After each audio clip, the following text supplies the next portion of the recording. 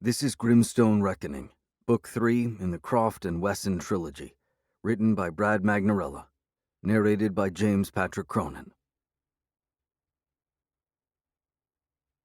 Chapter 1. Man, it freaking stinks, James Wesson said, throwing an arm across his nose. Troll lairs generally do, I pointed out. Yeah, but this is next level, like a bunch of skunks crapped out a load of bad cheese while spraying each other to death in a landfill.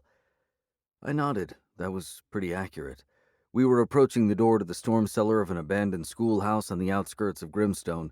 From beyond the wooden door, we could hear something very large devouring a midnight meal, the smacks and slurps reverberating around the underground enclosure. Every so often, a bone snapped. James held out the right flap of his duster. Not to mention I just paid top dollar for this. I'm never gonna get the funk out. We're talking Napa leather, bro. Odd choice for a mission, then. I'll be happy to hold it for you. When he realized I was no longer beside him, he stopped and turned. You're not coming? You've pitched a perfect case so far. I want you to close it out. It's the smell, isn't it? I chuckled. That just happens to be a perk. No, this was the whole point of my trips out here, making sure you could handle Grimstone solo. I talked with Ariana before I left New York, I added, referring to a senior member of our order. She said that if I felt you were ready, we could wrap up. Wrap up? As in, no more Croft and Wesson? Ace this one and you can ditch the ball and chain. It'll just be Wesson. I thought that would make him happy. When I'd begun supervising him that summer, he'd insisted he didn't need a babysitter. He did, in fact, and a fair amount of headbutting, not to mention crazy-ass adventures, had ensued. But we'd also grown closer, and I watched his face turn solemn in the moonlight. He nodded, as though centering himself before breaking into one of his patented grins. If that's the way it's gotta be, Prof, he said. Watch and learn. The air prickled with energy.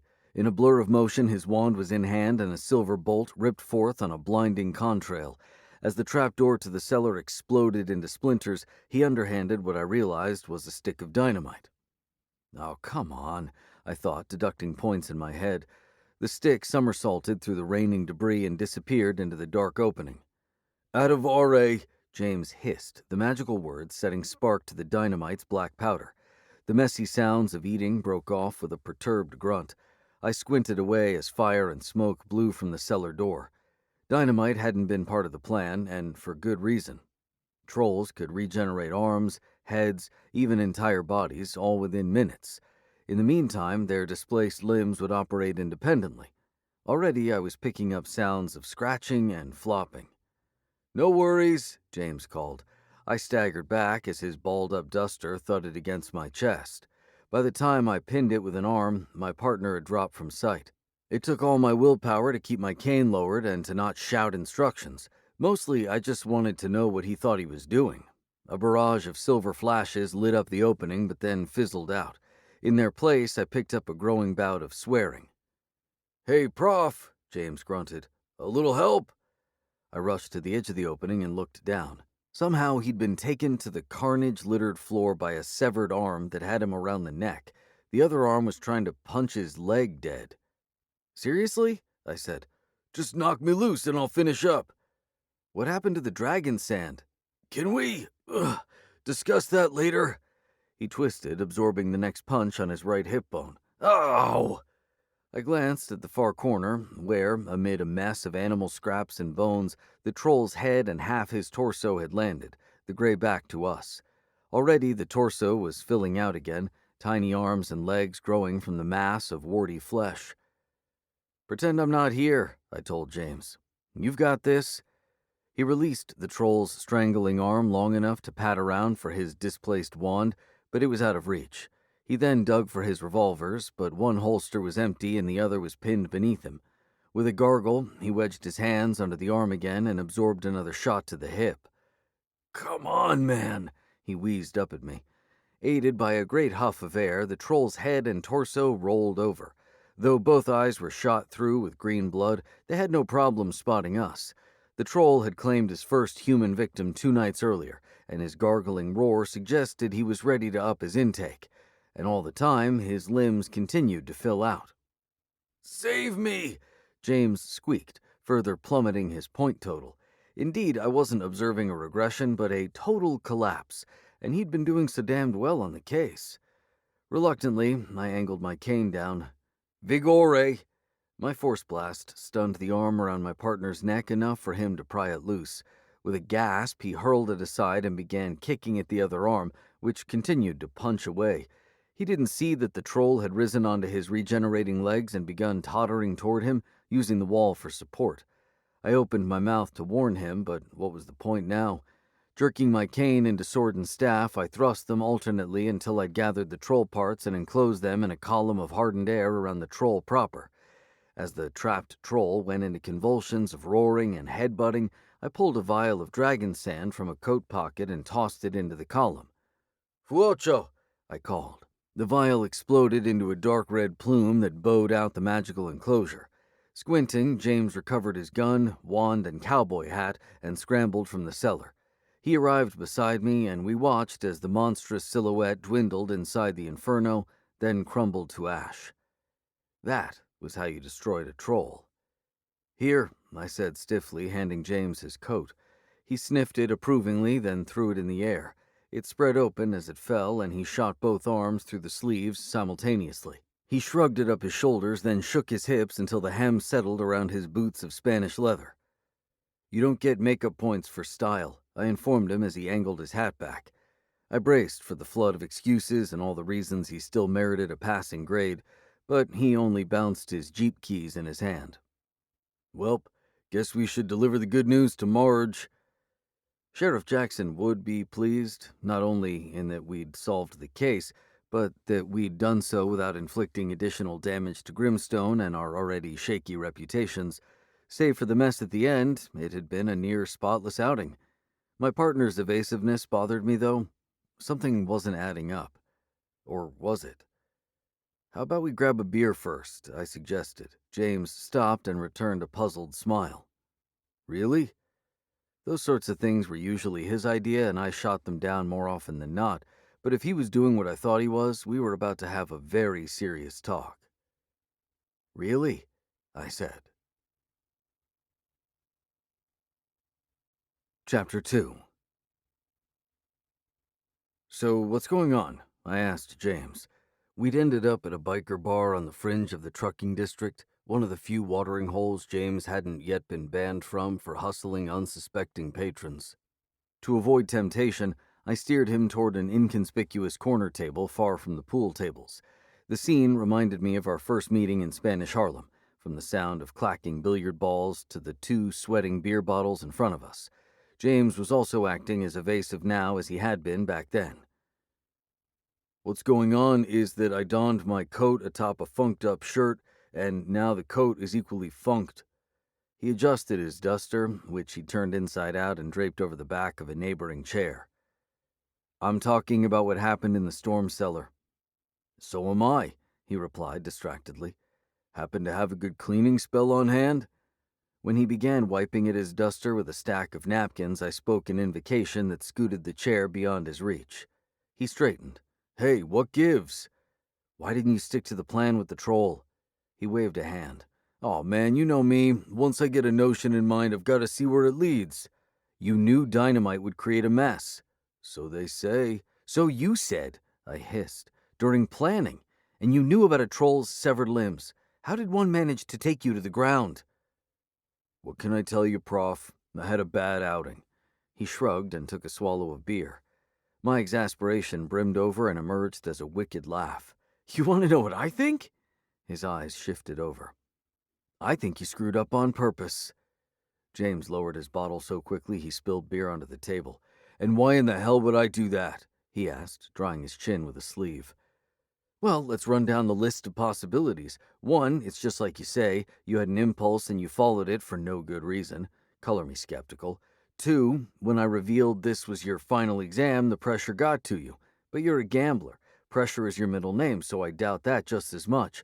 Or 3, he'd been following my reasoning with an amused look, but I caught an angle of wariness in his eyes. 3, you're afraid, I finished. He cocked his head back. Afraid? Of what? Of being left out here on your own. I remembered the solemn look when I told him he was ready to fly solo. That was the point at which his performance had swerved from nearly perfect to a perfect mess. But he tipped his chair back and laughed. "You're hilarious, Prof. I'm serious." He replanted his chair's front legs. "You are being serious, aren't you? Look, there's no shame in it. In wizarding terms, you're still new to this. Wait, back up a sec. You're telling James Wesson he's afraid? Dude, you're the one who runs from half the things around here." My cheeks warmed. All right, maybe afraid is too strong a word. Apprehensive, then. Were you not there when I shotgunned a Norse god in the face? Or how about when I offered myself as the sacrifice to the scarecrow? Damn thing tried to tongue me. Or are you forgetting how I gutted Santana with the dagger? Dude wasn't only a cartel boss, but an alpha wolf. The only thing he is now is dead. James wasn't a yellow belly, no, but I'd clearly touched a nerve. "So you're okay with me telling the order you're ready?" I asked, testing him. "Am I?" He caught himself. "I mean, can you, after what happened with the troll?" He would have handled the troll fine had I not been there tonight. I was convinced of that. So from a practical standpoint, I had no problem giving him a passing grade. James had become a competent investigator and magic user, capable of handling Grimstone County. And yet I was picking up a cry for help. "How about I stay a couple extra days?" I offered as a compromise. You know, to review everything. He held up a finger as his phone whistled out the theme song to The Good, the Bad, and the Ugly. I would be glad never to have to hear that again. He checked the display. "Marge," he informed me before answering. Normally, he attempted some banter with the flinty sheriff, but he was all business. He told her that the case was a wrap and we were on our way to debrief her. He finished the call and put his phone away. "She's going to meet us at the station. You didn't answer my question," he sighed. "You're reading way too much into this, Croft. I screwed up. I'm owning it. Look, I like having you around. I'm not too proud to admit that. It can get lonely out here. Lots of space and not a whole lot of people." His eyes drifted toward the pool tables before darting back to me. "But afraid? Apprehensive? Pfft." He got up and slung his duster over a shoulder, complaining when he saw the ham had been soaking in a puddle of whiskey. I noticed he'd left half the beer in his bottle, which told me just how ready he'd been to end the conversation. I followed him outside, hustling to catch up as he crunched across the gravel lot. "Don't worry about a couple extra days," he said. "And you can tell the order whatever seems fair. I'm good either way." "James," I said in a lowered voice, "man, can we drop it? This is starting to get weird." He froze when he saw I'd drawn my cane into sword and staff. In twin flashes of gunmetal, his revolvers were in hand. He spun toward the embankment bordering the lot, eyes fixing on the large shadow hunkered behind the chaparral. Grimy gold eyes glared back at us, illuminated by the bar's neon signs. The growl that emerged sounded like a rusty tractor. "Don't know who you think you are," James called, "but two wizards are fixing to light you up like it's Christmas time." The growl became a voice. "We need to talk, hijo." My heart hammered as I matched the voice to a name. Santana. The werewolf Alpha James had gutted and whom we'd both presumed dead. Chapter 3. My coat gusted up as crackling currents of ley energy swarmed my mental prism. The last time we'd faced the werewolf, James and I had been battered and drained. Now, I was at full power and James was packing silver composite rounds, but the absence of gunfire made me look over. "You want to talk?" my partner called, guns aimed from his hips. "Then talk." Santana's next growl reverberated uncomfortably inside my chest. He wasn't used to being ordered around, but I also picked up an edge of anguish. When he rose from the brush, his silhouette looked lean and malformed. I grew the light out from my staff. "Holy crap," I muttered. The knotted scar where James had driven his dagger glowed pale, but it was the least of the wolf's disfigurements. Beneath his thin coat of hair, large wounds bled and smoked, carrying the unmistakable tang of silver, while scars and bruises proliferated just about everywhere else. His ears were pointed but well short of lupine, while his jaw looked like the blunt end of a squash. It was as if he'd transformed but lacked the power to go full wear. "The hell happened to you?" James muttered. I glanced around, and where was the rest of his gang? Werewolf packs exuded an unmistakable presence, but the night air was devoid of their energy. Santana had come alone. Even so, and even looking like this, he remained plenty dangerous. His lean muscles quivered as he staggered forward. That's close enough, I warned, raising my sword. He snarled, but stopped. When he fell to his hands, I saw that 2 of his fingers were bent at angles suggesting fractures, and entire nails had been pulled out. His feral eyes cut back and forth between us, the left one cloudy with injury. Please tell me you've come to settle our score, James said. Not why I'm here. Santana panted, more than growled now. You could have at least pulled on some pants, my partner muttered. The werewolf coiled back as though preparing to pounce, but then drew in a grimacing breath and dropped his battered head. His body shook, whether from his wounds or from the effort to suppress his lethal instincts, I couldn't tell. Maybe both. Tense seconds ticked past before he spoke again. I've come for protection. Hearing those words from Santana's muzzle was almost as shocking as seeing his wasted condition. Sorry, bro, James said. We don't foster pets. Santana looked up so fiercely I drew back my sword. I have info, cabron. Info that could spare Grimstone. From what? I demanded. El Diablo, he rasped. Though he tried to fight it, his body was regressing back to its human form. The devil. And then he collapsed to the ground. Santana jerked but remained unconscious as I sprayed him down with a hose behind the sheriff's station. James stood back, covering the werewolf with a shotgun loaded with silver buckshot. He'd been reluctant to cuff and load Santana into the back of his jeep, partly because the werewolf had fouled himself right after passing out, but mostly because leaving him for dead would have spared James from whatever retribution Santana had had in mind for him. While James drove, I prepared a solution to clean the silver from his wounds. The wounds foamed and gushed pink fluid, the cure appearing almost as harsh as the injuries, but it did its job, and now I was washing out the last of the toxin. You're absolutely sure about this? James asked me. We have to know if he's telling the truth about the devil. We'll need him conscious for that. Because if by devil he meant demon, they were best put down before they could amass power. That was experience talking. Or maybe this is his whole play, James said. Teasing a big bad that's even bigger and badder than he is to get us to heal him. So why did you hold fire when we spotted him? I've stood face to face with Santana a couple times now, he said in a way that challenged my earlier claim of him being afraid. Anyway, the eyes I saw behind those bushes looked out of character, desperate. Had a feeling something interesting was about to happen. Guess I wasn't wrong. No, I agreed, training the hose on an especially large wound. And something did do this to him. Oh, I believe the needing protection part. Is that why you were challenging him back there? James allowed a smug grin. If Santana were bluffing, he wouldn't have tolerated that noise. His wolf wouldn't have allowed for it. Tells me his survival drives are running as hot as a diesel engine right now. James was proving once again that he was more than competent, knowing how to work a wolf for clues. So why had he undermined himself with the troll? Why the cry for help? I was determined to get to the bottom of it, but right now the priority was El Diablo. I gave Santana a final rinsing and shut off the hose. Mind grabbing his legs? I said. Oh, come on, man. That's where all his filth ended up. I rinsed them off extra good. Yeah, but I didn't see any suds, James protested. You and I both know you can't wash that stuff off with just water. Come on, I lifted the werewolf under the arms. Before he wakes up. Grumbling, James pulled on a pair of leather gloves. He grabbed Santana's ankles while leaning his head back. I better be getting compensated for all this stuff. A new coat and gloves, not to mention a complete reupholstering of my back seat.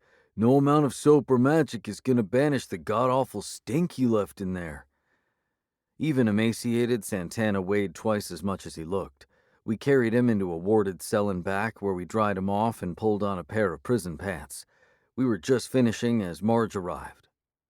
Boss lady, James said with forced cheer. I trust you got our text." He'd sent her an update about Santana on the condition that I would do all the explaining. "I would have preferred a phone call," she said sternly. She watched us, arms crossed, as we finished arranging Santana on the bolted-down bed, placing him on the side with fewer wounds, though it was a coin flip. Outside his cell, I whispered, "Adivare." Energy crackled across the bars, and a low hum took up in the room before both settled down. Marge advanced on her prosthetic leg and squinted at the sigil that had begun glowing beside the lock. "This'll hold him?" she asked, skeptically. "The wards are advanced," I assured her. "That doesn't mean anything to me." "Put it this way, Sheriff," James said. "Our combined powers wouldn't be able to bust it open. Isn't that right, Prof?" He was quoting a claim I'd made about the warded cell on a previous case, right before we'd locked ourselves inside. "Right," I agreed thinly. Marge leaned toward where our escape efforts had bent out 2 of the bars. Then she straightened and fixed her salty blue eyes on Santana's sleeping form, his animal-like snores wet and ragged. James shoulder-checked me from behind, the cue to start explaining. So I did, describing our encounter in the parking lot and why I'd not only decided to bring him here, but also jump-started his healing. "How long is he going to sleep?" she asked. "A few hours," I ventured. "With the silver out of his system, his natural healing should really start revving up here soon." Already the wounds had stopped bleeding, and I could see regenerated tissue filling their beds. I braced for Marge to balk, calling me an idiot or worse for bringing the state's deadliest werewolf into her department. James was already wincing preemptively. But instead, Marge's gaze turned thoughtful. "Don't know about any Diablos, but there have been some strange doings in Grimstone." "Oh yeah?" James and I said at the same time. "I just got back from Lane Appleton's. He's been spotting riders on his property, 4 in the past week. Called me out this time, but I didn't see anything. Seem to disappear just as quick as they show up, leaving no apparent tracks. Could be dealing with others." That was her name for supernaturals. She seemed prepared to say more, but her eyes cut back to Santana. "If he gives us something credible, we'll look into it. If not, he can crawl back into whatever hole he crawled out of. This ain't a best Western." "In the meantime, we'll write up the report on the troll," I offered. "The report can keep. I've got something else in mind for you, too." James cocked his head toward me. "Unfortunately, my man here has to get back to the big city." He said it a little too casually, and his slap on my shoulder was overkill, but he wasn't getting rid of me that easily. "My flight home's actually not for another couple of days," I said. "I always pad the back end, just in case." He shrugged. "As long as that's all it is." "That's all it is. 'Cause I don't need my hand held. I wasn't offering. I'm just saying." Marge's brows crushed down. "Are you two done?" James and I straightened. "Yes, ma'am." "Since it sounds like Croft is staying put, I want you two to track Santana's last movements, find out where he's been. We'll see if it lines up with what he tells us, because we're too short-staffed to be playing games." James pointed at her. "Smart. Plus, El Diablo or not, something messed him up," she said. "I'd like to know who or what carries that kind of power around here before it becomes a bigger problem. If it explains these riders, so much the better. If there's one thing I can't stand in my county, it's a bunch of damned questions." With a nod, I turned to James. "You ready?" "Why wouldn't I be?" Oh boy. Chapter 4. I paced the edge of the bar's parking lot while James leaned back against the front of his Jeep, fooling with his phone. A strange atmosphere had taken up between us on the ride over. Not outright tension, but close enough that I didn't like it. "How do we know he'll show?" I asked, mostly to break up the silence. James raised his eyebrows but didn't look up from whatever he was tapping on his phone. "He'll show," he said, then chuckled in a way that told me he was messaging a woman, possibly several. I checked my watch. "The spell would have been ready by now." "Man, that spell would have taken half the night, and I'm still not buying that it would have done half of what you claimed." Because a standard hunting spell would have led us to Santana, I'd proposed altering it to search for degraded samples of the werewolf's blood. I reasoned it would direct us to where his wounds had been inflicted, possibly even leading us to the perp himself. But having never rendered that spell, I was dealing in hypotheticals. I just didn't like being called out for it. James claimed he knew a quicker way. Well, I said, kicking at the gravel, I'm not sure that reaching out to a boutique drug dealer is any more of a certainty. Hey, it worked the last time. If by worked, you mean being driven to a remote warehouse and threatened at gunpoint, yeah, it was genius. James shrugged as if failing to see the problem. Anyway, it's all for nothing if no one shows, I said. He's already a half hour late. An SUV swung into the lot and trundled in our direction. James waved it over as he slid his phone into a back pocket. You were saying, Prof? I frowned, not sure that breaking the silence had been such a great idea after all. As the vehicle pulled in beside us, the driver's window slid down, revealing a man with a stooped head and an Adam's apple that bulged from his slender neck. He regarded James and me with a slow blink apiece. You the ones with the blood trail? He asked. That's us, my partner said. I'm James Wesson, and this fellow with the worry lines all over his face is Everson Croft. As I cast James a dirty look, the man got out and took our offered hands in a flaccid grip. Jurgen, he replied morosely. Jurgen worked for Emil Blecher, a local dealer who also happened to be a vulture shifter. We'd consulted Blecher on a previous case when we believed we were dealing with a supernatural drug. In exchange for info, we deleted a speeding ticket from the sheriff's system. I didn't know what James was offering him this time, and as long as it didn't involve me, I didn't care to. But to James's credit, there was nothing hypothetical when it came to Jurgen's tracking abilities. His aura announced he was a vulture shifter too. We found him over here, I said, directing Jurgen to the brush Santana had been crouched behind. Jurgen's nostrils opened slightly as he paced over. I expected him to lean down and sniff the branches before remembering that a vulture's sense of smell worked just fine from the air. Telescoping his neck, Jurgen pivoted his head toward the northeast, where the high desert receded into darkness. This way, he said. We followed him as he wound his way around Chaparral and Yucca, Santana's scent guiding his loping strides, the waxing moon radiant enough for James and me to see by. We must have gone 2 miles, the trail dipping in and out of 2 ravines, the second deep enough to qualify as a canyon, when Jurgen stopped suddenly. He craned his neck one way, then the other. Trail ends here. More darkness stretched ahead, while behind us the trucking district had become a distant halo where I could just make out the blue lights of Helga's Pleasure Palace. Here? James sent up an illumination incantation from his wand, ascertaining that here was, in fact, the middle of nowhere. Sure you don't want to take a fly around, see if the trail picks up somewhere else? There's nothing for at least 10 miles, he replied. James took another look and shrugged. Guess this is it then. His task complete, Jurgen morphed into a large vulture with a gray head and an impressive wingspan. Cyclones of sand kicked up as he lifted into flight, prompting James and me to cover our eyes. Yeah, nice working with you too, James muttered. Jerk. I shook sand from my hair and paced the site. Either Santana was attacked here, but I'm not seeing enough of a mess for that, I said, or he was attacked somewhere else and deposited here, but I'm not seeing any tracks. And the closest road is the one we walked in from, James said. He peered up at the stars as though trying to picture a werewolf dropping from the sky before shaking his head in puzzlement. Who owns this property? I asked. It's bureau land to the county line, which we're probably standing on. Beyond that, James shrugged. Think it's important? Could be, I said, having no idea. It looked like we were going to have to depend on whatever Santana told us when he awakened, but at least we knew where he'd been in the hour or so leading to our encounter. James extinguished his hovering ball of light and whispered, We could ask that guy. What guy? I followed his nod, my eyes adjusting to the night again. In the middle distance, a figure on horseback took shape on a hilltop. The figure cut a haunting image, evoking Marge's mention of mysterious riders. Sand sprayed over my shoes, followed by a sharp snap. James skipped back and drew his revolvers. That joker's shooting at us, he cried.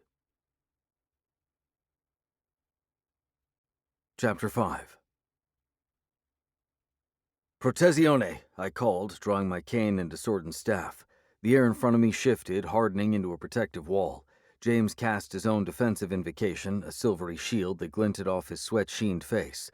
Either the rider's first shots had been warnings or he adjusted his aim, because bullets began smacking our shields at chest and face level. "Oh, you want a shootout?" James said. "You've got one, buddy." As his revolvers cracked with return fire, I shifted to offense as well, lining up my sword with the distant figure. With a shouted word, light and force erupted from the blade, roaring toward the rider like a comet, but he evaded it at the last moment, the invocation extinguishing as it dwindled past him. Beside me, James reloaded. "Are you hitting him?" I shouted. "I should be," he called back in frustration. He flipped his revolver's cylinders closed and resumed firing. Meanwhile, the rider's shooting continued, and either my shield was weakening or the impacts were getting stronger. "He's coming in," James warned. He was off the hill now and spurring his horse into a full-on sprint, gun smoke spouting from both hands. That spoke to either uncanny balance or a sick pair of thighs.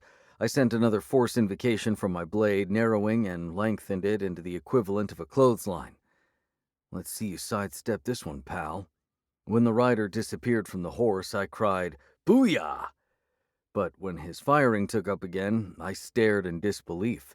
He'd somehow slid his entire saddle to the horse's side until he was parallel to the ground, and his aim remained impossibly, frustratingly accurate. The incoming volley smacked my shield with a crack-a-crack-crack that had me staggering backward. "Son of a bitch," I grunted. "I see what you're trying to do, Croft," James said as I set my feet and reinforced my protection. "But we're past sparing the horse." He swapped a revolver for his wand, took several steps forward, and swung his arm low.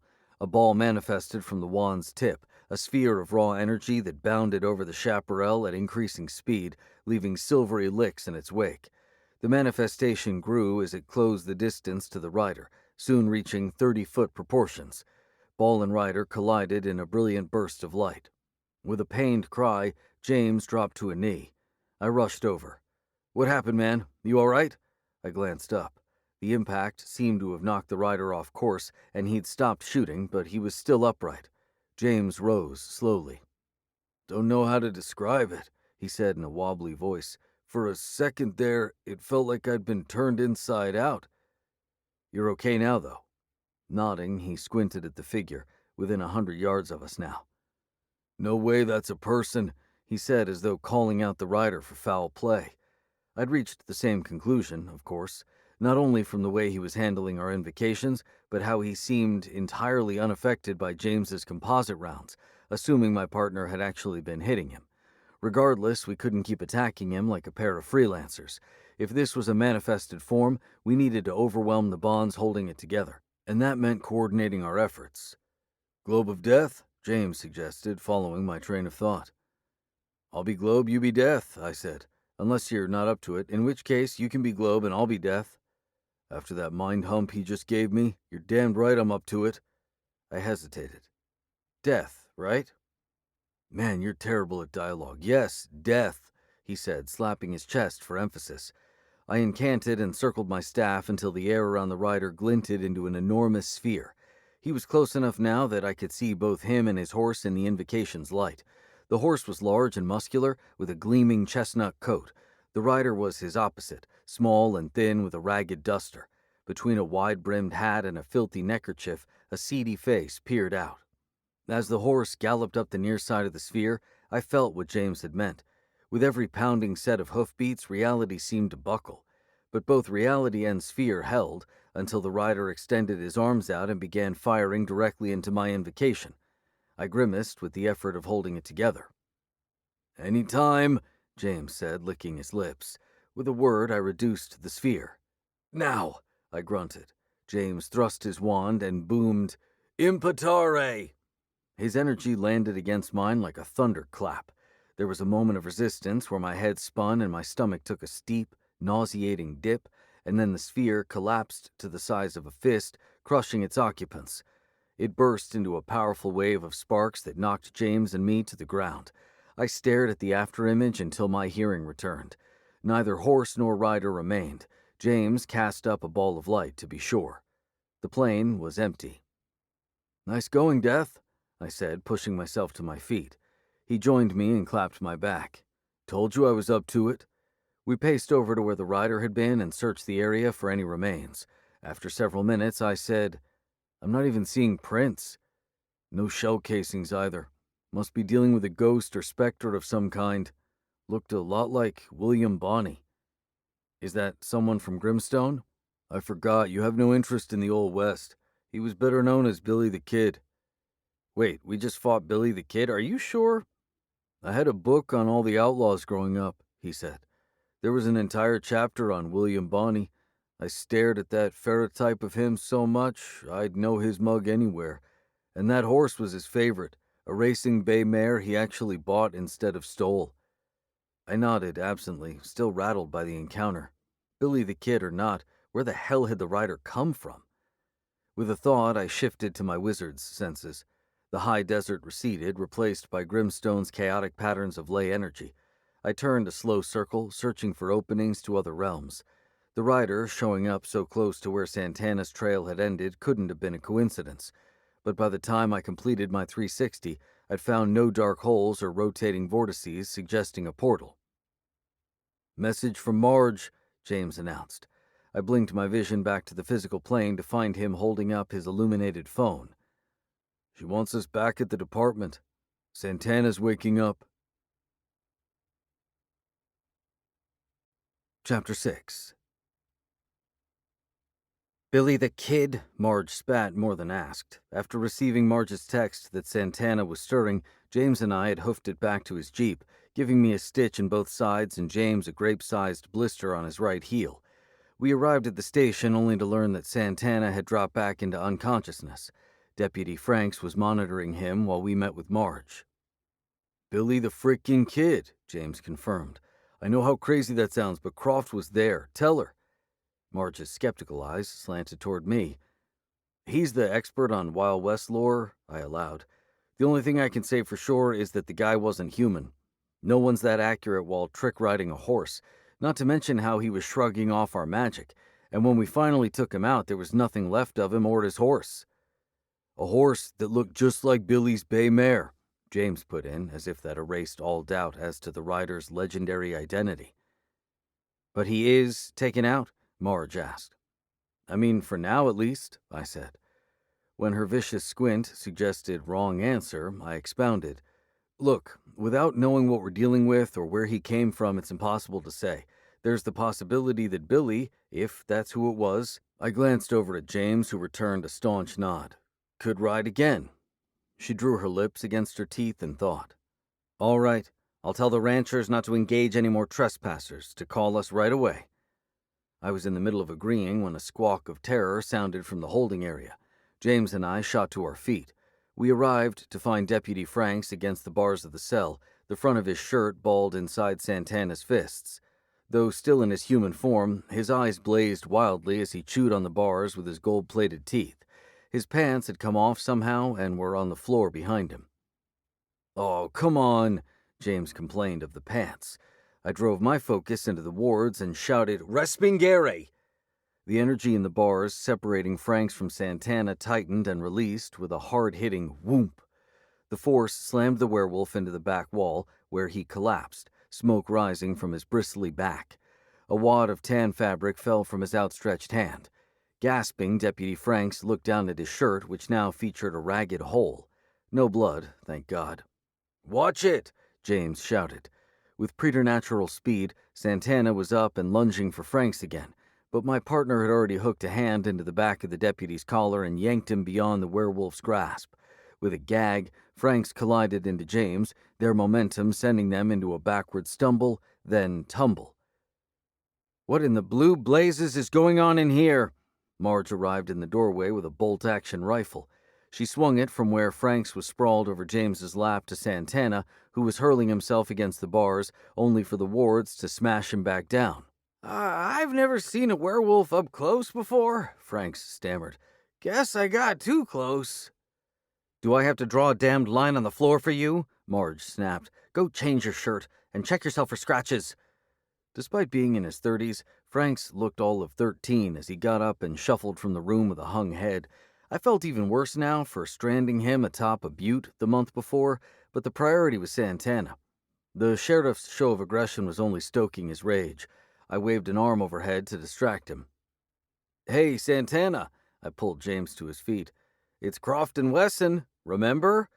The werewolf swung his head toward us and began throwing himself against our side of the cell. "You were wounded," I called over his vicious snaps and snarls. "Poisoned with silver. You found us outside a bar in the trucking district. Do you remember that? Said you needed our protection?" "From El Diablo," James added. As if my partner had uttered a powerful incantation, Santana stopped mid-hurl and glared at us, his hoarse breaths flaring out his nostrils. Though he looked as pissed off as ever, I sensed some mental cogs turning. "We healed you," I said. "Put you in here where you'd be safe." With what looked like an immense effort, Santana turned from us and began pacing the cell. By his third pass, the fire had dimmed from his eyes. On the fourth, James suggested he pull his pants back on, but Santana was too busy peering around, sizing up the cell's warding energy and his preternatural senses. He was searching for weakness, but not to get out. He was making sure nothing could get in.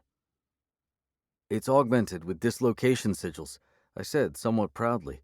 "No one can track you here." Her patience thinning, Marge cleared her throat. "If you want to stay in here, I suggest you give me some good reasons. You have 10 seconds to start moving your lips, and that's really generous coming from me. 10, 9... Santana's eyes reignited with a rage that would have cowed a lesser person. He wasn't used to being bossed around, but this was Sheriff Jackson. She continued her countdown, unmoved. It was taking all of Santana's willpower not to launch himself at the bars again. When the standoff reached 2, he dropped his gaze. "All right," he barked, sounding semi-human for the first time. Eyes locked on the floor, he resumed pacing. When he spoke again, the words came out aggressively, as if he wanted to purge the pain and humiliation from his system, get it all out and over with. "After Wesson's cheap shot, I went into the desert," he began. "What happened after doesn't matter. I did what I had to do. Until some cabron took me down with a rifle in the hills. Another cheap shot." He punched a knot of scarring in his upper chest. I noted the messy exit wound behind his shoulder when he pivoted. "I woke up inside a metal frame, arms and legs driven through with silver spikes. A pinche fool came in and took my blood. Took parts out too. Had a lot of tools, but he broke things for fun too." Santana balled up his fist with the crooked fingers. "Last thing he did was take a rib. Thanked me for my cooperation. Said he'd give me a quick death in the morning. That night I ripped and chewed until I was free." By the patterns of scarring, I saw he meant chewing on himself. It had probably taken him most of the night. Though I still considered him an enemy, my stomach rolled. I couldn't imagine that kind of pain and desperation. "Damn, bro," James muttered. Santana glared at him. "Turns out I'm not easy to kill." When James stared back, I felt their brief but violent history filling the space between them. James hustling at one of his pool halls, Santana extorting him for payment, James challenging him in front of his pack, Santana shooting up his mobile home and setting it ablaze, nearly claiming his dog Annie. And finally, the brutal crunch of the dagger James had drawn from his boot and driven into Santana's gut. In werewolf society, the only way to right that wrong was for Santana to devour James's heart. But Marge was growing impatient again. "Who was it?" she demanded. It took another few beats for Santana to tear his gaze from my partner, his marked foe. "Never saw him," he growled. "My head was covered." "Then what did he smell like?" she pressed. His nostrils wrinkled. "Like death." When he offered nothing more, Marge sighed.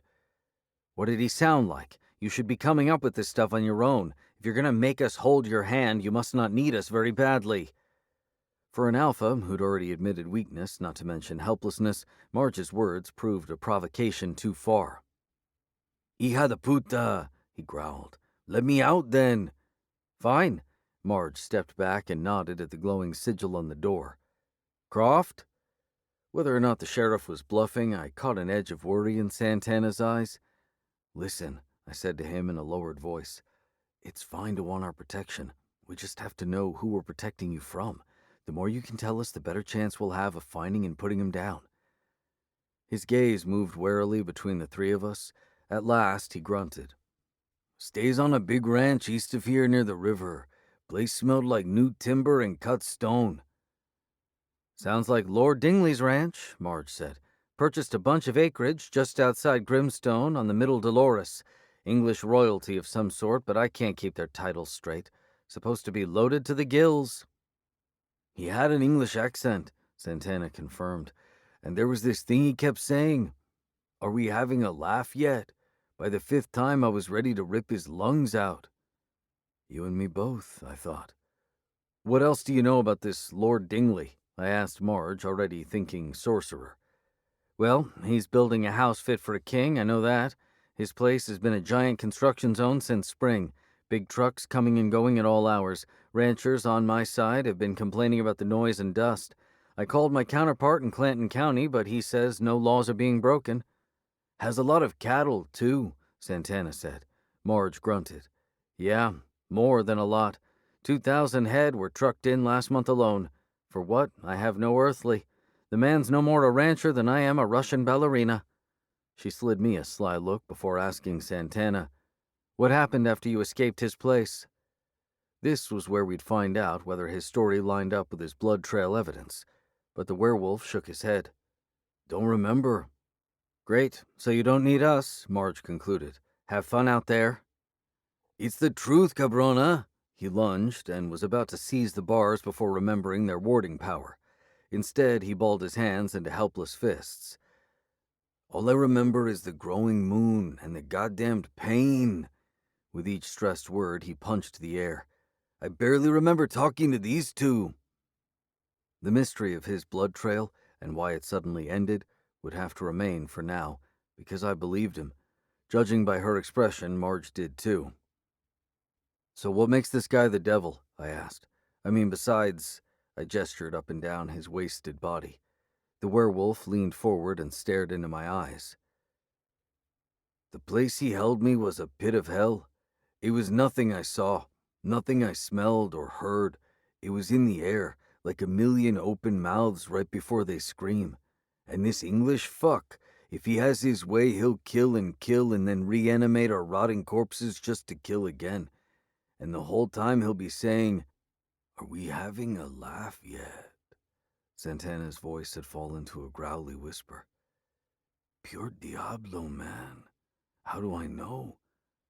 'Cause I've got the devil in me, too." He pounded the gang tattoo inked across his chest and spat on the floor. "But not like that."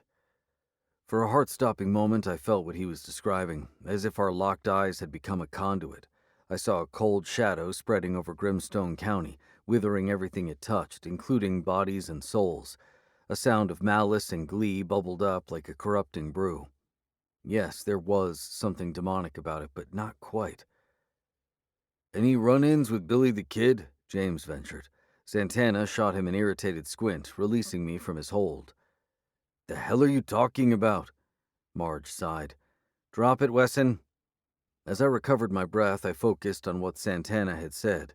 We had a name now and a location, more than enough to get us started. To that extent, our deal was fulfilled. Information for protection. But as I glanced over at where James was trying unsuccessfully to relitigate his Billy the Kid case to Marge, I wanted more. "I believe you," I told Santana. "But let's face it, you're not just asking for protection. You're asking us to take this guy down. And for that, you're going to drop your feud with James. That means no retribution against him. Ever." Santana growled, the very suggestion of it going against his basic nature. Still touchy from our conversation in the bar, James didn't like it either. "Hey, I can fight my own fights. If he—" "Ow!" Marge pinched his side. "That's fair," she said. "But that's your deal with them, not me. I'm the landlord here, and my deal is that when this is all over, you leave Grimstone. What you do elsewhere is your own business, but I don't want to see so much as a shed hair inside my county. We clear?" Santana's gaze cut between James and Marge before settling back on me. "Fine," he growled. "But I have a condition, too. When you find him, when you've got him on his knees, I want to be there. I want him to know that no one fucks with Santana and lives to tell it. Not even the devil." Before James or I could answer, Marge said, "Deal." Chapter 7. Marge summoned James and me to her office, where she began rooting through the stacks of papers on her cluttered desk. "So," she said, a one-syllable question that encompassed everything. James sat, but I remained standing, still bothered by the deal she just made on our behalf. "Before we get started, I'm not sure including Santana in the finale is the..." I cleared my throat. "Well, the most prudent course of action?" "Prudent enough if it gets him out of Grimstone," she said. "I understand you have a county you want to protect, that the people elected me to protect. But we're talking about a very unstable, very lethal creature in there, one who has a vendetta against James, and..." "Hey, while we're on the subject," James cut in, "you don't need to be making arrangements on my behalf, Croft. I cut deals around this town all the time." "Oh, really?" Marge said, pausing in her hunt to eye him sharply. James lowered the boot he'd been about to prop against her desk. "Oh, well, nothing that's gonna get me blacklisted or anything." "Mm-hmm," she intoned. "Anyway," James opened a gracious hand toward me. "Croft was saying..." "Look," I directed myself back to Marge. "Santana may have every intention of honoring our deal right now, but we have no idea what it's going to take for James and me to put down this El Diablo. If we become weakened, for example, Santana's alpha instincts could take over and decide to kill the pair of us as well." "Let me worry about him," she said. "How so?" I asked. "I'll worry about that part too. First, I want to know if his story holds water." She located a blank case file folder and began filling out the preliminary information. "Probably not the devil part," James said. "If something with horns and a forked tail had popped through, the wards for sure would have told me." "But we can't rule it out," I cautioned. I'd dealt with a demon who had remained hidden from our wards, and we'd be fools to assume it couldn't happen again. "But there is evil at work," I added, recalling the horrible feeling when the werewolf had locked eyes with me. It hadn't entirely gone away, either, laying a base note of anxiety in my gut and drying out my mouth.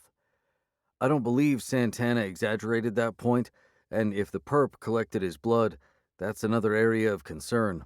Werewolf blood is a powerful ingredient in all manner of dark spells." "Werewolf bones, too," James put in. "And we sure as crap know Santana didn't do all that to himself." I nodded, liking that he and I were on the same page again. "Do we know anything more about this Lord Dingley?" I asked Marge. She sucked her teeth and thought. "Met him once. Didn't like him." I gathered that was probably true of a lot of people she met. "Any particular reason?" "He was trying way too hard to make a good impression. Usually a sign someone's hiding something." "Hey, why are you side-eyeing me like that?" James asked her. "Anyway," Marge said, "what about possible connections to the rider you fought?" "Well, he appeared within a couple 100 yards of where Santana's blood trail went cold," I said. "Outer Sentry?" James offered. "Very possibly," I said.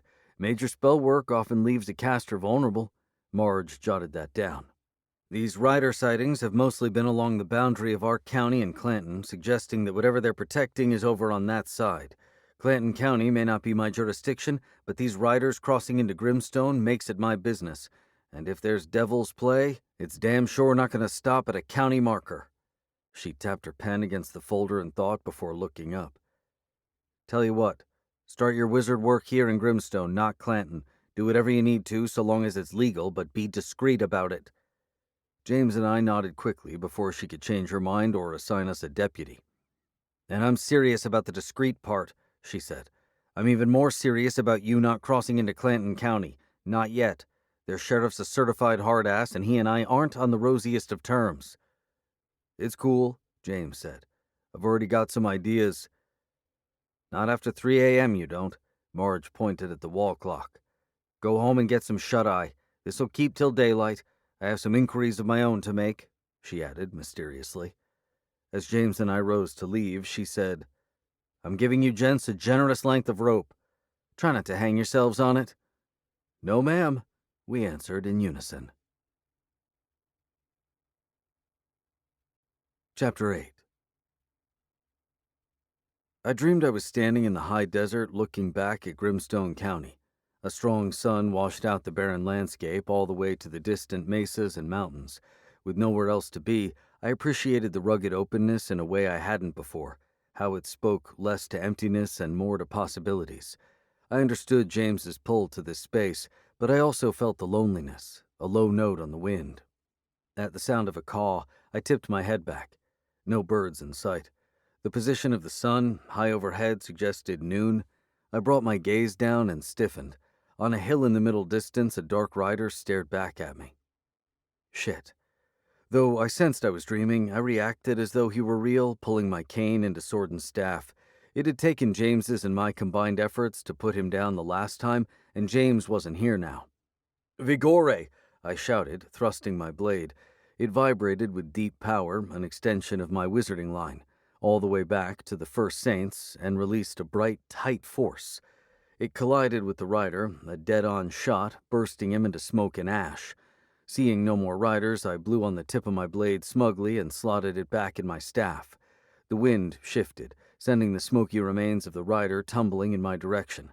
As it arrived, the smoke morphed into something else. A crow? The bird swooped in with a bright caw and batted around my head. Irritated, I struggled to pull my sword from my staff again, but it was stuck. I swung the entire cane instead.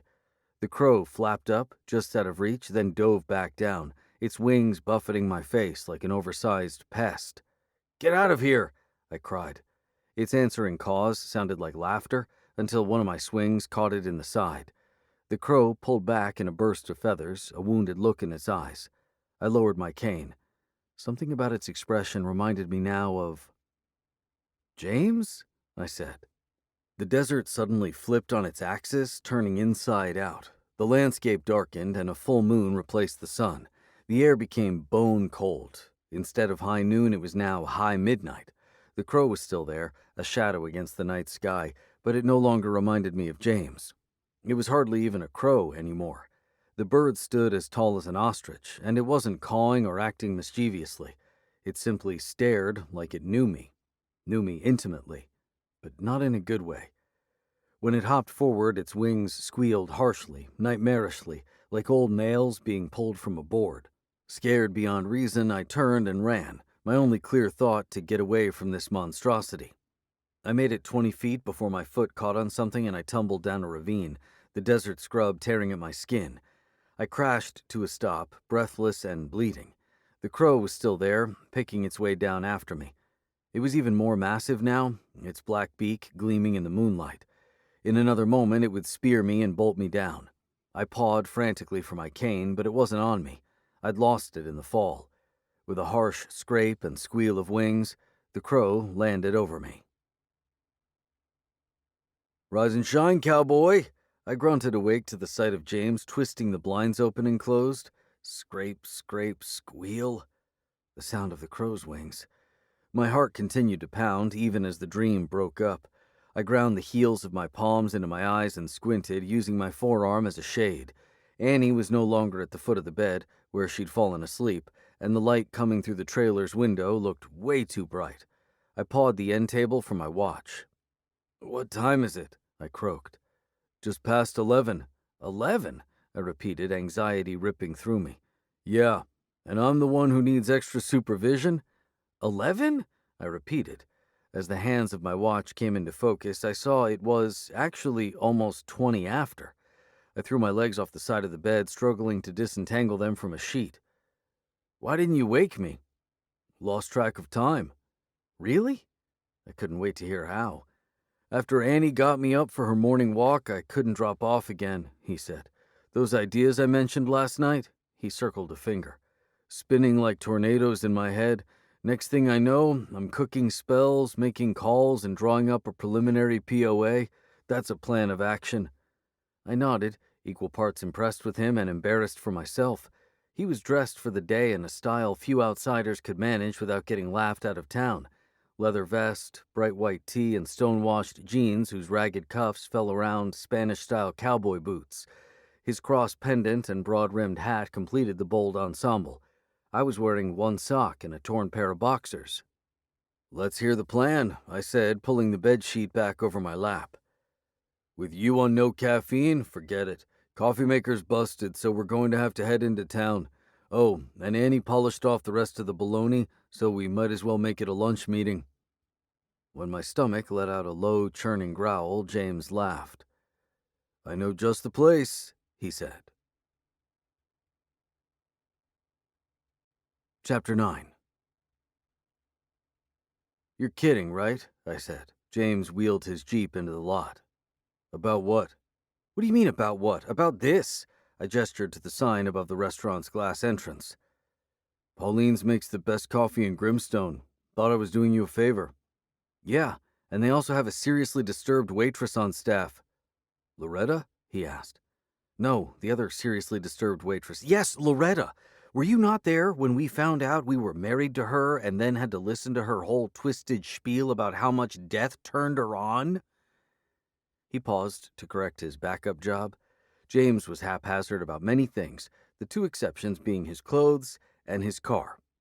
Satisfied he was equidistant from the parking stripes and thus least at risk of a door opening into his vehicle's paint job, he engaged the brake and made a thinking face. Oh yeah, he waved a hand. History, man. I wouldn't consider last month history. She agreed to the annulment, right? You got your grandpa's ring back. It's time to move on. It's not about moving on. It's about avoiding this woman at all costs.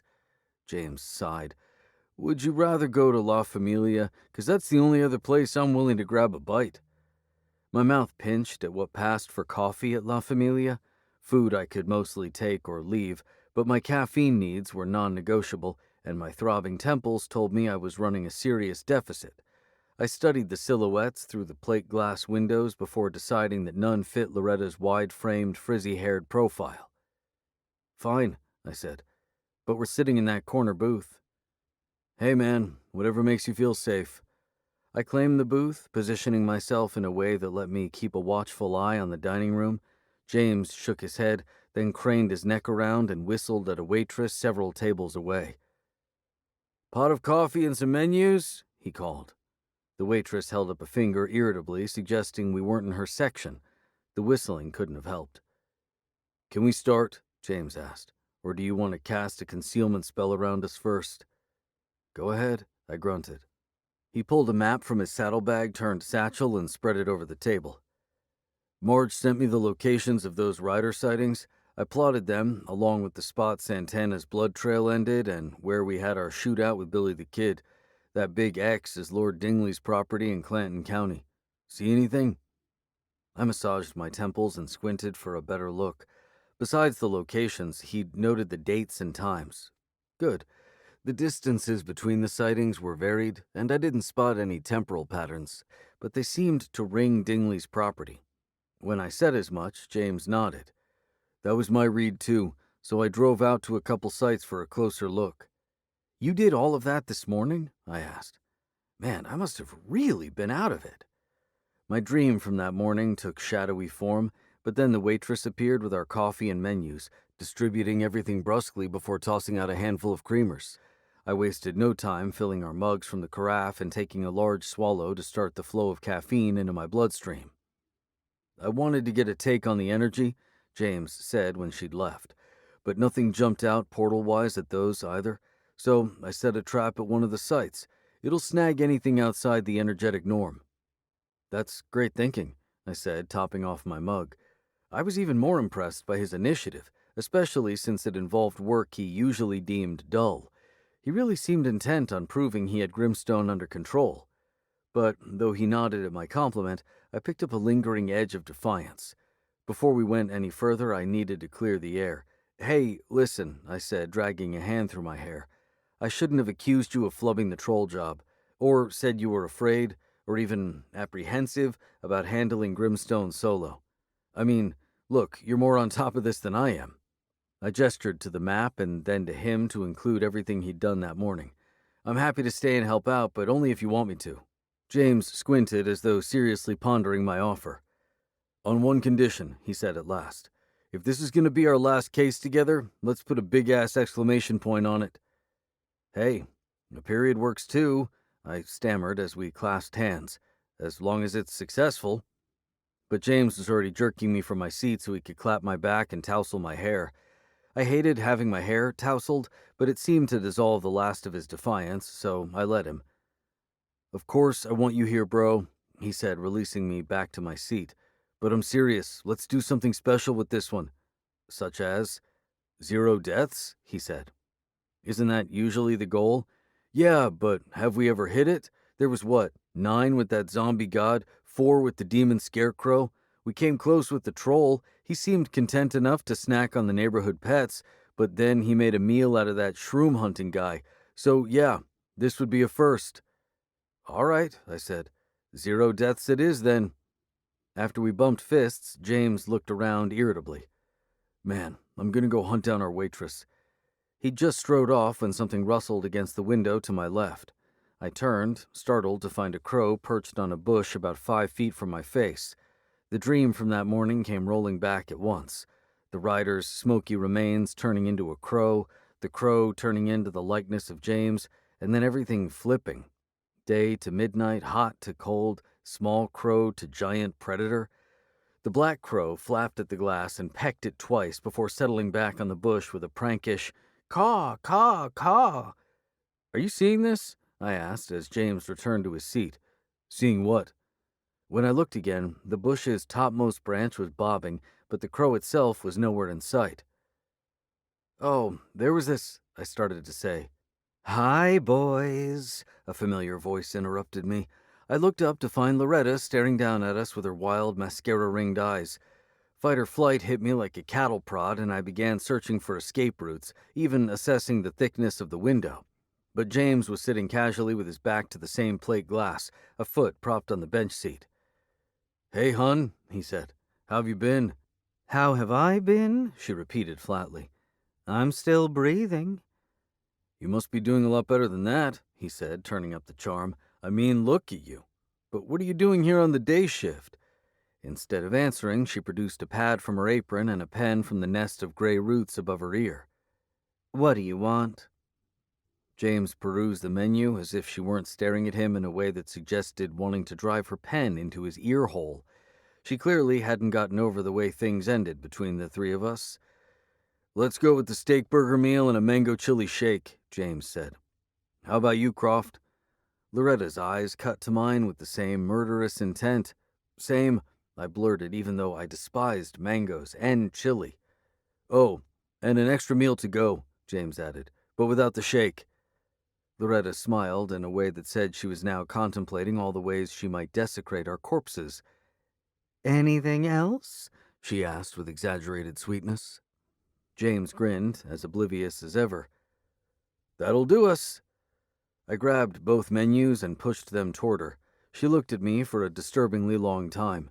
When she finally accepted them and waddled away, I released a shaky breath. James watched her go with a chuckle. Huh, I thought that was her. I stared at him. Wait, you called her over here intentionally? I didn't see anyone else, and I'm starving. Didn't we agree to keep a low profile? That was you, man. Anyway, you saw her, she's cool. If by cool you mean low-key homicidal, sure. I watched Loretta pass the order through the service window, keeping a close eye on her lips for anything that looked like cyanide or strychnine. You are the same guy who loaded a werewolf into my Jeep last night, right? James said. Let's just eat quickly and go. I looked over the map and the notes James had made. You mentioned a plan of action? Well, keeping clear of Clanton County hamstrings us a bit. It'd be nice to walk this Lord Dingley's property, even rap with the boss man himself, but we can't, so I set up a couple meetings here in Grimstone. Before he could tell me with whom, a wide shadow grew over our table. Loretta was back. I flinched when she grabbed a chair from the neighboring table, but she turned it around and propped a thick knee on it. Swapped shifts with Leslie, she said. It took me a moment to understand she was answering James's question from earlier. Like a toggle had been switched, she was speaking conversationally now, even excitedly. You see, she continued in a low, conspiratorial voice, there's this place I've been going that has all kinds of secondhand stuff, and last night I cleaned up. She had a fetish for collecting junk, and junk from the recently deceased got her especially excited. In another life, she would have made a fine ghoul. "You go," I said, pumping a half-hearted fist. Her grin turned into a fierce fit of laughter that had even James looking uncomfortable. She stopped suddenly and angled her head at our map, body pressing against mine. "What are you boys working on? Anything dangerous? If so, I'm off in 2 hours." She sang the last part and shifted her hips playfully. "Oh, no," I said. "Nothing like that, just scouting out a couple fishing holes." I gathered up the map so quickly that I tipped over my empty mug and sent creamer packets spilling to the floor. Running into Miss Cray Cray was bad enough. The last thing we needed was her inserting herself in our case. As she stooped for the creamers, I threw James his folded map and jerked my thumb toward the door. "Yeah, Loretta, darling," he said. "We're gonna need those lunches to go." Chapter 10. We ate hungrily as James drove, the front of his shirt layered with napkins to catch any steakburger drippings. He turned off of Main Street about the time we were both finishing up and swung into a parking lot behind the town's library building. "Ah, now I see why you dressed in your cowboy best," I said. "Well, it wasn't to impress our ex," he replied, crumpling his napkins into a giant wad and wiping his mouth. "Who's still batshit crazy, by the way. Avoiding her probably was the way to go. My bad." I decided to be diplomatic. "You were just giving her the benefit of the doubt." "Yeah, well, I hate it when relationships end poorly," he said, perfectly straight-faced. Outside the Jeep, he checked his teeth in the side mirror before straightening his vest and belt buckle. "You look fine," I said. "No offense, but that's coming from a man who wears a trench coat over a shirt that's never seen the hot side of an iron. And those slacks, they went out of style with the final episode of Leave It to Beaver."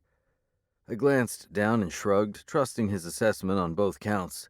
At the library's front desk, James stopped to flirt with Brittany, the elderly librarian, until she was giggling like a schoolgirl. "Is she here?" he asked. "Oh, yes, she's shelving downstairs," Brittany said. "You're a doll. Don't ever change, all right? You promise?" "I promise," she said, dipping her chin and giggling again. I caught her gaze going to the seat of James's jeans as he led the way to the staircase at a saunter. Downstairs, he sped into a fast walk until he was nearly jogging, craning his neck down every row. "Would you slow down?" I hissed. He stopped suddenly and threw his hands open. "Myrtle!" I came in behind him and took in the woman at the end of the aisle.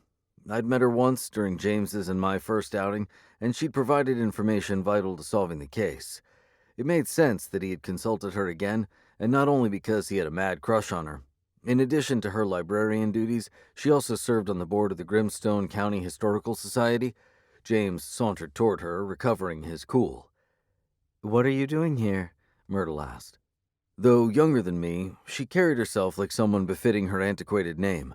Beige cardigan, long woolen skirt, a wrenched back bun of hair, and cat-eye reading glasses. Her eyebrows slanted down over the last as she regarded James sternly. "Oh, I just swung by to look up something," he lied. "But since you're on duty, I might as well ask you." As her brow lines deepened, I moved up behind my partner's shoulder. "I thought you set this meeting up," I whispered. "Yeah, with Brittany," he whispered back. "Wanted to make sure Myrtle was on the schedule today." "Why didn't you just call and ask her yourself?" "She blocked my number. Guess I was messaging her too much." What happened to playing the long game? That had been his plan for Myrtle after she'd shot him down early, to bide his time and circle her heart by degrees. "Got impatient," he said with a shrug. "I mean, look at her." Great. Stunner or not, Myrtle was a wealth of local information. Now, thanks to James's shenanigans, that information was going to be much harder to come by, if she agreed to talk to us at all. He slid me a look that said, "Watch and learn." "Oh, and what's this?" He reached into his satchel as we arrived in front of her. "Look who happens to have an extra lunch from Pauline's." He produced the grease-spotted bag and held it up as though fully expecting her to leap for it. Instead, she pointed to the no food or drink sign we were standing beside. James's smile shrank. "It was Croft's idea," he muttered, packing the bag away again. Myrtle leaned to the side to peer past him. "Oh, hello, Everson," she said, her compressed lips letting out slightly. I raised a hand. "Hi, Myrtle." James frowned and shifted his body back between us. "So, about that question, think you can help?" Myrtle cleared her throat and selected a book from her cart. That depends on what you want to know. She wheeled the squeaky cart down the aisle, scanning call numbers until she found the book's home. James and I followed.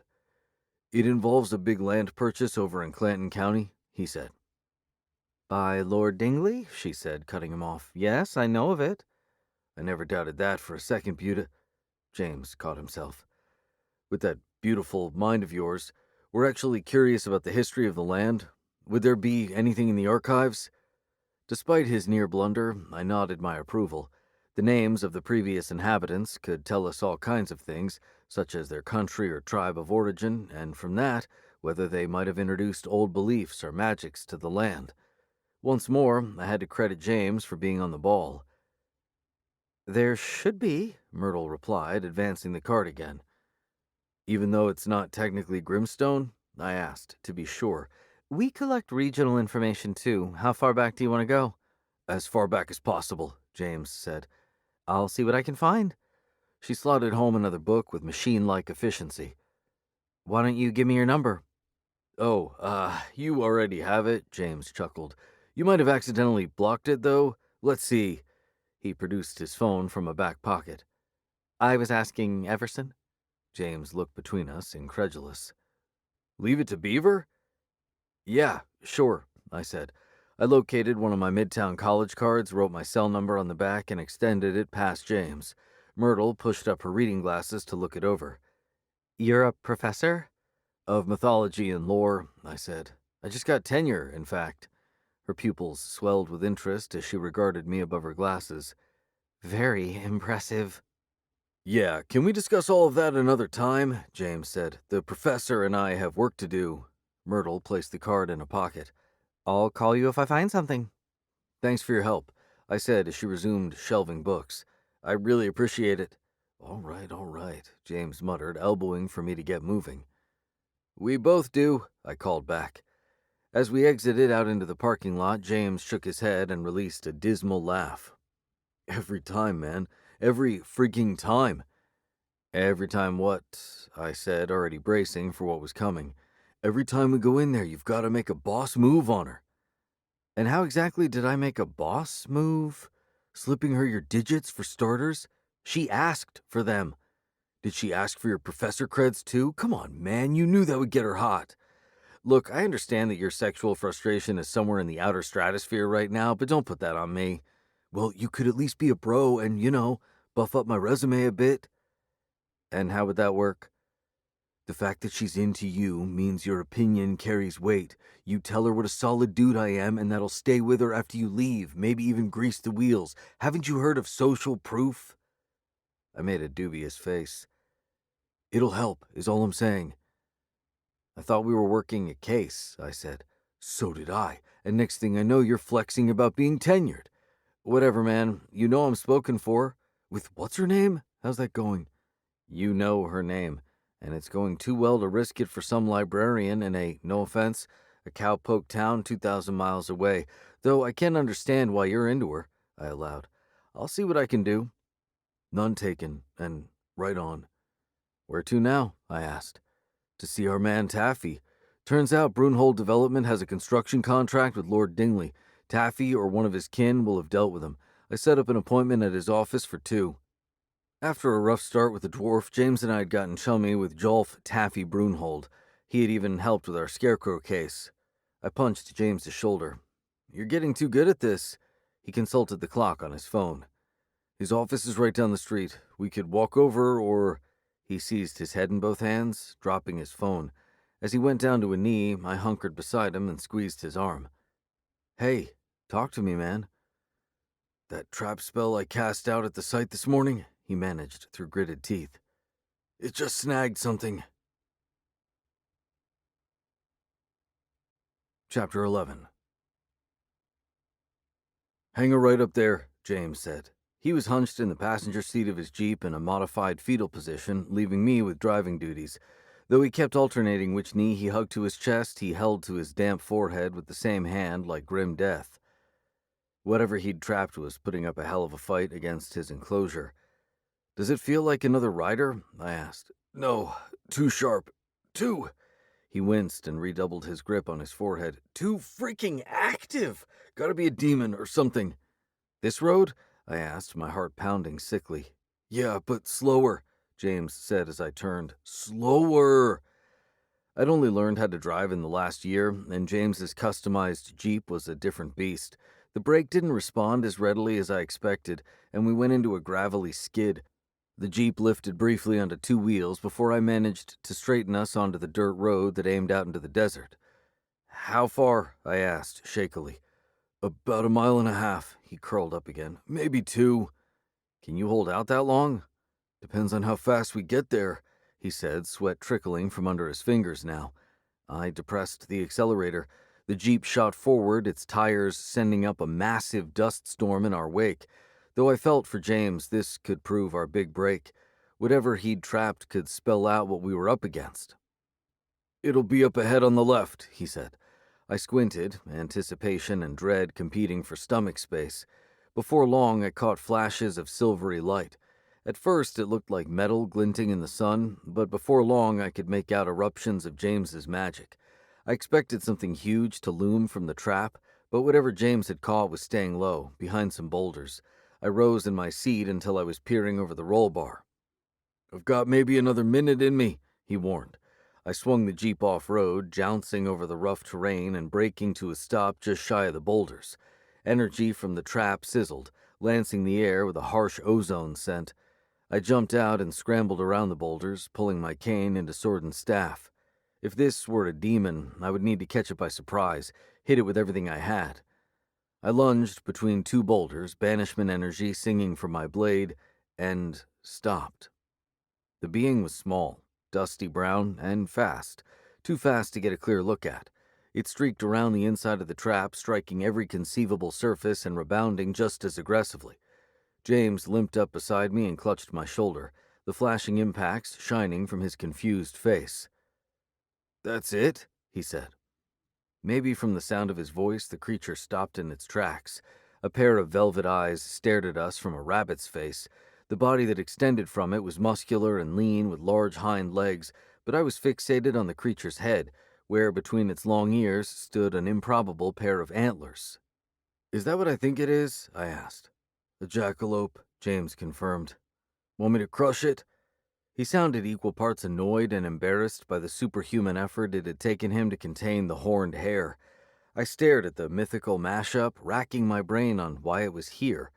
Before I could reply, the jackalope's powerful hind legs flexed, launching its antlered head directly at us. The bold attack caught James off guard, and his trap failed in a vicious whirlwind of sparks that sent us reeling. The breaching jackalope thrashed its head wildly as it sailed past. An antler tip caught my coat elbow, ripping the fabric up to my armpit. Holy hell! I landed butt down in the dirt while James became entangled in some brush. I looked around for the jackalope, beginning to think it had made good its escape, when I heard a rush of thumping feet. Damned thing's coming back to finish the job. I swung my sword into its path and shouted, Vigore! The force caught the jackalope a moment before its antlers skewered my partner and sent it hurtling off through the air. James disentangled his arm enough to thrust his wand, sending a string of missiles after it. Each corkscrewing projectile, a good 10 in all, found its mark with a minor explosion, knocking the jackalope farther and farther away until it was little more than a plummeting dot on the horizon. Little shit, he muttered. I went over and helped extricate my partner the rest of the way from the thorny brush. Ever encounter one of those out here? I asked, pulling him to his feet and brushing debris from his back. He shook his head. First time even hearing about one out here. I think it came from the same place as the rider. We watched the jackalope land in a small plume of dust. Soon, the plume grew into a line as it streaked back toward us. Well, it's damn sure got the same tenacity, James said. Are we gonna death globe its butt too?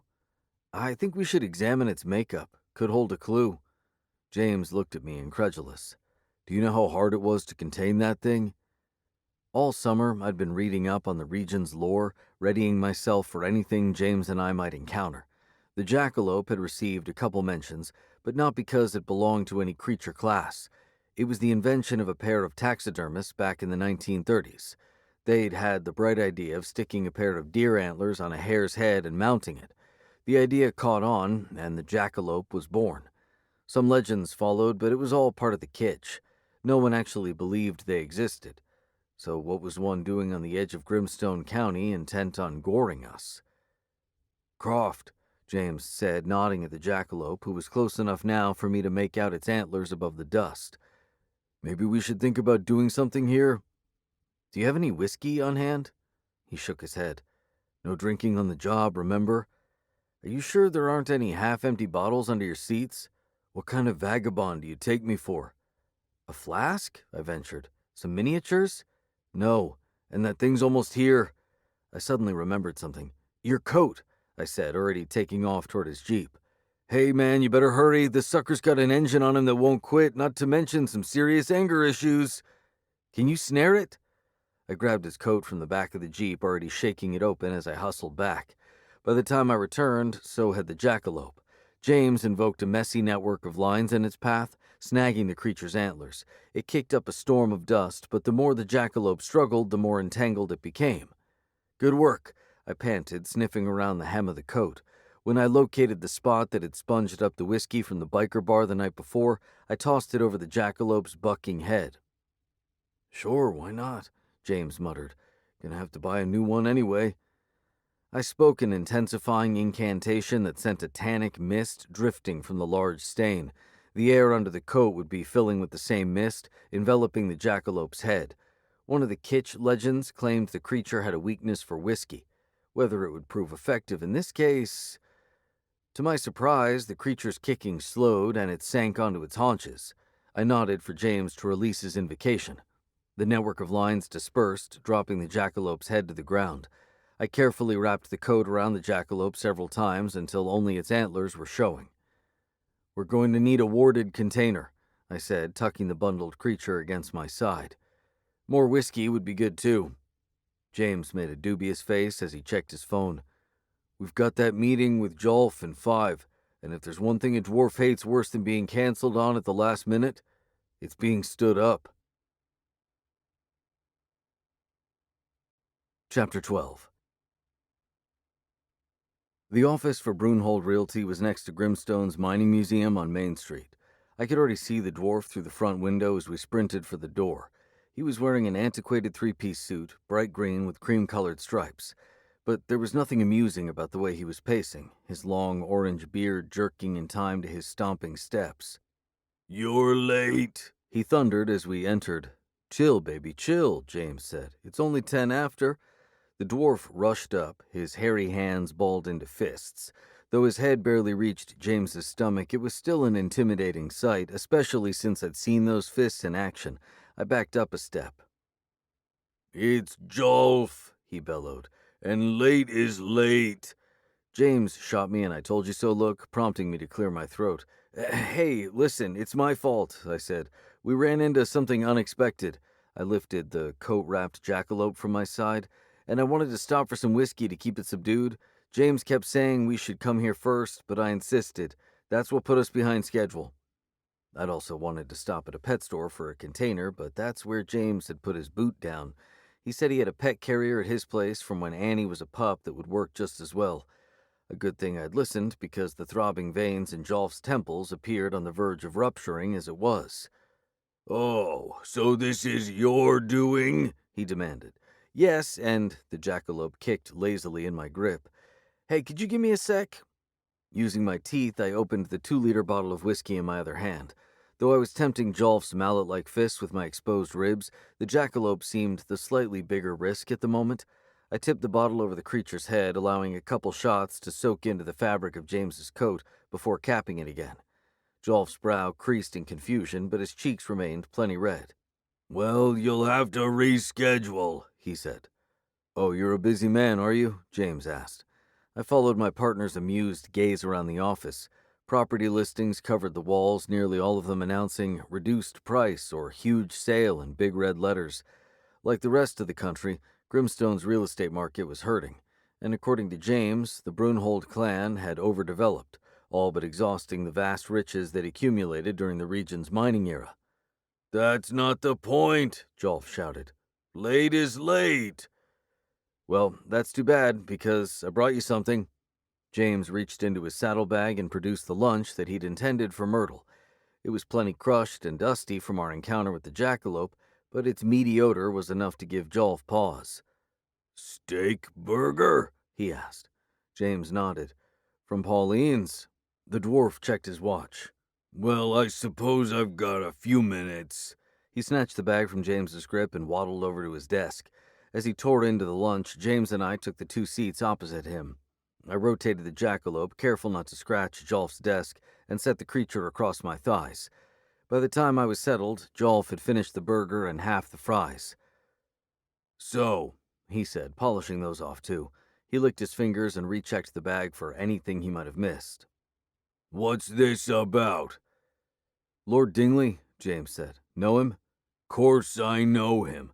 We've got a construction crew at his place. Well, us and another outfit, even after we told him we could do it all, and better. But he wants that thing finished by fall. Impatient cuss, he added moodily and without a hint of irony. You've met him in person? I asked. A couple times.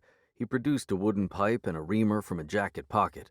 Curls of carbon cake spilled over the lunch bag as he began cleaning the bowl. My brother Sig deals with him mostly. What's Lord Dingley like? James asked. Oh, he's one of these hoity-toity types who has more money than he knows what to do with. Not that we're complaining. Business is business. Nice person, though? I asked. He squinted from his pipework as though I'd asked how many heads the man had.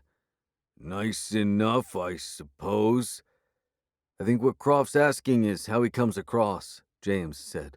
Other than foolish? Jolf blew out the inside of the bowl. He's got a strange entourage with him, I can tell you that. Oh yeah, brought his crew over from England. Not one of them fit to run a ranch, but that's his business, not ours. I wondered now if running a ranch had ever been Lord Dingley's intention, or if he was using that as a cover for something else.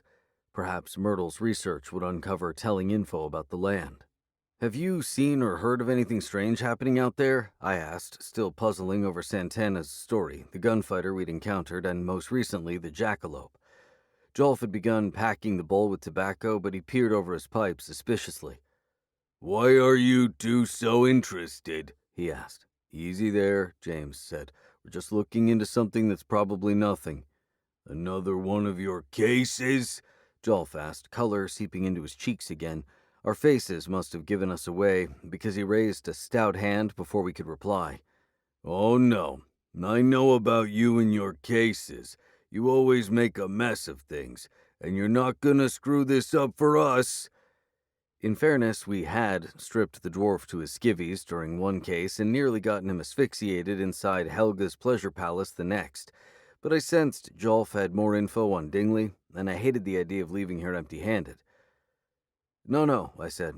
It's not like that. We're just trying to... Out! Jolf thrust his finger past us with such force that the tobacco jumped from his pipe and spilled down his beard. James rushed around to his side of the desk. Here, let me get that, he said. But his frenzied attempts to brush the debris from the dwarf's beard only made the situation worse. Get off me, you big lummox! The dwarf thundered, his fists pummeling James's hips. Folders began spilling from his desk. When I stooped to retrieve one, the jackalope's antlers raked a set of ugly lines through the finish. Whoops. Hey, I think it's time we got going, I called. James agreed, and we left the office at a run, Jolf giving chase. We clambered into the jeep, pulling away before the dwarf could capsize us. He fell into the road, tumbling all the way to the center stripe before gaining his feet again. He pursued us gamely for another block. I watched his heaving, fist-pumping form dwindle in my side mirror before sitting back with an exhalation. Holy hell! I thought we were friends! James hooted and pounded the wheel. Man, I'd almost forgotten about that storied temper of his. Was there a point to all of that? I asked irritably. Other than this? He fished a key from his vest pocket and held it up. The glossy blue stone looked hand-carved, but it was the sheen of magic that caught my attention. Why carry around a bunch of keys to a bunch of properties, James said, when you can have an enchanted one that unlocks them all? So that was what the beard cleaning had been about. Misdirection. I saw the outline in his breast pocket, he confirmed. Could come in handy. We'll give it back after the case, of course. If Jolf doesn't come looking for it first, I thought. But too spent to argue, I only nodded. He did mention that his brother has direct dealings with Lord Dingley, I said. Maybe we should go talk to him. James shook his head. The Brunholds might fight amongst themselves, but they pull together pretty damned quick when it comes to threats to their business. Jolf is probably already on the phone with Sig, warning him about us. At that moment, James's phone whistled. He checked the display. Hey, Sheriff, he answered. I'm here with the Croft man. Let me put you on speaker. Where are you? She demanded. He glanced over nervously, clearly thinking the same thing as me, that Jolf had already reported his key stolen. Just leaving downtown? He replied warily. Good. I need you to head over to Route 136 and Highway 8. I'm en route, but I'm way out past Rattlesnake Hills, and I've got both deputies watching Santana. There's a robbery in progress. On the highway? I asked in confusion. Yeah, a semi just called it in, and from the description, it sounds like our riders. Chapter 13. With James back to driving, we arrived at the intersection with the highway within minutes. The dusty swath of asphalt wobbled in the late afternoon heat, distorting the distant traffic, but there were no semis on either shoulder for as far as I could squint. I don't see anything, I said. That's 'cause you're not thinking like a highway robber. James gunned the engine. What in the... I braced my entire body as he shot across a narrow opening in traffic. He cleared all 4 lanes. Before I knew it, we were jouncing onto the far shoulder where he spotted something I hadn't, a dirt road that ran along the highway a short distance before dropping from sight. Bet you anything they forced the semi down there, he said. Fine, but shouldn't we go in with a plan? I secured the incapacitated jackalope between my knees as I pulled my cane into sword and staff. No time, bro. When you said 0 deaths, I took it as a given that our lives were included. The road dipped suddenly, joining a wide, open channel culvert that paralleled the highway. James slalomed down the cement culvert, tires skidding over grit, to where it ended at a dry riverbed. Sure enough, the semi was mired in the sand of the near shore, its trailer listing to the side. The rest of the scene was almost too surreal to believe. An outlaw with a bandana mask held the driver at gunpoint outside while 2 others tossed brown bags from the trailer to a 3rd man who packed them on horses. I count 4, I said. +1, said James, on the trailer roof. I looked up to where a 5th watched over the operation as lookout, a woman, her dark braids giving her away. As our eyes met, the air around her wavered like the highways, hitting me with a queasy dread. Protezione!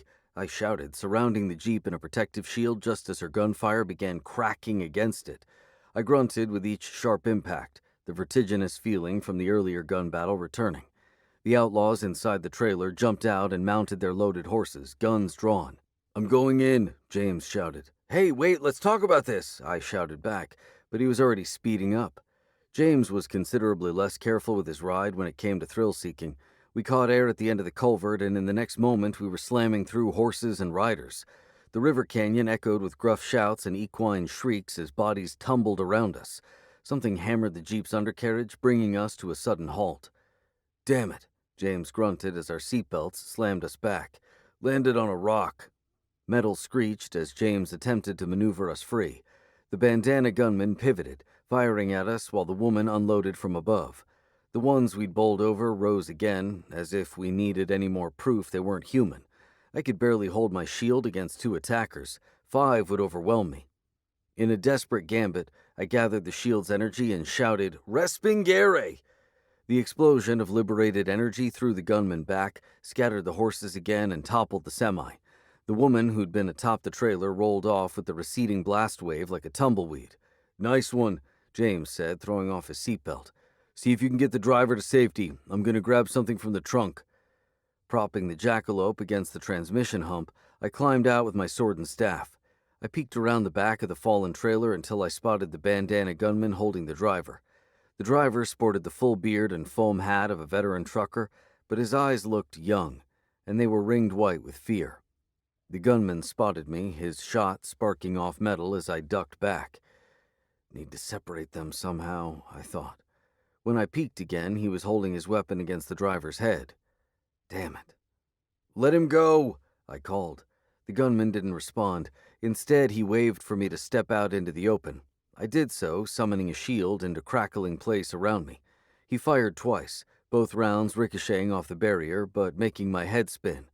When I staggered but stayed upright, the driver gasped. "Holy shit! How aren't you dead?" The gunman narrowed his gaze at me contemptuously. With a spoken word, I enclosed his weapon in a sphere and upped the pressure, despite that it filled me with the same sick topsy-turviness whenever my invocations touched these manifestations. But when he fired again, the revolver exploded. My opening. "Resurrecting," I shouted, thrusting my sword and jerking it back. The shaped invocation hooked the driver and yanked him toward me. He arrived like a man released from a slingshot. The collision sent me stumbling back, but I shoved him behind the trailer where he fell to the ground. By the time I turned back to the gunman, he'd produced another revolver. Thunderous gunfire erupted, but not from his weapon. It was coming from behind me. The gunman jerked like a marionette in the hands of a hyperactive child before breaking into a storm of black smoke. I half expected the smoke to morph into a crow, but it only broke apart. I spun around to find James sporting a maverick grin and a massive vintage weapon suspended from a strap across his torso. "Modified Gatling gun," he announced, bearing it at his hip. "Ordered it last week." He pivoted toward the other riders who were galloping away down the riverbed in a storm of dust. "That's right," he shouted. "Run home to your mamas." He hand-cranked the weapon, sending more gunfire into their wake, but the riders had already rounded a bend and were out of range. "Welp," he said, lowering the smoking ring of barrels. "Looks like we found ourselves a weapon they don't want to fool with." "Or they got what they came for," I said, remembering their loaded saddlebags. We turned to the driver, now on his feet.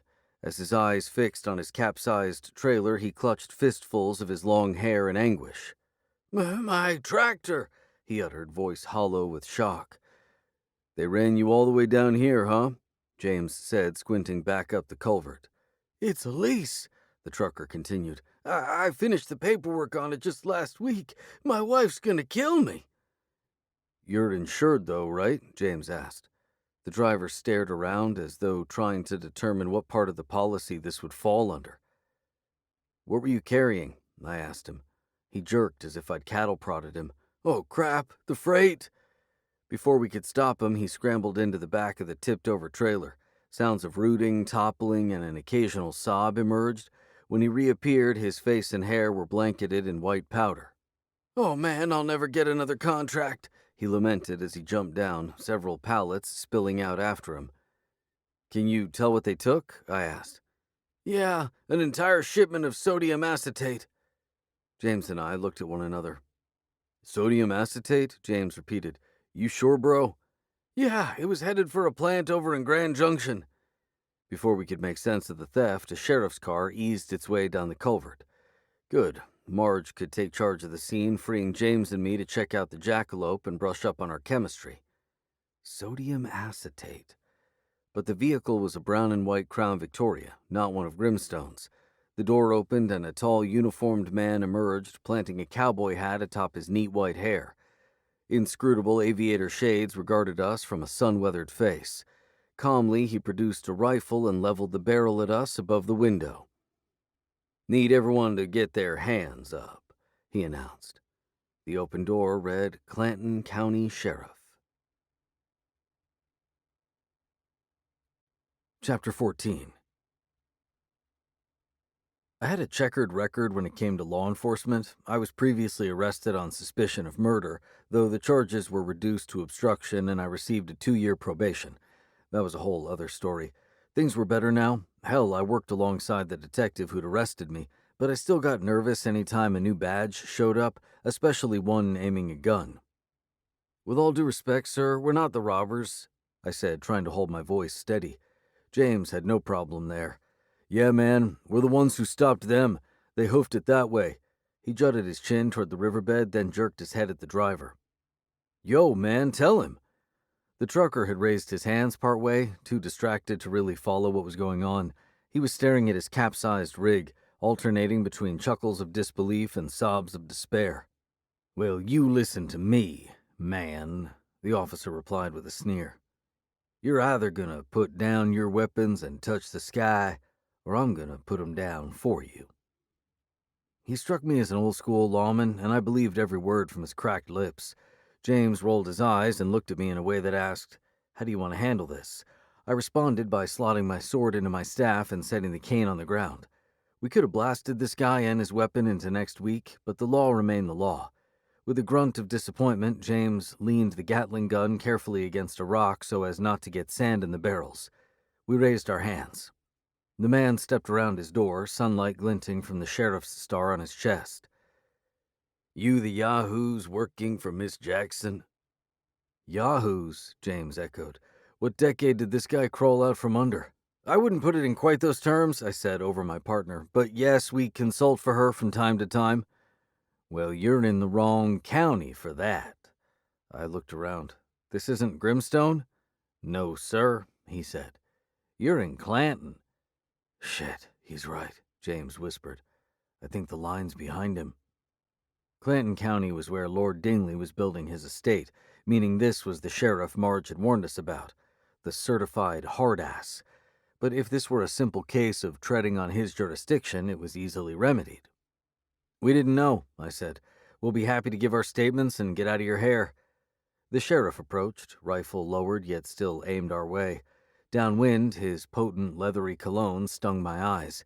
He eyed the trucker staggering to his rig, then turned his opaque shades back on us. "What's your purpose?" he asked. "Well, we heard about a robbery in progress, and we—" "Not that," he said, cutting me off. "I mean more generally. What is it you boys do?" Great. There was nothing I loved more than trying to explain myself to someone who took the mundane as gospel and any notion of the magical as gibberish. "Like Croft said, we're consultants," James replied. The sheriff stepped closer. "What kind? Astrology and bone readings?" "No," I said, indignant, although both had merit. The sheriff snorted to suggest he already knew all there was to know about us. "Aren't you boys a little old to be carrying on like a pair of jokers? Don't you think it's time you settled down somewhere and found respectable work? Made something of your lives? If you were mine, I'd have straightened you out a long time ago. What do your folks make of all this nonsense?" I stiffened at the mention of my folks and the insinuation they'd been bad parents. My mother had gotten me to safety when I was 1, shortly before losing her life, and my father had made the ultimate sacrifice, repelling an ancient being and sparing jackhats like this guy a fate worse than death. James stepped forward. "What did you just say about my parents?" "What are you doing?" the sheriff growled. "I didn't tell you to put your hands down." James's face was hardening into a mercenary visage that matched his tone, and it wasn't an act. "What did you say about them?" he repeated. "I asked what they thought of the way you're carrying on. You, in particular, pretending to be some sort of cowboy." I caught James's arm before he could take another step. "Hey, man, it's all right," I whispered. He had never mentioned his parents, and I'd never asked about them. He'd grown up in foster care, and I just assumed he'd never known them. But the sheriff's words had touched something raw. "Let him go," the sheriff said. "He can fight his own fights." He'd adjusted his grip on his rifle in preparation to bring the stock end into James's gut or jaw, a move he looked practiced in. But he didn't feel the subtle crackling of electricity in the air or the power brewing around my partner's fists. "I'm doing this for your sake," I said, "not his." The sheriff scoffed. "Is that a threat?" "It's a courtesy." I gripped James tighter and whispered for him to let it go. "Come on, man, he doesn't know your folks from Adam." But his entire body was droning like a transformer now, his eyes beyond care or reason. At any moment he was going to release a cannonball-sized blast, doing untold damage to the sheriff and his own future in our magical order. "Seriously, man," I said, growing desperate. "It's so not worth it." I was mentally preparing to wrestle him to the ground when another car appeared. It came barreling down the culvert, skidding to a stop behind the Crown Victoria. This vehicle was one of Grimstone's.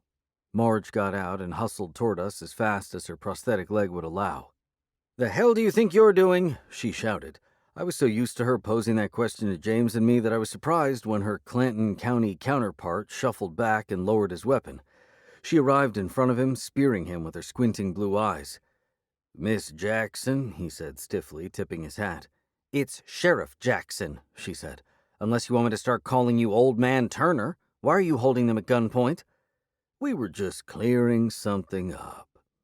"About what? Them doing your job for you?" Sheriff Turner's lips crinkled as if he'd bitten into something bitter and was trying not to show it. "About where the lines run around here." "So now they know," Marge said. "I understand they've been asking after Lord Dingley." So that was what this was about. Jolf or his brother must have blabbed about our inquiries that afternoon. The question of our discretion would no doubt come up with Marge later, but right now her bile was aimed at Sheriff Turner. "Since when is that a crime?" she demanded. "Just trying to head off any potential misunderstandings," he said. James's arm had been cooling in my grip by degrees. When it felt safe, I released him and patted his back. "Whoever they ask after in Grimstone County is my business," Marge said. "Not yours." "So long as that business stays in Grimstone." "What's making you so sensitive all of a sudden?" Marge asked. "No one here's tramping on your authority." A harsh sigh blew from Sheriff Turner's nostrils, as if he didn't owe anyone an explanation but decided to give one anyway. "There's a lot happening in Clanton County right now. Lord Dingley is hiring to help with the expertise he lacks, which is plentiful. He picked up a big crew to cowboy for him, including the Hoganesh boys. Haven't had a call on them in 2 weeks, which is a record. If something's going on, we'll handle it. Not the Grimstone law, not you, and sure as Satan, not these two." Marge snorted. "You're talking like Lord Dingley hired you too." Sheriff Turner stared at her long enough for a fly to land on his earlobe, rub its front legs together, turn a circle, and fly off. "If that's all," he said, "I've got work to do." "You don't need them for anything?" Marge asked of us. "I'll get what I need from him." He paced toward the trucker, who was back to fretting about never being hired again. "Jackass," Marge muttered as she watched the sheriff go. Then to us, "He's still salty that I beat out his son for the job a number of years back. Turner had this idea that he'd sheriff in Clanton and his boy would do the same next door. The voters had different ideas. Anyway, what did you come up on?" We told her about the robbery and shootout, though I noticed James left out the part about launching his Jeep into them. I was just glad he sounded more himself again, even as he cast a pair of hard glances at Sheriff Turner. "Any idea who the gunmen were?" Marge asked.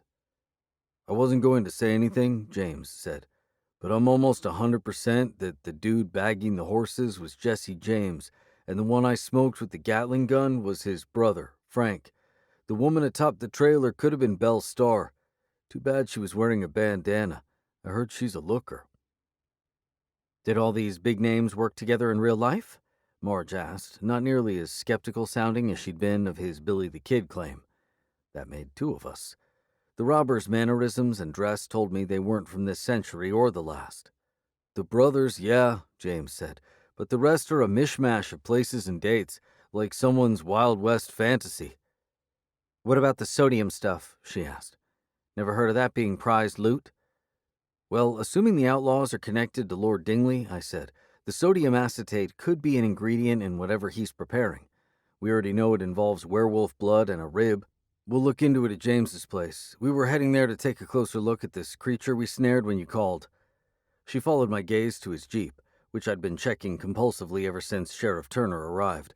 I could still see the jackalope's antlers and ears where I'd propped it, but it was almost due another whiskey soak. Marge shook her head to say she had enough on her plate and didn't need to know. "We'll call if we find out anything," James told her. "I'm counting on it," she shot back, reminding us we still had rules to follow. James and I freed his Jeep from the rock and got it back onto the culvert. As I took the jackalope onto my lap, I checked the mirror. From the side of the rig, Sheriff Turner stared after us. There were some people who rubbed you like steel wool, and I sensed the feeling was very mutual. As we crossed into Grimstone County, his opaque stare delivered a silent warning. Visit my side of the line again and find out. Chapter 15. Annie's barks echoed throughout the canyon as we pulled up to the double-wide. With a word, James released a boundary spell, and his black and white pit bull came sprinting from behind the trailer. James laughed as she landed against him, knocking him back a couple of steps. "Miss me, girl?" Annie whined in answer, her sloppy tongue lapping at his chin. "Show me how much you missed me," James said in baby talk. After my partner's standoff with the sheriff, it was nice to see his lighter side again. Even so, I squinted away when he stuck his lips out. Though my succubus cat and I had our issues, I never had to worry about her licking my mouth. Eating my soul, maybe, but she was too listless to attempt it most days. When Annie had had her fill of James, she wheeled toward me, panting happily. She was preparing to plant her paws against my chest when she noticed the bundled jackalope. A growl rumbled from her chest, and she crouched back. "Oh, that thing's not going to hurt you," James scolded her. "It's as drunk as a skunk." Indeed, I had just re-soaked the jackalope's head in whiskey. When I knelt to allow Annie a closer look, she sniffed toward the creature cautiously, releasing several clipped barks in warning. After a few more sniffs and barks, she took off toward the trailer, casting nervous glances over her shoulder. "Must be hungry," James said, covering for his skittish dog. "Sure, that's probably it." While James filled her food bowl, I set to work repurposing the casting circle we'd built to track the troll the night before. When James joined me in the kitchen, he was holding an old chemistry book open at his chest. "You're reading," I observed. "Don't sound so surprised. I may not lust after books like you do, but I get their importance. Luckily, it only takes one pass for the key stuff to stick, such as sodium acetate having really high melting and boiling points." "Buffering qualities," I said, nodding. "And given the amount those outlaws grabbed, he must be intending it for something pretty damned volatile." "You're still thinking spell?" he asked. "An empowerment spell in particular. Those are about as volatile as they come." "But why take on that kind of risk? I mean, the guy's already as rich as Jay-Z, right?" "We don't know that it's for him," I pointed out. "It could be for something he's serving. The jackalope should be able to tell us more." James clapped the book closed and sat beside me on the warped linoleum floor.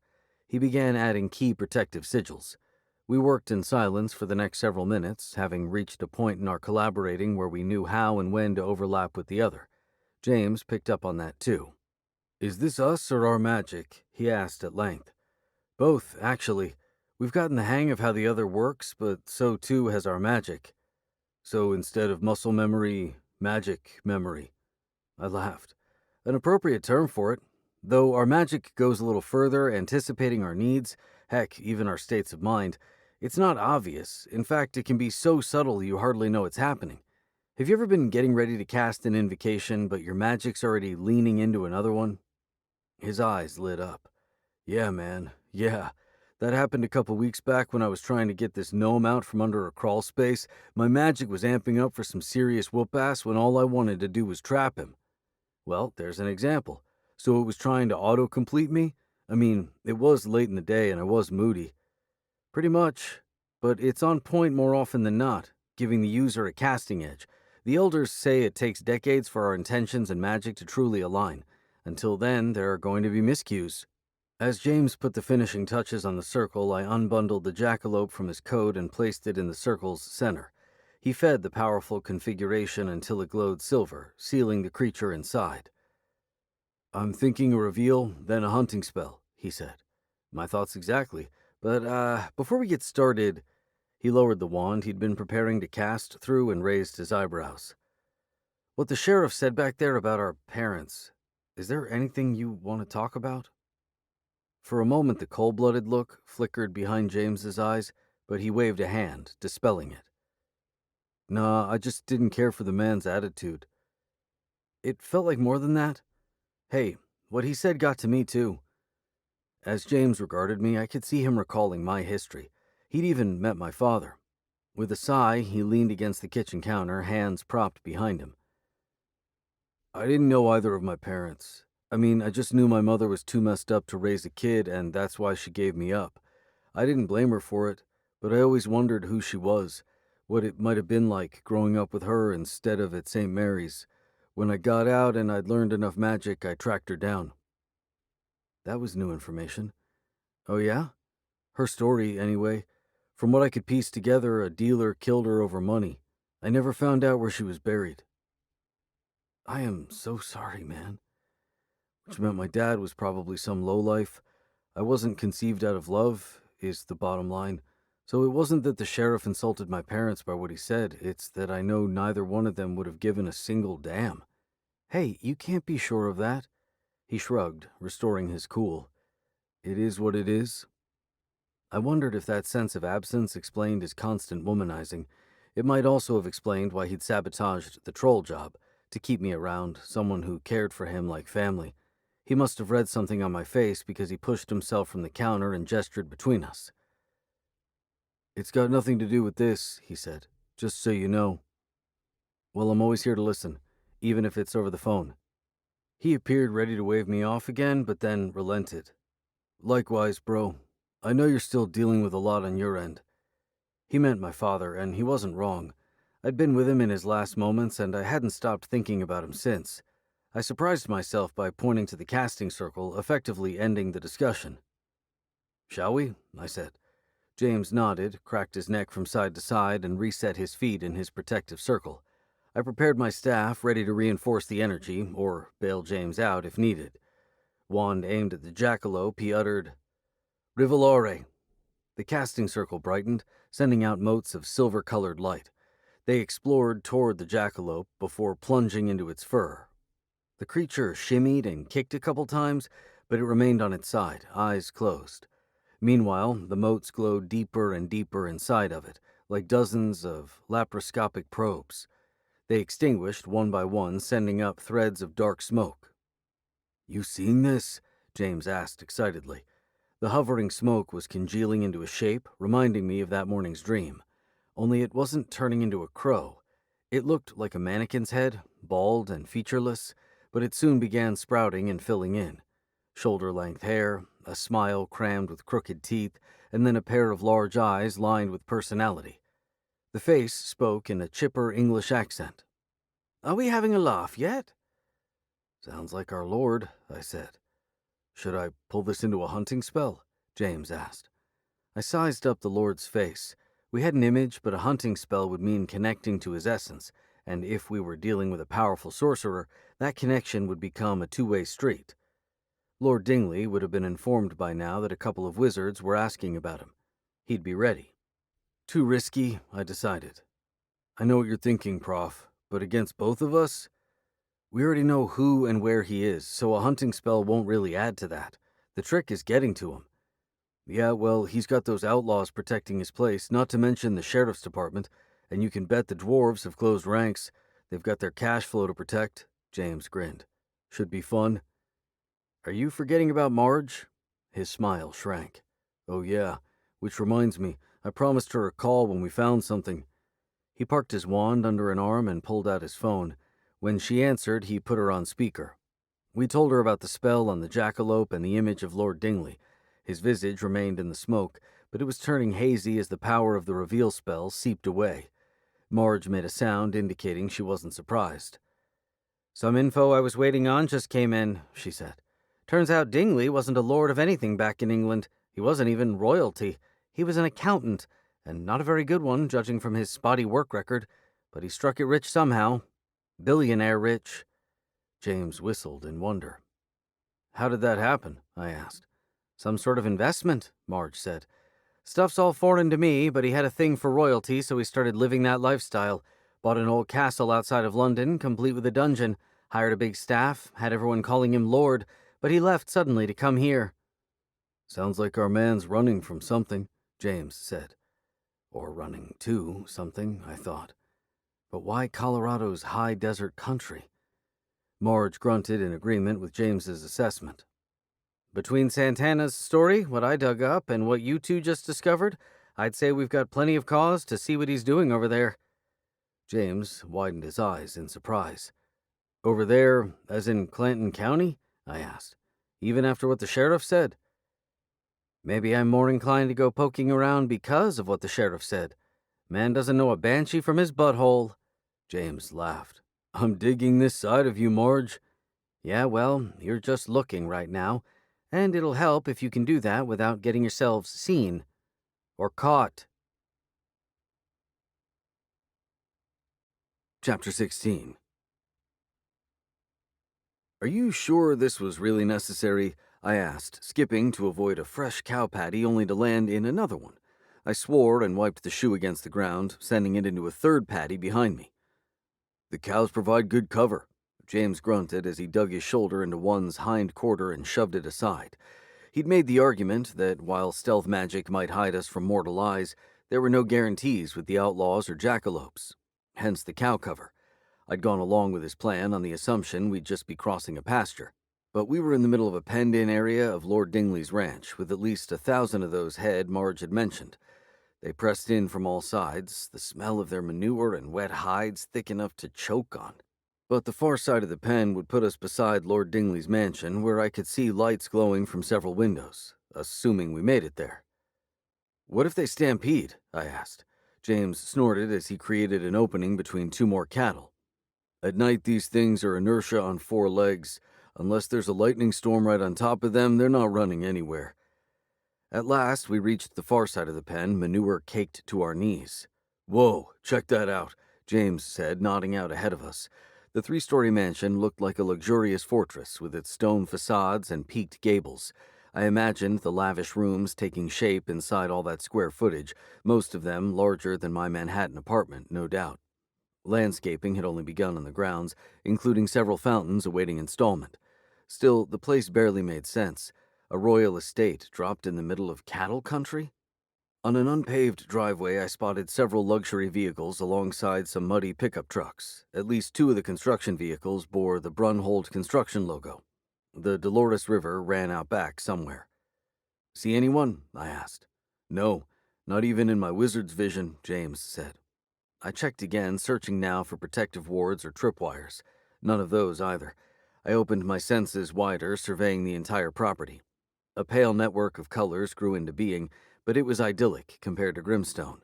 No wild, corkscrewing ley lines or freshets of unbridled energy. James shook his head in confusion. Except for the castle, this place could be Walnut Grove. I nodded at his little house on the prairie reference. This wasn't what I'd been expecting, either. A sense of foreboding grew in my gut. What now? He asked. Marge only wants us looking. Then we'll have to look closer. Santana said the bad stuff happened in a basement area. You want to go inside? He asked, sounding more nervous about flouting Marge's order than whatever we might encounter. I studied the moon, which was taking on a shade of pumpkin as it waxed closer to fullness. If he's timing his spell to the lunar cycle, we may not have much time. All right, but if the funk hits the fan, I'll jump in front of it, I said. Deal. We crept toward the mansion like ghosts. Thanks to the magic emanating from our pendants, that's exactly what we were. Spectral to one another, but invisible to anyone who didn't know exactly where to look. To avoid the glow of lights through the front curtains, we circled to the back. A mosaic of freshly laid turf ended, giving way to a sloped dirt path past stacks of building supplies. Here, the mansion's height dropped a full story, the windows dark and vacant. At a large door, James produced Jolf's key and closed his eyes. I'm feeling some security wiring, he said after a moment, but it's not hooked up to anything. The lack of protection almost had me wondering if we had the right lord. But why else would supernatural outlaws and jackalopes be ringing his property? Why would a reveal spell have given us his face and voice, and then there was Santana's story, which had passed even Marge's stink test? Are we going in? James asked, holding up the key. Marge's instructions were clear, but when would we have a better chance? I nodded. James drew in his upper lip as he brought the key toward the lock. Magic glimmered, and the key morphed into the correct cut. A shot cracked, caraming off the landing's marble, causing us to flinch back. That was your warning, a voice called out. My next shot won't miss, and there are 2 better shots than me out here. James cast a shield as we wheeled to face our assailants. Instead of a posse of outlaws, though, I found one rider peering at us over his rifle sight, his baseball cap and fleece-lined jacket suggesting he was mortal and from the modern era. He snarled as he approached on a pale horse. "These aren't normal rounds, neither," he said. I looked at the scored length of marble where the round had struck. A strange mist lifted from it, the first sign that something supernatural was at work here. "He's not bluffing," I whispered. "How can he even see us?" James asked. "No idea, but is he bluffing about having two others with him?" James, the practiced card player and hustler, shook his head. "Don't think so. They must be back in those trees." He nodded at the dark ribbon of greenery that ran along the river. "Lord Dingley wants a word with y'all," the cowboy said. "I'm gonna give you till 5 to surrender." What was with all the countdowns around here? But I was thinking of Santana's capture. Wizard's blood would be just as prized, if not more, than werewolves for an empowering spell, and neither James nor I had the teeth to chew ourselves out of captivity. Surrendering would mean death, basically. 5? The cowboy started. "Remember the bank job?" James whispered. "Do you trust me?" I knew what he was asking, and it went way beyond simple trust. I would be putting my life in his hands. 4? "Okay," I decided, having an idea myself. "We'll go on 1, he whispered. 3! As James gripped my arm and began forcing his breaths in and out like a bellows, I reached into a coat pocket and seized one of my lightning grenades. 2! On his next breath, James held the inhalation. With pressure climbing in my ears, I pulled out the grenade and lobbed it with all my strength toward the cattle pen. At the same moment, the cowboy reached 1. Silver light flashed around us, and my stomach took a swan dive. Shots cracked, but they were muted. I had a split second to recall a tale of a magic user translocating into a wall, a horrible, absurd way to die, and then the surrounding space was dark and cool, and a quick check told me I wasn't grafted to anything. James's relieved exhalation told me he'd made the jump to the other side of the door as well. "Adivare!" I shouted, tapping into my now tumbling grenade. A deafening series of cracks sounded outside, and the seams around the door went bright white. I hadn't thrown the lightning grenade as far as the pen, but it had fallen close enough. The shooting stopped and shouts went up. They were soon drowned out by the panicked cries of more than 1,000 cattle. "No, you didn't," James said. "I'm a quick study," I said, referring to the lesson he'd given me on lightning and stampedes. The sound of fences cracking and splintering was soon followed by the rumble of cattle pouring out. That should keep our cowboys busy until we can get a look around. Nice translocation, by the way. "Well, it wasn't completely clean," he said. By the light of his wand, I saw we were standing in a wine cellar with high walls and arches. Like everything else, it was in a state of becoming. Wine racks lay helter-skelter against exposed sections of wall. James had rematerialized beside one such section, and a narrow length of PVC pipe was now in his right shoulder. "Holy shit," I said. "Does that hurt?" He felt around the pipe. "It's a little sore, but I think I only caught the end. It's not coming out anywhere." I stopped him before he could try to pull it free. "Wait, if it hit a major vessel, that could be the only thing keeping you from bleeding out."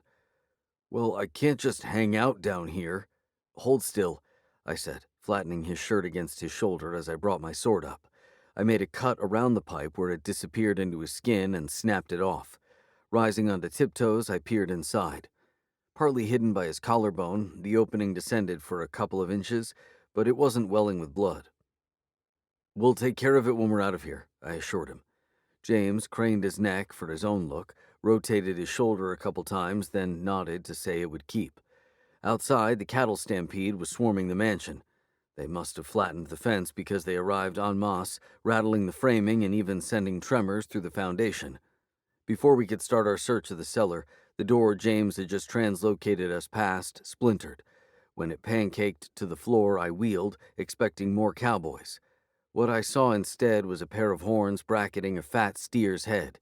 Its front hooves scrabbled against the stone floor, struggling to squeeze its massive body through the frame, its eyes bulging madly from their sockets. "Are you freaking kidding me?" James cried. Aiming my sword, I hit it with a low-level force blast, just enough to try to shove it back out. At the same time, James released an electrical bolt that lit up its horns with silver static. But more cattle were stacked behind it, and neither of us had the heart to maim, much less kill, the panicked creature. Invoking a protective field over the entranceway, I jerked my head for James to follow. We ran deeper into the cellar, looking this way and that for prison rooms, doors to lower levels, or anything to suggest Lord Dingley's spell work. What we saw instead was more evidence of a wine cellar under construction. "Check this out," James's voice echoed. I veered to an arched alcove in the back, where he was waving and peering down. In the center of a pattern of dusty stonework, a well at odds with the cellar's newer construction plunged into darkness. James dropped a silver orb from his wand, illuminating the well's mortared stone for a good 20 feet. I leaned forward. "See anything?" "Hold on." He swirled his wand until the light hugged the walls, revealing a concrete plug at the well's base. "Filled in?" James asked. "Looks that way, but check out the middle." I was referring to a bowl-sized divot surrounded by debris, as if someone had attempted to pickaxe their way deeper but given up after a few whacks. It hadn't resulted in an opening, in any case. I opened my wizard's senses until the lights of the astral realm glowed into view, showing remnants of what looked like two magics, one light and wispy, the other fainter but radiating from the divot in stout lines. The hell? And now I picked up a third energy, this one glub-glubbing from deeper down, like rancid bubbles of gas. Before I could explore further, the light from James's wand went out, plunging us into darkness. "You all right?" I asked when he swore. "Damn thing just blew out like a candle." He repeated his illumination incantation, causing the end of his wand to spark, but nothing took. I attempted the same with my staff. The opal glowed briefly before dimming to brown and going out again. "It's like the ley energy's been sucked from the air," James said. That was exactly what it felt like, and I wondered if the well was responsible. I angled my head to the sound of bovine cries and hooves stampeding over stone. Crap. Without the energy to sustain it, my protection over the entranceway had failed. James pawed the length of my arm before seizing my wrist. "This way," he said, jerking me into motion. "How can you even see where we're going?" "I can't," he called back. "I'm trusting my memory." We backtracked toward the arriving stampede for several strides before James yanked me hard to the right. Hooves pounded past, and I caught a strong whiff of cattle. Chaos filled the surrounding space. More hooves, more panicked lowing, metal racks being crushed, stonework crumbling to the floor. A cow knocked me aside as it passed, causing James's grip on my wrist to slip. He redoubled it and shouted another invocation, but his wand only sparked again. In the flicker of light, I saw 20 foaming snouts and twice as many crazed eyes surging toward us. I was mentally bracing to be trampled when my partner exclaimed, "Here it is!" We changed direction again and began ascending a set of steps, every other one banging into my shins. The wooden staircase shook violently as a wayward cow came up behind us. I instinctively swung my sword around and shouted, "Vigore!" But the force blast produced only a shallow pop. The cow kept coming, the staircase now listing under its weight. And then I was tumbling into an illuminated room where I landed beside James. He managed to kick the door closed before the cow could join us. The half-finished staircase, which had already begun to topple, completed its plummet, rattling our room. "Holy hell!" I breathed, but this was no time to rest. Intent now on getting out, James and I stole from the room and into a corridor. We were nearly at the far end when a shadow appeared, its owner appearing behind it. The baseball cap-wearing cowboy now sported dirt on both cheeks and a nasty cut on his chin, but he was staring down the same rifle. "Lord Dingley will see you now," he snarled. Chapter 17. Baseball Cap gestured with his rifle for us to turn. "That way," he ordered. As I pivoted, I caught my partner's uneasy expression. He was no doubt as stumped by the sudden absence of ley energy as I was. We still had our innate energy, though, a low hum in our molecules that we'd inherited as magic users. It was finite, and its use would deplete us, but together we could take down Baseball Cap, especially since he hadn't bothered taking our channeling objects. As we started down the corridor, James readied his wand. I was adjusting my grip on my cane when another cowboy appeared at the corridor's far end, also bearing a rifle. And there was another behind him, the sure shots Baseball Cap had mentioned earlier. Well, crap. I gave James a subtle headshake. We'd have to wait for a better opening. With brusque commands, the cowboys guided us through half the mansion until we arrived in a giant room that looked like a cross between a library and a lodge. The room was 2 stories high, with a balcony wrapping the upper level. Tall mahogany bookcases laden with leather-bound volumes covered portions of the walls, while the remaining wall space displayed old photos and mounted heads of prey: deer, antelope, bison, even a grizzly bear, all staring at us with glassy eyes. "Sit down," Baseball Cap ordered, gesturing to a leather couch. He was a young man with curly blonde hair and a mass of freckles the sun had turned deep brown. His red nose and permanent squint made him look distinctly unfriendly. James tried him anyway. "Oh, hey, is that a Marlin?" he asked of the rifle. "It's none of your business," Baseball Cap answered, angling his head at his partners. One of them leaned his rifle against a chair and approached us, producing an open sack. "Everything goes in there," Baseball Cap told us as he and his other partner covered us from the sides of the room. James raised his eyebrows at me in question. With Lord Dingley still Lord knew where, this might be our best chance. We could each drop a gunman and make a run for it. But before I could return a nod, a pair of imposing double doors swung open dramatically. The man who strode through wore an olive-green English riding jacket paired incongruously with faded stone-washed jeans tucked into a pair of ostrich skin boots. His large eyes scanned the room as an off-kilter smile spread across his 40-something face, revealing crooked teeth. It was a dead-on match to the image from the reveal spell. This was Lord Dingley, the man at the center of the mystery. With a dramatic flip of his gray hair, he came to a halt and blinked at us. "And who might we have here?" he inquired, an eyebrow raised. His tone suggested our presence was unexpected and yet not entirely unwelcome. "The one with the coat is Everson Croft," Baseball Cap said, "and the one who thinks he's a cowboy is James Wesson." "Why's everyone suddenly coming at me about that?" my partner muttered. A light seemed to ignite behind Lord Dingley's eyes. "Ah, yes, the ones who were asking about me." When Baseball Cap nodded, Lord Dingley came forward and offered each of us his hand.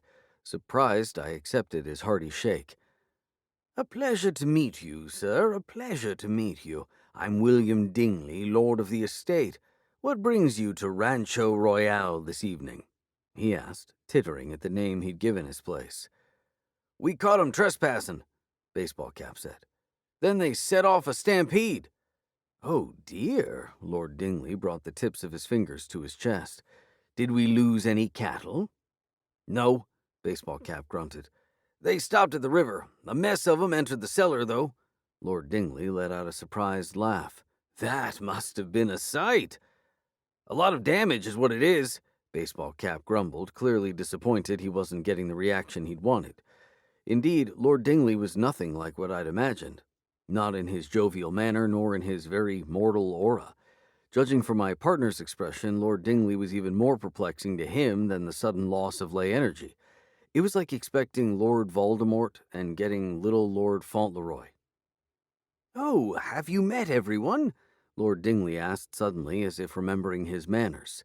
"That surly-looking gent over there is Clint Hoganesh," he said of Baseball Cap, "and standing opposite him is his brother, Austin. Oh, lower your weapons. It makes me nervous seeing them pointed like that." Clint and Austin complied. "And their youngest brother," Lord Dingley said, turning to the one holding the sack. He snapped his fingers, trying to remember. "Judd, is it?" The red-headed man nodded. We'd yet to place anything inside his sack, and he seemed too timid now to ask again. "And this is Fatma," Lord Earl said, opening his arm. A woman in a red caftan with gold embroidering seemed to float into his embrace. I hadn't even seen her enter the room. Curtains of thick black hair framed a handsome face, while a dark mole accented her plum-colored lips. He kissed her firmly on the temple and released her. "Fatma is my assistant," he said. "Rancho Royale wouldn't be possible without her." The woman's mouth remained compressed as she regarded us with cold, dark eyes. I was more interested in her aura, though, because whatever her official title, her nature was clearly fey, and hers was one of the magics I'd detected in the well, the light wispy one. James grunted as the same revelation hit him. I shuffled the hierarchy in my head, placing her above Lord Dingley. As if on cue, she whispered something in his ear. "Ah, yes, he murmured back. He cleared his throat. Yes, I understand you've been asking after me, and of course I have questions now about the two of you. How about we agree to answer one another honestly? Clear this whole thing up, whatever it may be. I'd hate to involve the law. He didn't appear to have intended the last part as a threat, but it landed like one all the same. We'd committed an arrestable offense on Sheriff Turner's side of the line. I could only imagine what he'd do with that. Sounds fair, I said quickly. Fatima whispered something else to him. Oh, but I must ask you to relinquish your things first, Lord Dingley said. You'll get them back before you leave, just like they used to do at the old saloons, eh? He added, tickled with the idea. I put my cane in the sack and James his wand and both revolvers. Judd surprised me by gesturing to our pendants and pockets. By the time Judd closed the sack, we'd surrendered every weapon, potion, protection, and potential casting implement. I squinted in confusion. Why had we complied so readily? That was when I noticed the rose-colored currents that had encircled us now thinning away. Fey magic, damn it. With a cagey look, Fatima retreated behind Lord Dingley. Very good, he said, clapping his hands. First, who are you two, exactly? James and I are specialists, I said. We help keep Grimstone County safe from threats, both mortal and... I glanced at Fatima. Other? Lord Dingley nodded thoughtfully, chin propped on a fist, but something told me he hadn't really absorbed the information. Well, you must be wondering how someone like me ended up in your corner of the world, he said, ready to move on to the subject of himself. I fell into quite a lot of money back home. You could say I invested well, but that would be a fib. The truth is, I was tired of my job, my cramped flat, my commute, the whole business. Though a cushioned chair that resembled a throne faced our couch, Lord Dingley preferred to pace and gesture. I decided to leverage everything I could and gamble it all on a single financial venture. The odds were terribly against me, 1,000 to 1, probably more, but that was the entire point. If I lost, it would be a relief. I wouldn't have to carry on with the charade of living, because that's what it had become for me, a pointless charade. But if I won, he swung toward us with an upthrust finger. Well, I would suddenly have some very unique opportunities. Such as? I asked, leaning forward. He may not have wielded magic, we'd guessed that part wrong, but Fatima did. Was this where he would reveal their true ambitions? Well, I'm related to royalty, you see. Distant cousins with the Duchess of York, yes, but I always fancied a position with the court of St. James's. They wouldn't return my calls, however, and when I tried to visit the palace in person, I was thrown bodily from the premises by the King's Guard itself. No humor in them at all. Is that why you left England? James asked. No, it wasn't for being snubbed. It was the charities. Charities? I repeated. Oh, the minute they got a whiff of my windfall, they wouldn't give me a moment's peace. Though part of the fault was my own, I suppose. I hired a PR firm and went on a bit of a media blitz. My story appeared in all the tabloids. It was an attempt to attract the royal family's notice, but all it attracted was shysters and those bloody charities. Relentless lot. I had no choice but to leave. But why Clanton County? I pressed. Yes, well, growing up, one of the channels on our telly showed all the American westerns. Wayne, Cooper, Eastwood. You could say I developed a romantic fixation. His gaze turned wistful, but he blinked suddenly. To the places, yes, the places. You know, the dramatic buttes and mesas. Oh, and those wonderful sunsets that make silhouettes of the cowboys and turn everything a dusty shade of orange. I caught James nodding. I had the money, so what was stopping me from living the lifestyle? Or attempting to, anyway. I made rather a mess of things in the beginning. Lost much of my first herd to mad cow disease. Did you know there was such a thing? Rustlers made off with the rest.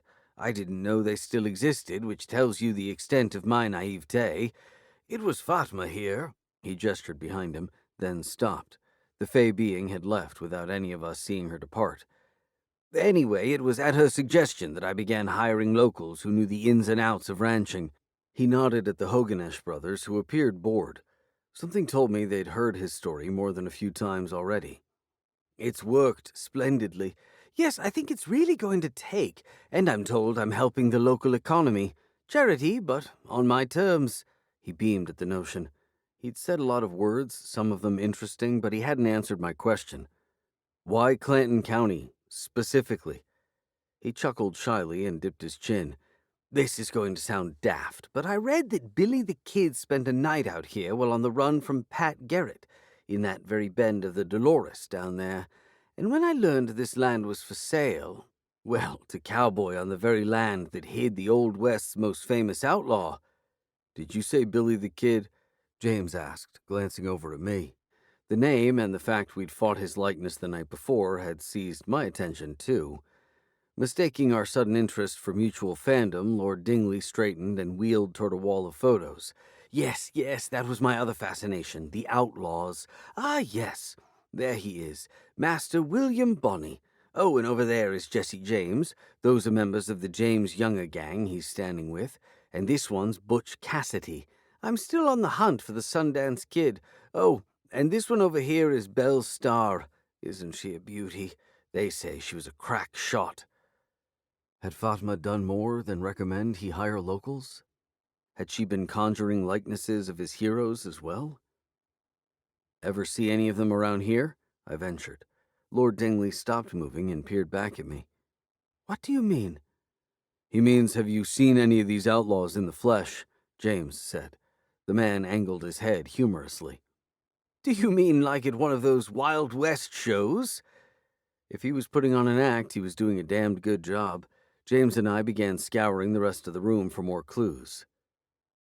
Croft, my partner said in a lowered voice. Lord Dingley followed our gazes and ran over to the wall of mounted heads. Oh, yes! He lifted something from behind an open cardboard box. It just arrived this week. Isn't it a riot?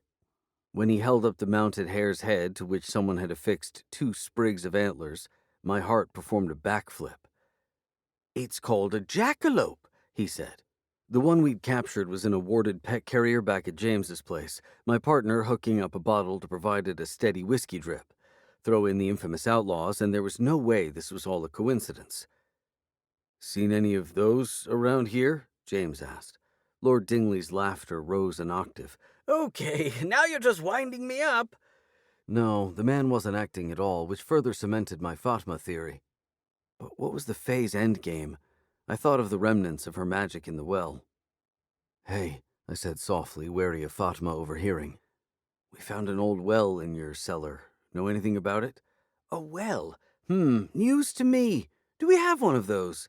He peered behind him, but finding his assistant still absent, looked to Clint. The cowboy returned a listless shrug. His slumped brother Austin jerked from a light doze. Judd, the only one of them still vigilant, shifted the sack with our things to his other hand and nodded, but Lord Dingley didn't see him. I tried to stay out of the construction zones until they're finished, Lord Dingley explained.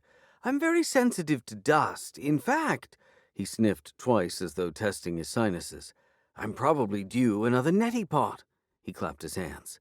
So, have we answered one another to our mutual satisfaction? As outlandish as the man may have been, I believed his story as much as he himself seemed to. So what did that do to Santana's story? The werewolf had been convinced a man with an English accent had tortured him and extracted blood and a rib. Had Fatma enchanted Lord Dingley into performing those heinous acts? Why not just do them herself? One last question, I said. Did you happen to have something in captivity here recently? When Lord Dingley made another thinking face, I expected more cluelessness to follow. He surprised me by exclaiming, Why, yes! He turned to Clint. What did you say it was? A coyote? A wolf, Clint said, not appearing so bored anymore. His other brother had come to attention, too. We were losing cattle to a predator, Lord Dingley explained, and Clint here kept vigil until he caught it in the act. He shot and wounded the beast from 300 yards, did you say? A big one as well. He wanted to preserve it, so he kept it alive until he could find a taxidermist, but the rascal chewed on itself and escaped. I looked from Lord Dingley, whose eyes glowed boyishly, to Clint, who dropped his gaze to the floor.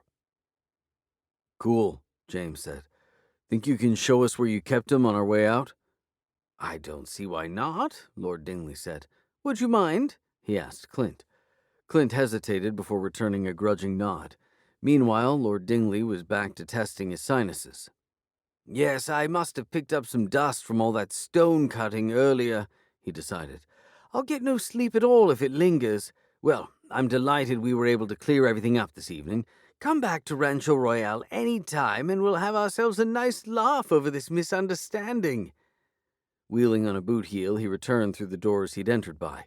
The moment they closed, James and I approached the sack with our things, but at a sign from his oldest brother, Judd yanked it away. "After," Clint said. "This way." Chapter 18. "Are you sure this is the way?" I asked, looking around.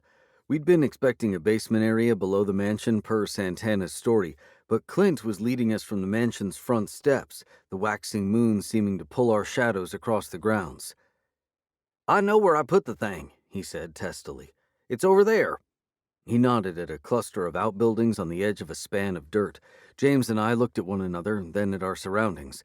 Clint had appropriated the sack with our belongings and sent his brothers to help the other hands round up the cattle. I could hear them down by the river. It was just the three of us. Clint stopped, his rifle barrel parked over a shoulder. "You two coming or not?" The smart thing would have been to overpower him, reclaim our possessions, and hightail it to where James had stashed the jeep, but we followed. Maybe it was the lingering effects of Fatma's enchantment, but this felt important. Like we were one key fact from understanding the strange doings before they turned deadly. "Hey, what's the story on Lord Dingley's assistant?" I asked, feeling bold. Clint leaned over and spat. After several paces, he said, "What do you want to know?" "She just seems an odd fit for ranch life." "She wouldn't be the only one." He meant Lord Dingley himself, but more importantly, Clint seemed to be confiding in us a little. James hustled to catch up to him. "Hey, look, man," he said fraternally. "Croft and I have seen some strange crap, and it all points back here. Between us three dudes, what's really going on?" He opened a billfold, thumbed out several 20s, closed the fold, and tucked the $100 into Clint's shirt pocket. The cowboy looked from the minor windfall back to the manor. "All I know is she's got a room no one's allowed in," he said, lowering his voice. "Top floor. Windows are covered with thick curtains, but we've seen it aglow with strange lights come nighttime. Besides that, she's usually at Lord Dingley's side, instructing him." "About what?" James asked. "Everything, it'd seem. She never talks loud enough for us to hear." "Anything else?" I asked. He regarded his shirt pocket as though trying to determine how much info $100 should buy. "You asked about the cellar?" he said at last. "She's been going down there a lot. For what purpose, I haven't the slightest." At the smallest of the outbuildings, he unlocked the door and pulled it open. A stench of blood, rot, and feces seeped out. "Damn," James said, pulling back. "The smell checks out." Clint flipped a light switch, illuminating a space large enough for a modest equipment shed. The walls were bare, but shackles and lengths of chain littered the floor.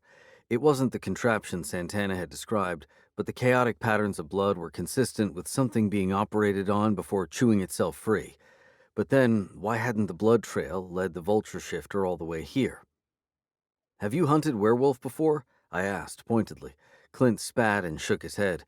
"Our dad did, though. Used to be a feral pack south of here, till he and some buddies cleaned 'em out." "Why did you bring him back to the ranch?" I asked. "Yeah, and don't give us some bull hockey about a taxidermist," James put in. "I took a good shot. Thought I'd put it down, but when I reached him, he was still breathing. Man-looking, too. That part bothered me. I brought him here till I could figure out what to do. He was gone the next morning."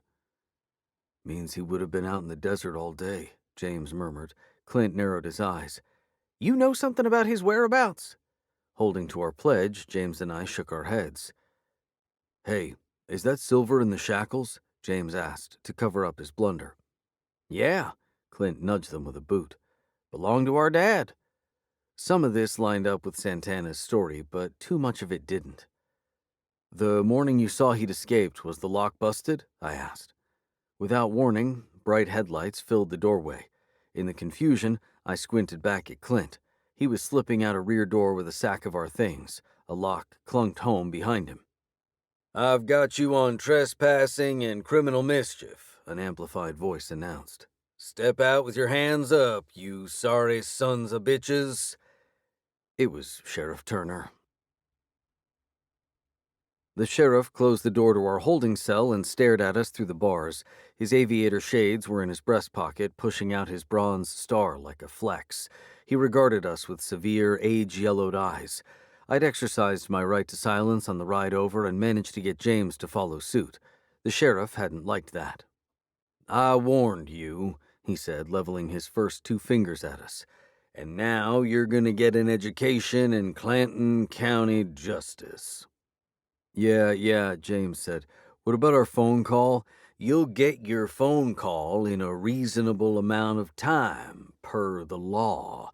You know who gets to decide on the reasonable part?" "You're looking at him, meaning you'll get your call when I say you get your call. From now until your hearing tomorrow, you are my ward, which is to say I own you." He grinned, revealing a set of aggressively white dentures. "Best get used to it, boys." He left the holding area, and the overhead lights dimmed. With a sigh, I sat on a bench in the back. In the corner beside me, a man bundled in a blanket snored loudly. I swept my damp hair from my brow and pinched the corners of my raw eyes with a sleeve. We'd gotten the whole fire hosing and delousing treatment before being ordered to don a pair of striped jumpsuits. Talk about old school. James lowered himself beside me and glanced over shyly. "Did you have to spread 'em too?" he asked. "Yup. At least it was just a visual inspection." He waited for a response. "Not ready to talk about it?" "Nope." It wasn't just the humiliation. I felt like we'd dropped the ball on the case. James scuffed his feet idly and looked around. "Who do you suppose snitched?" "Clint," I said, already having worked it out. "Sheriff Turner must have told him to call if we showed up. He mentioned that the Hoganesh boys had a record, probably offered Clint some kind of deal." "But he's just a hired hand," James said. "Only Lord Dingley can press charges.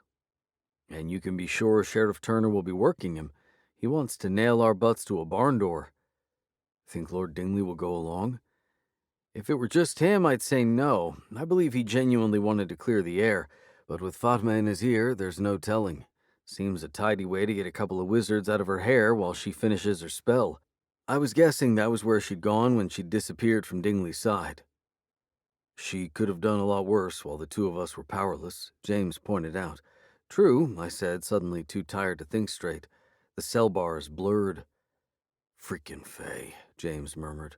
"No wonder everything went to shit." "Yeah, she must have sealed us off from the ley energy," I murmured back. The thing about Fey enchantments was that you couldn't be absolutely sure you were under one until it wore off. They also left you utterly drained. "So you think she's communicating with something in that well?" he asked. The image of her wispy magic swirled through my dissolving thoughts. "No doubt." There was so much for us to go over, but I was fighting a losing battle with my eyelids. "Hey, are you doing all right with this?" he asked. "I know this has to be reminding you of... He meant the being from the deep down and my father's sacrifice, but he never finished. He fell asleep, his head thudding against my shoulder. I reached up to reposition him, then dropped off too. Chapter 19. I was on my back again, kicking at the giant crow. It angled its head in the billowing dust, looking for an opening to pluck me up and bolt me down. "Get out of here!" I pled, more than shouted, shoving myself back. Like the prior dream, its wings squealed as it hopped after me. Only this time the crow struck. I managed to plant a foot against the tip of its beak. Too feeble to push it away, I used the leverage to shove my body back further. Suddenly, I was tipping off a precipice. I flailed as I plummeted, terror shrieking through me, certain I'd fallen into a pit to the deep down. I landed on my back, breath slamming from my lungs. I lay there, blinking. Then I swept my hands across cold cement, the floor of the holding cell. I must have toppled off the bench in my sleep. Bad dreams? I looked over at James, but he was curled up on the bench facing the wall. I turned my head to where the man from earlier had been snoring, but save for his empty blanket, the corner was now empty. "Over here," the serene voice said. As I recovered my breath, I pushed myself to sitting. A man sat opposite me. Though his mouth was straight, his native eyes glimmered from a bed of smile lines. His braided white hair glowed, as though from an inner light. I suddenly remembered James's story about encountering a medicine man at the farmer's market months earlier. The man had rendered him powerless in what James interpreted as a warning to stay out of the reservation's business. "You're him," I said, not sure how to elaborate. "How did you end up in here?" The man made a fluttering motion with his hand. "A wind picked me up, blew me right through the bars." "Interesting," I muttered, looking around for a place I might get comfortable. My head was pounding like a 40-proof hangover from the Fae's enchantment. I needed a few more hours to sleep it off. "You dream of the crow," he said. My eyes jerked back to his. "How did you know?" "You have the look." "What look?" "The look of one who dreams of the crow." "Thanks for the clarification." "Why does it scare you?" he asked. "Because it's huge and terrifying?" He laughed. "The lowly crow? How can that be?" Though my cheeks burned, I knew what he meant. In my first dream, the crow had been a prankish nuisance, how I'd always thought of them. In fact, it had reminded me of James. It was only after I'd struck the crow that it turned into a menace that now hunted me, threatened to consume me. "It was just a dream," I said. "No biggie." He nodded in agreement, then added, "Not unless you make it one." In no mood for riddles, I said, "Let me guess. The crow represents my repressed fears." If I were being honest, I was still concerned about leaving James out here on his own, but fear was too strong a word. "The crow can represent many things," the medicine man said. "What you face, what you hunt, even." For the second time, his words snapped me back to attention. "You know what it is?" "You know what it is?" he mimicked playfully. "Come on, this is serious. If you know what we're up against, you need to tell me." "You need to tell me." If this were James, I might have swatted him. At that thought, the medicine man shifted into a small crow. I flinched back as he rose and flapped through the bars. By the time I stood, his caws were echoing down the corridor. "Wait!" I called, running to the door. "Hey, come back here!" Lights switched on and footsteps entered the holding area at a run. "What in the hell's all this racket?" The arriving deputy looked and sounded like a younger version of Sheriff Turner, possibly the son Marge had bested for sheriff of Grimstone County. As he raised a baton and looked from me to James, his eyes held the same despotic glare. He smelled different, though. Tobacco smoke instead of leather. His gaze paused on the tossed-off blanket, but he never asked about the third occupant. "Sheriff was going to allow one of you a phone call now and one in the morning," he said, lowering the baton slowly. "But if you don't settle down, you can both wait till tomorrow night for all I care." "Sorry," I said, showing a hand. "What time is it?" 3 a.m. "Who's going to be up at 3 a.m.? I asked in annoyance. "Hey, no worries," James said, arriving beside me. "I've got it." The deputy let him out. Before long, I could hear the shapeless echoes of James's voice. After about 10 minutes, he returned. The escorting deputy looked around as if in search of contraband, but still said nothing of our missing cellmate. As he left again, I reflected on the strange exchange with the medicine man, but the memory wobbled in a way that made me wonder if it had actually happened. "Did you catch any of that earlier?" I asked James. "Any of what?" "That guy I was talking to?" James looked around. "There was someone else in here?" "Yeah, that guy in the corner. There's this blanket." "Oh, come on, you didn't hear him snoring earlier?" "Hey, man, the only one I heard snoring was you." Had the medicine man been a projection of some kind, or just a lingering effect of the Fae's enchantment? "Forget it. What did Marge say?" James's brow folded before smoothing again. "Oh, that wasn't Marge I was talking to. That was Myrtle." I stared at him. "You used our phone call to contact the librarian?" "I wanted to see if she'd gotten that land info. Thought I could fill in some gaps." "Great, so now we have to wait another 6 hours to talk to someone who can actually get us out of here?" "Marge would have been cranky, and you know it." "And Myrtle wasn't cranky about you calling at 3 a.m.? "Nah, she keeps odd hours. Plus, I told her it was your idea. She's heading to the archives in the morning, so she'll have something for us then."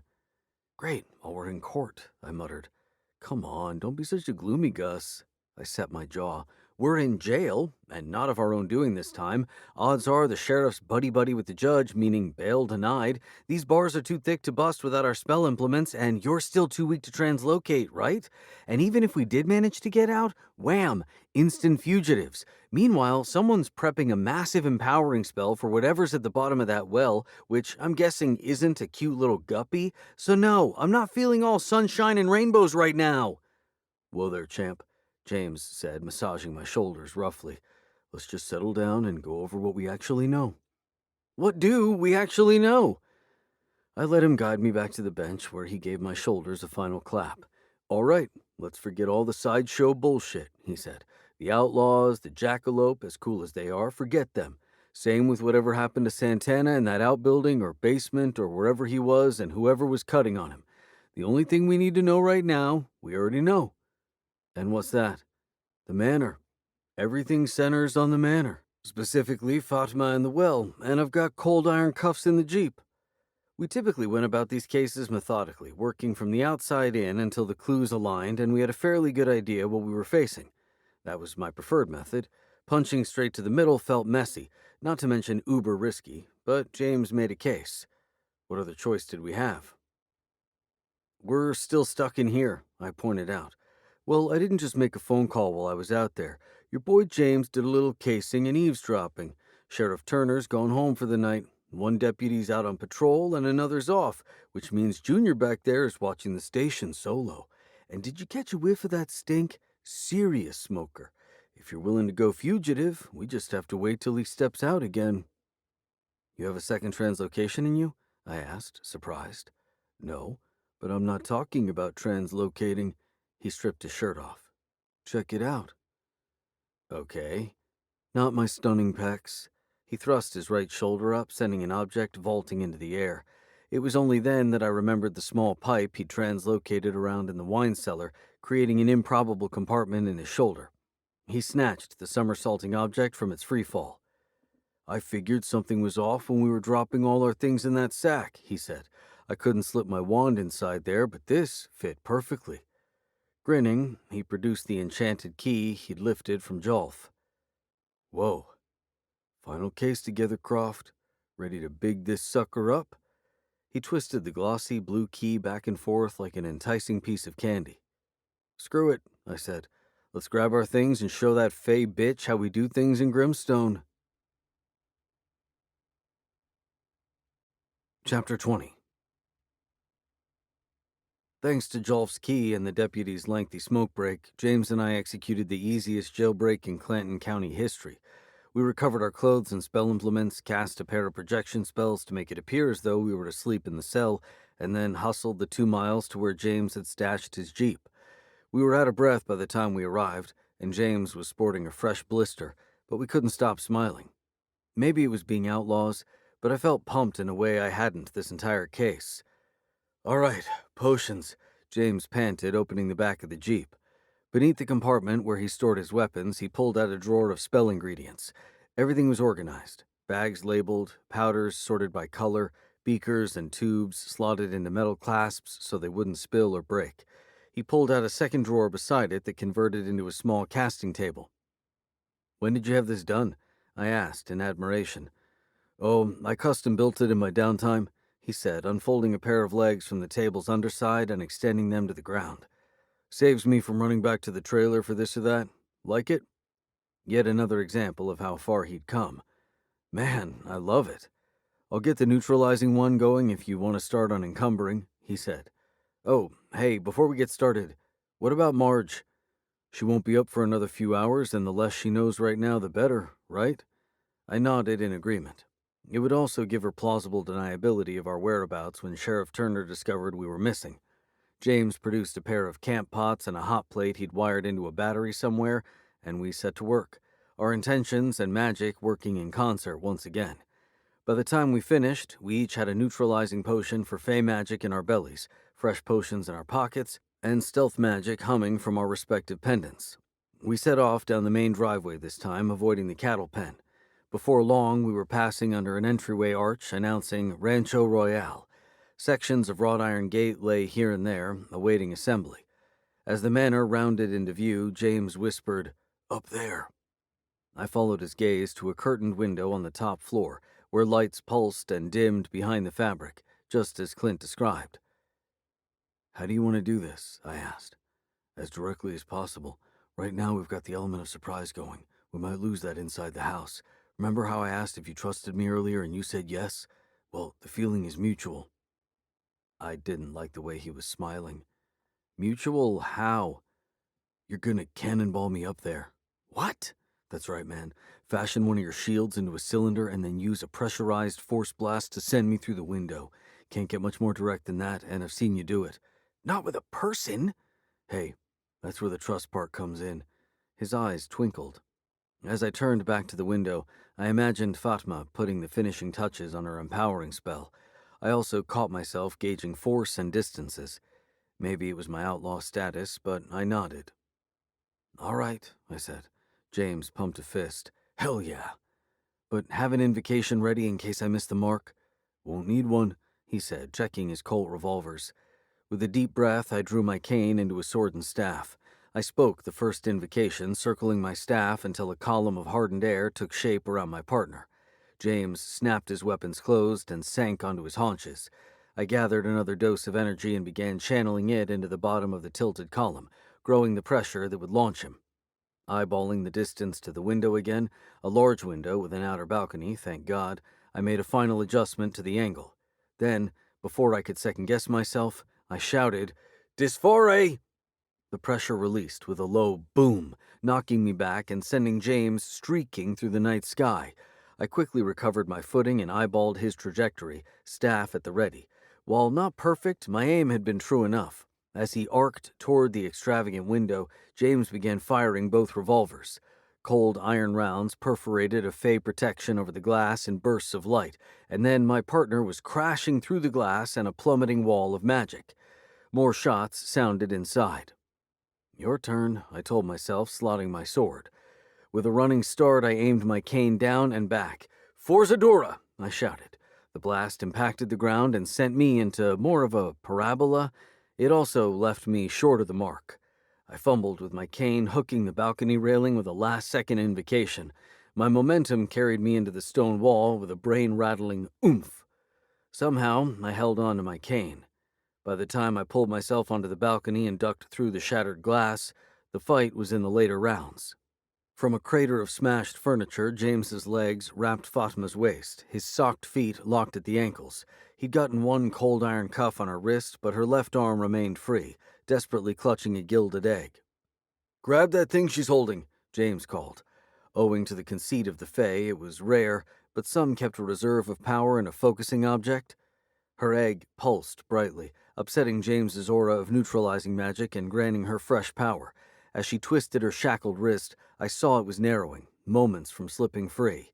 I flipped through a mental list of invocations before deciding they were useless here. Ditto the encumbering potion, which we'd cooked for the cowboys. But the way Fatima was holding the egg looked an awful lot like a T-ball stand. I took a step forward and swung my cane, the power coming from my hips, just as my first batting coach had taught me. "Impatare!" I called. Power shone from my cane at the same moment wood cracked into metal. Fatma cried out as the egg shot from her grasp and slammed into the wall in a burst of small gems. As they rained over us, the dented egg dropped to the floor, leaking fey magic. Fatma's arm wilted, allowing James to snap the cuff around her other wrist and cinch it tight. Her listless body drooped against him, her skin paling before deepening to a bruised blue, an effect of the cold iron. I listened past the closed door, but no one came running. Either the rest of the household was too far away, or they were heeding the order to stay out of her room. I placed a locking spell on the door to be safe. "Hey, are you all right?" I asked James, who hadn't moved from beside Fatma. "Yeah," he groaned as I helped him up. "She put up more of a fight than I was expecting." As my partner limped away in search of his boots, I looked around the Fae's expansive bedchamber. A fireplace with turquoise-hued embers cast the walls in an otherworldly glow. Intricate rugs with ever-changing arabesque patterns covered the floor. Gossamer curtains draped a raised, carved four-poster bed. But it was an overturned tea table that caught my eye, its etched copper surface glinting azure in the hearth's mystical light. I knelt to examine the scatter of arcane cards, crushed petals from strange flowers, and a collection of tiny crystal cups, some with ashy residues still inside. I didn't dare touch any of it. This had clearly been the scene of the Fae's spell work before we'd crashed her party. James returned, hopping as he pulled on his second boot. Should we start the interview? We carried the Fae's limp body to a bare patch of floor and prepared a circle trap using a mixture of copper and cold iron filings. As the trap powered up, James unlocked the cuffs binding her wrists. Free from the harsh bite of metal, her bruising faded rapidly, restoring vitality to her complexion, but not the same Mediterranean hue. Her skin took on a subtle sage leaf tone. Just as striking, her once lush midnight hair had turned as pale and delicate as corn silk, topping a now childlike frame. "Did we just bag Tinkerbell?" James asked.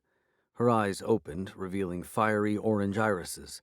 She looked from me to James and then at the circle around her, her gaze locked onto a dagger that had fallen during the battle. She lunged for it, teeth bared, but the circle trap distorted her grasping arm so that it swung back and smacked her in the head. She cried out in frustration, her glare burning brighter. But with no power to pull from, it dimmed again.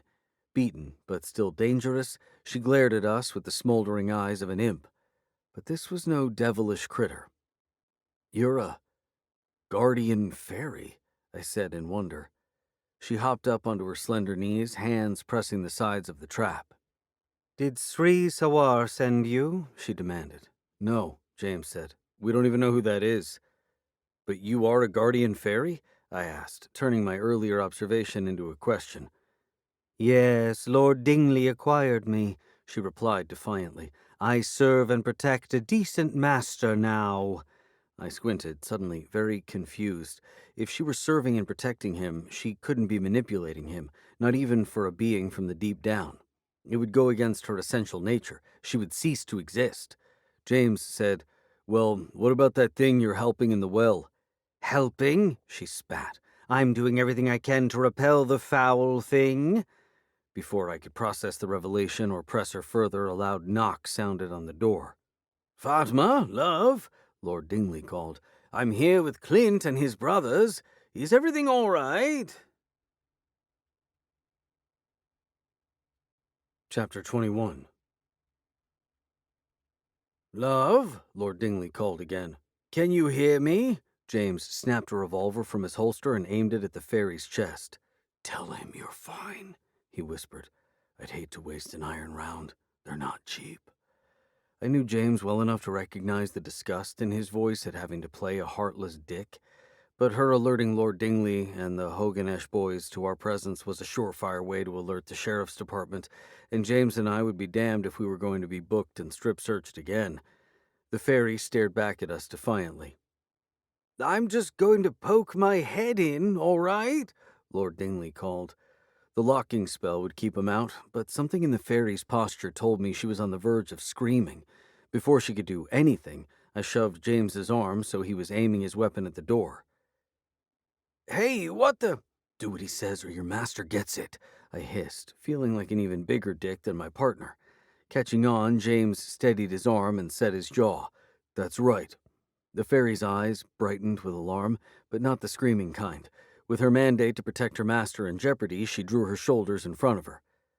"I'm fine," she called, affecting a Turkish accent to match her earlier glamour. Her gaze remained locked on James's weapon. "I'll see you in the morning." "Excellent," Lord Dingley said. "I believe I'll be in the mood for a warm foot bath and some rice pudding." "Yes, master," she replied. "You've been trying to stop the being in the well," I whispered as the pack of footsteps retreated. James holstered his weapon. "Yeah, what's down there?" But the fairy crossed her arms insolently and looked away. "We're here to help you," I pled. She released a sharp laugh. "Is that what you call attacking me and threatening master? Helping me?" "Okay, listen," I said. "We thought you were the architect behind this whole thing. Or at least aiding whatever's down there," James put in. "And what is down there, by the way?" "Had we known we were all on the same side, we would have gone about this differently," I said, seeing she needed more placating.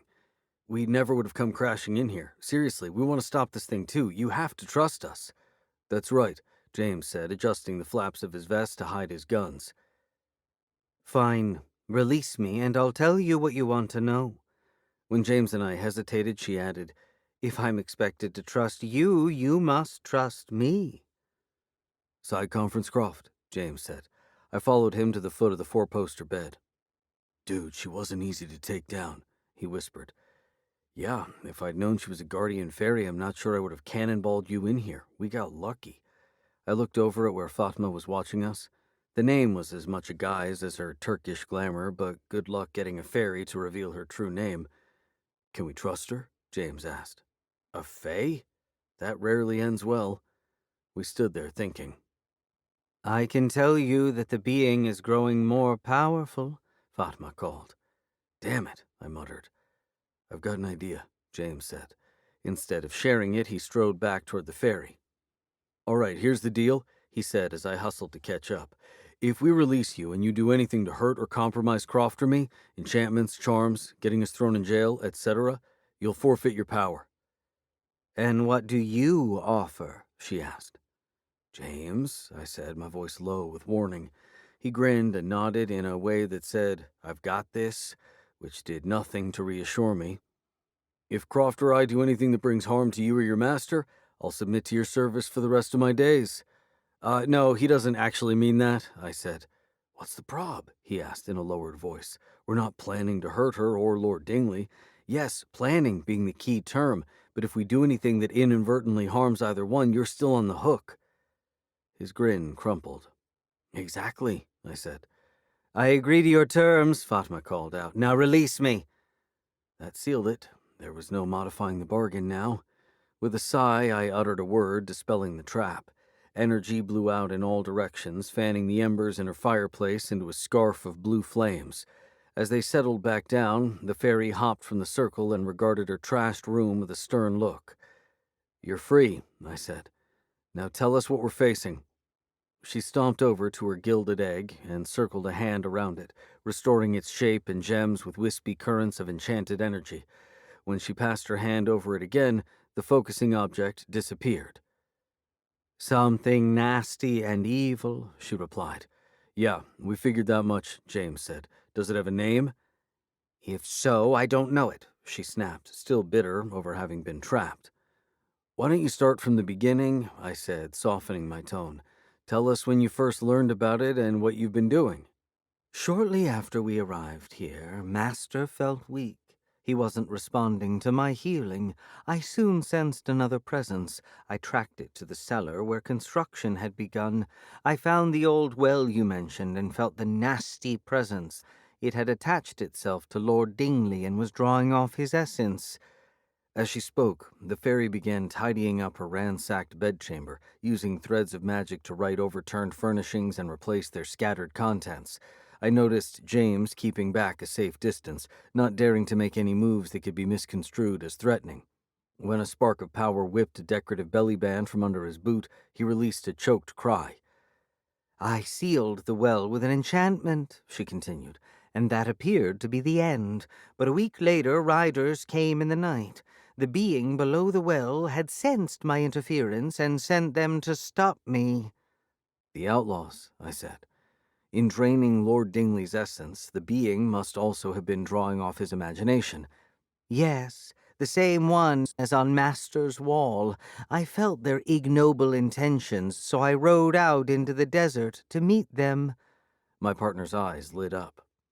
That must have been badass. I destroyed them, if that's what you mean. But they didn't stay destroyed, I said. No. 2 nights later they returned. After destroying them a second time, I checked my enchantment over the well. It was as powerful as when I'd cast it. Nothing was coming through, so I rode out into the country whence the riders had come, and that was where I found more ruptures. Ah, James said in understanding. Capping the well must have created a pressure chamber. It ended up blowing holes straight to the surface. And they were expanding, she said. Soon they would allow the horrid being through. Where were the ruptures appearing? I asked, my mind going to the map James had shown me at Pauline's. Many places around the property, she said, but my efforts to close those only opened more still. I softened my enchantment on the well for a time, enough for the holes to close again. I had to do this repeatedly. That explained how the outlaws had been coming and going and why we'd found no evidence of their passage. It also explained why Clint had observed her making trips to the cellar, not to aid the being, but to regulate the pressure. How near do the holes come to the mansion? I asked. The largest was around the buildings outside, she said, nodding toward the window she'd just restored. James and I looked at one another. The outbuilding where Santana was held captive. More pieces of the puzzle arranged themselves like the shards of window glass the fairy's magic now fused together. Santana's torture hadn't happened in our reality, but the subaltern one, where a mysterious being was mimicking Lord Dingley. But the holes are becoming harder to contain, she said. I cannot soften the enchantment over the well for as long. His power is growing. James nodded knowingly. He's doing spell work down there. Fatma, who had just righted her desk with another enchantment, paused. Spell work? This thing hasn't been able to break into our world, James explained. He's also been unsuccessful sicking his creations on you, so he's been sending them on errands for ingredients instead.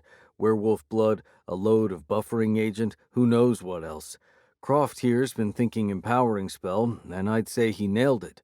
He shot me with a finger pistol, to which I returned a modest wave. But what I don't get, James said, is why you didn't just pack up and leave. Anger pinched up the fairy's face. That creature is bonded to Master's life force, she snapped. Removing him from here could kill him. Okay, James said, backing up with both palms showing. It wasn't a suggestion. We wouldn't want to do anything that might harm sweet Master. Question asked, question answered. While James tried to pacify her, my mind went to a dark place. This was sounding more and more like a being from the deep down. The last one I'd confronted had nearly broken through and brought about an age worthy of Lovecraft. We had turned it back, barely, and it had cost my father his life. My phone buzzed, making me jump. Hello? I answered breathlessly. Hi, Everson. It's Myrtle. Oh, hi, I said, checking my watch. It was 4:45 in the morning. I know it's early, but when James called, he said that you needed the land information urgently. Oh, right, yeah, I said, going along with James's white lie. Prior to settlement, it was part of the extensive hunting grounds used by the Utes, she began, getting right to the point. It was settled under the Homestead Act, the patent issued to a Charles Hall who had migrated from St. Louis. Generations of Halls farmed the land for the next 80 years. I pulled out my notepad while trying to pin my phone between shoulder and ear. James came over and held it for me while I jotted down the information. It was purchased by the Brunholds in 1962, she said. I stopped writing. Wait, the dwarves? I believe the proper term is persons of short stature. Of course, I said, forgetting that not everyone was in sync with the supernatural. They purchased it under a business name, she continued. There was a uranium boom in western Colorado during this time, and the Brunholds hoped to capitalize. The Hall's land sat on a large deposit, apparently, but the boom ended shortly after the transaction, and the Brunholds never earned a dime. The land sat idle for decades until Lord Dingley arrived with a generous cash offer. I imagine the Brunholds were eager to sell. They also got one of the construction contracts for the estate. I made a few notes, but I was mostly ruminating on possible connections. The Brunholds, uranium, the timing of all this. An insight suddenly lit up my synapses, quite possibly the key to the entire puzzle. Is this helpful? Myrtle asked. Very, I said quickly. Thank you. I'm also available to meet in person, she offered. Conscious of James hovering over me, I said, I think we have everything we need right now. Thanks again. What was that last thing she said? James asked as I ended the call, but I was already turning to Fatma, who had just completed her cleanup. That divot at the bottom of the well, I said. Did you have anything to do with that? No, I've wondered about it too. It bears the remnants of magic. That's right. Dwarfish magic, I said. Then to James, let's take a trip. Where are we headed? To see Jolf again. Chapter 22. Are you ready to tell me what got you so stoked back there? James asked as we hurried back to his jeep. We were moving under the cover of one of Fatima's veiling enchantments now. It helped having a powerful fairy on your team. I had been tempted to ask her to charm Sheriff Turner into forgetting about our arrest, but we needed her here, monitoring the well and regulating the pressure. If my hunch was correct, we'd be returning with something that could cap it for good. Lord Dingley bought the property from the Brunholds, I told James. No shit? I shared what Myrtle had found out, mainly about the uranium mining operation that never got off the ground. The dwarves may not have actually mined anything, I said, but I'm betting they started drilling. Ah, the holes, he said in understanding. That's right, and I'm thinking that what we've been calling a well was actually a shaft that went too deep. You think it punched all the way to the deep down? With a little help, it's quite possible, I said. Uranium is a heavy metal. Right, and those can absorb ley energy. Under the right circumstances, the uranium could have achieved a ridiculous energy density, creating all kinds of distortions. He really did have a mind like a steel trap. Yeah, pulling in another reality wouldn't be out of the question. So, why didn't this being start causing havoc way back when they drilled? It must have, because after plugging the shaft, the dwarves capped it with an enchanted seal, I said. That's what we saw evidence of down there. Not someone trying to chisel deeper, but the seat where the seal had been. Son of a gun. You think someone removed it? Fatma said this all started with the construction down there, and that's Brunhold's crew. We arrived at his jeep, but just as James was getting ready to start the engine, I remembered something and swore. What's wrong? He asked. There's no way the Brunholds are going to let us inside their compound. I pictured the stone fortress atop the desert bluff with its windowless 6-story walls, stark cornices, and thick pillars. All doorways were hidden by design features or veiled by old and powerful enchantments. James patted the pocket with Jolf's key. We've got this bad boy. That's not going to work on their main gate, and even if it did, we'd have an entire clan of pissed-off dwarves to contend with, not the least of them, Jolf. Didn't you say something about them closing ranks? Hey, there's more than one way for a key like this to open doors, he said. Listen and learn. He produced his phone, scrolled for and tapped Jolf's number, and brought the phone to his self-assured grin. A gruff voice answered on the other end. Taffy, baby, James said. Sleeping alone again. He moved the phone from his ear as a carpet bomb of swearing went off. James allowed him to continue for almost a full minute before saying, all right, listen, man, listen. I'm calling because I have something of yours. Yeah, right, just listen. When you came after us earlier, something fell out of your pocket. We happened to drive by later, and it was on the curb there where you took your spill. Jolf's next bout of swearing was more condensed, and then, what was it? A key of some kind? James said, winking at me. Either that or an ornament. Hard to tell, but it's definitely dwarf-made. Jolf's tone changed from outraged to grudgingly interested. Well, Croft and I are out and about, James said. In fact, why don't you join us for breakfast and we'll do the handoff there? Okay, great. We're headed to Pauline's Diner. Hey, wait, I said, but once he got Jolf's confirmation, he ended the call. He tossed his phone into the center console and dusted off his hands. And there you have it. One key, many doors. Masterfully done, I muttered. Up until the Pauline's part. Loretta wasn't on duty, thank God, though why James had been willing to roll those dice again was beyond me.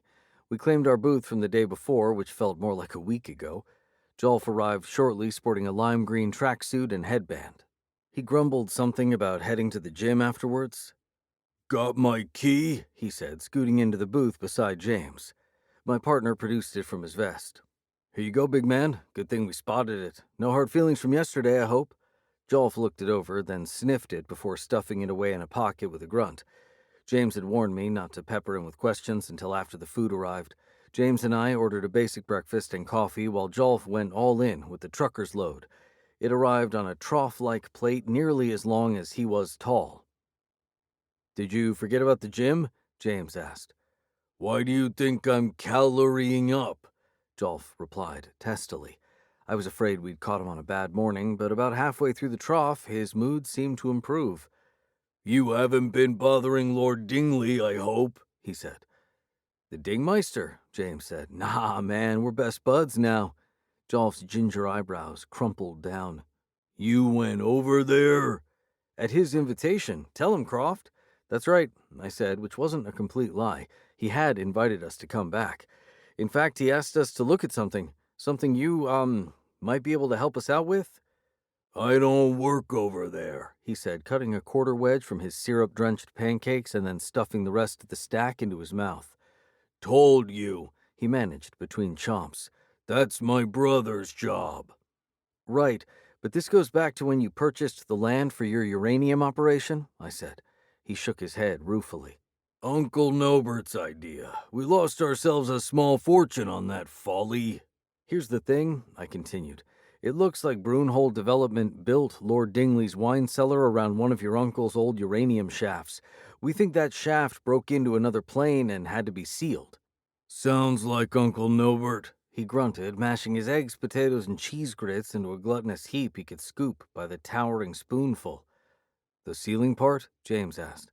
Lords no, Jolf replied. The screwing up part. He never fixes anything. I felt like I had to put the next part delicately. Well, we think that shaft went deep enough for a being down there to operate through. The seal put an end to that, but it looks like your brother's crew might have removed it. Jolf shrugged as he took down the remaining quarter of pancakes. James angled his body toward him companionably. Look, man, what the prof's trying to tell you is that with the seal gone, the being's back in business, and he's causing a real shit show over there.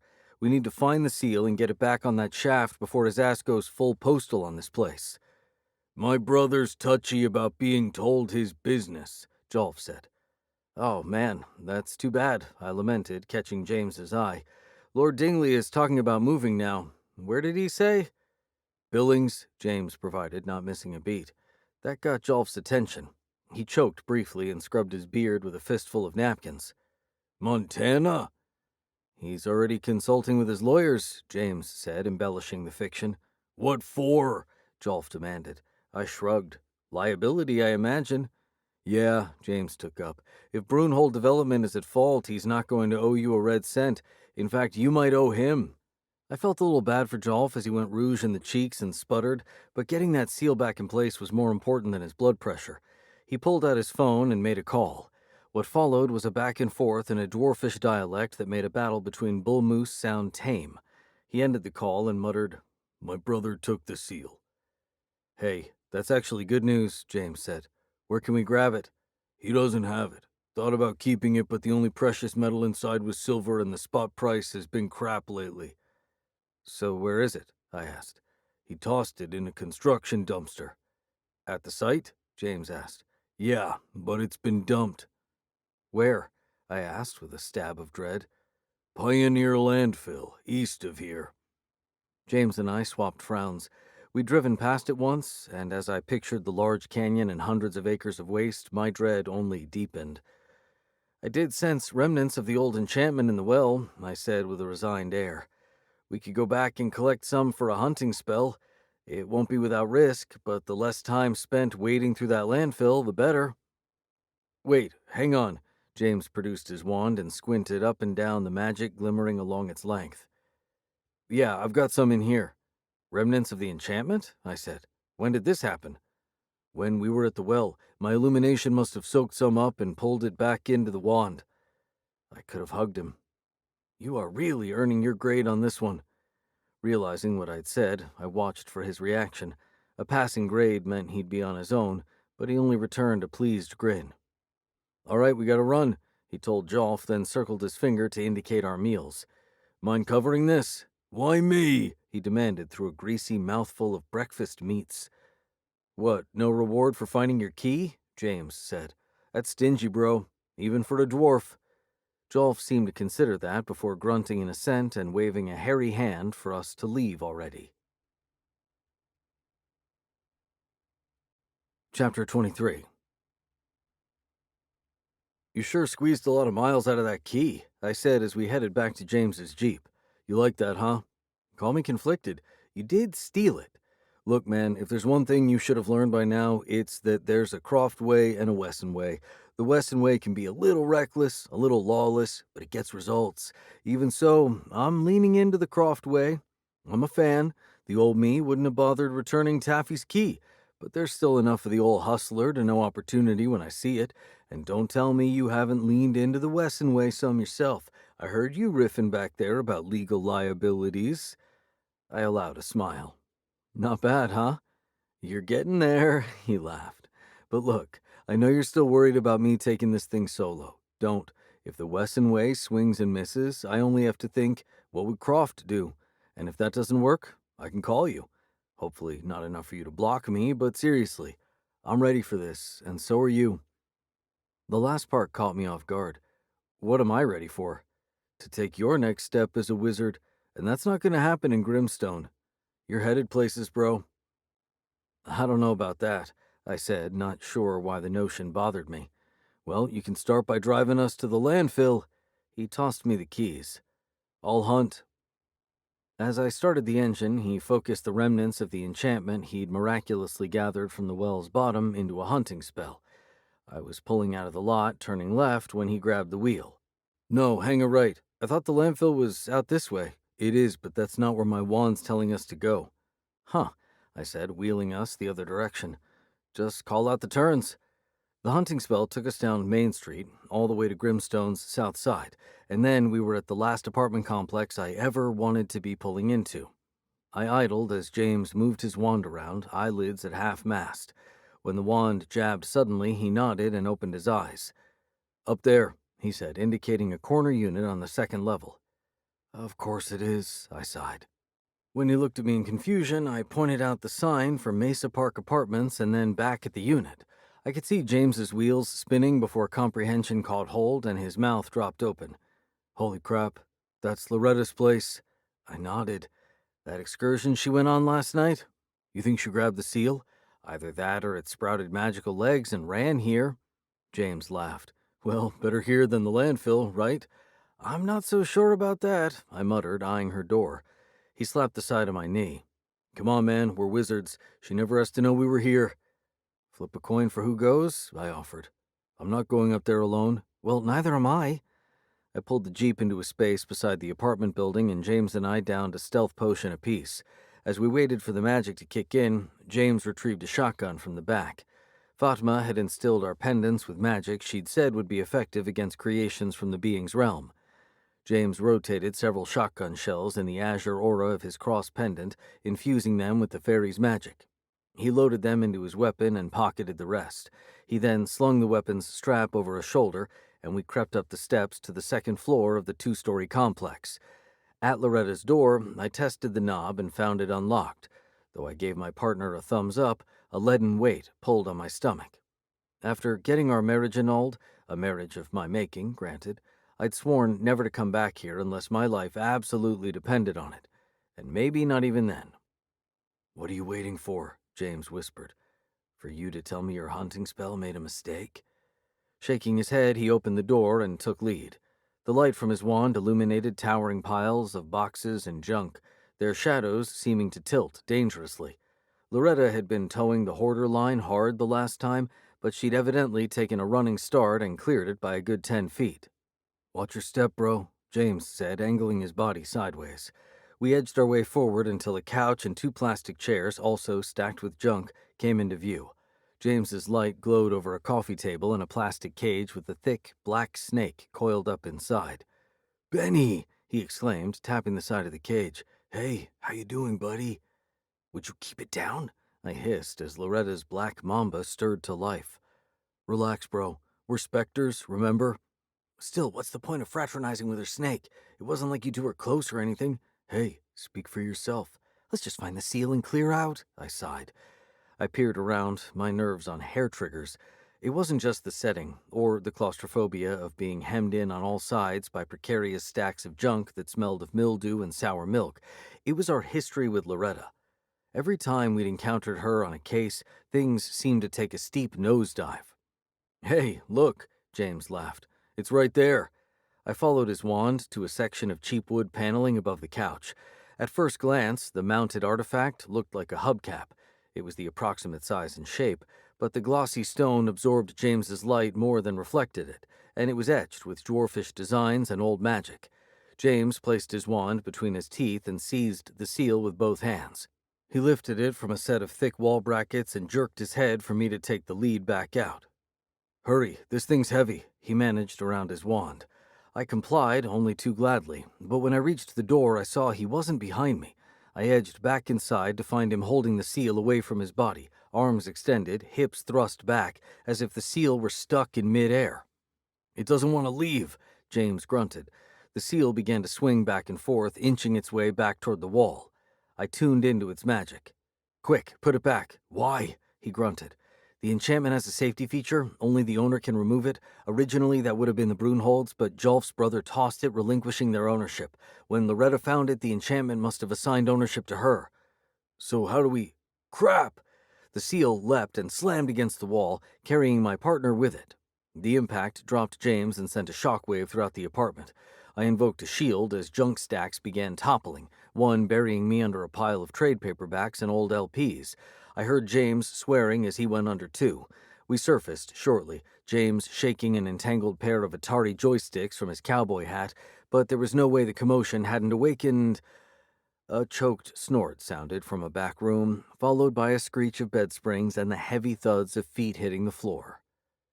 Loretta. What do we do? James whispered. I considered blasting my way back out, but we couldn't leave without the seal.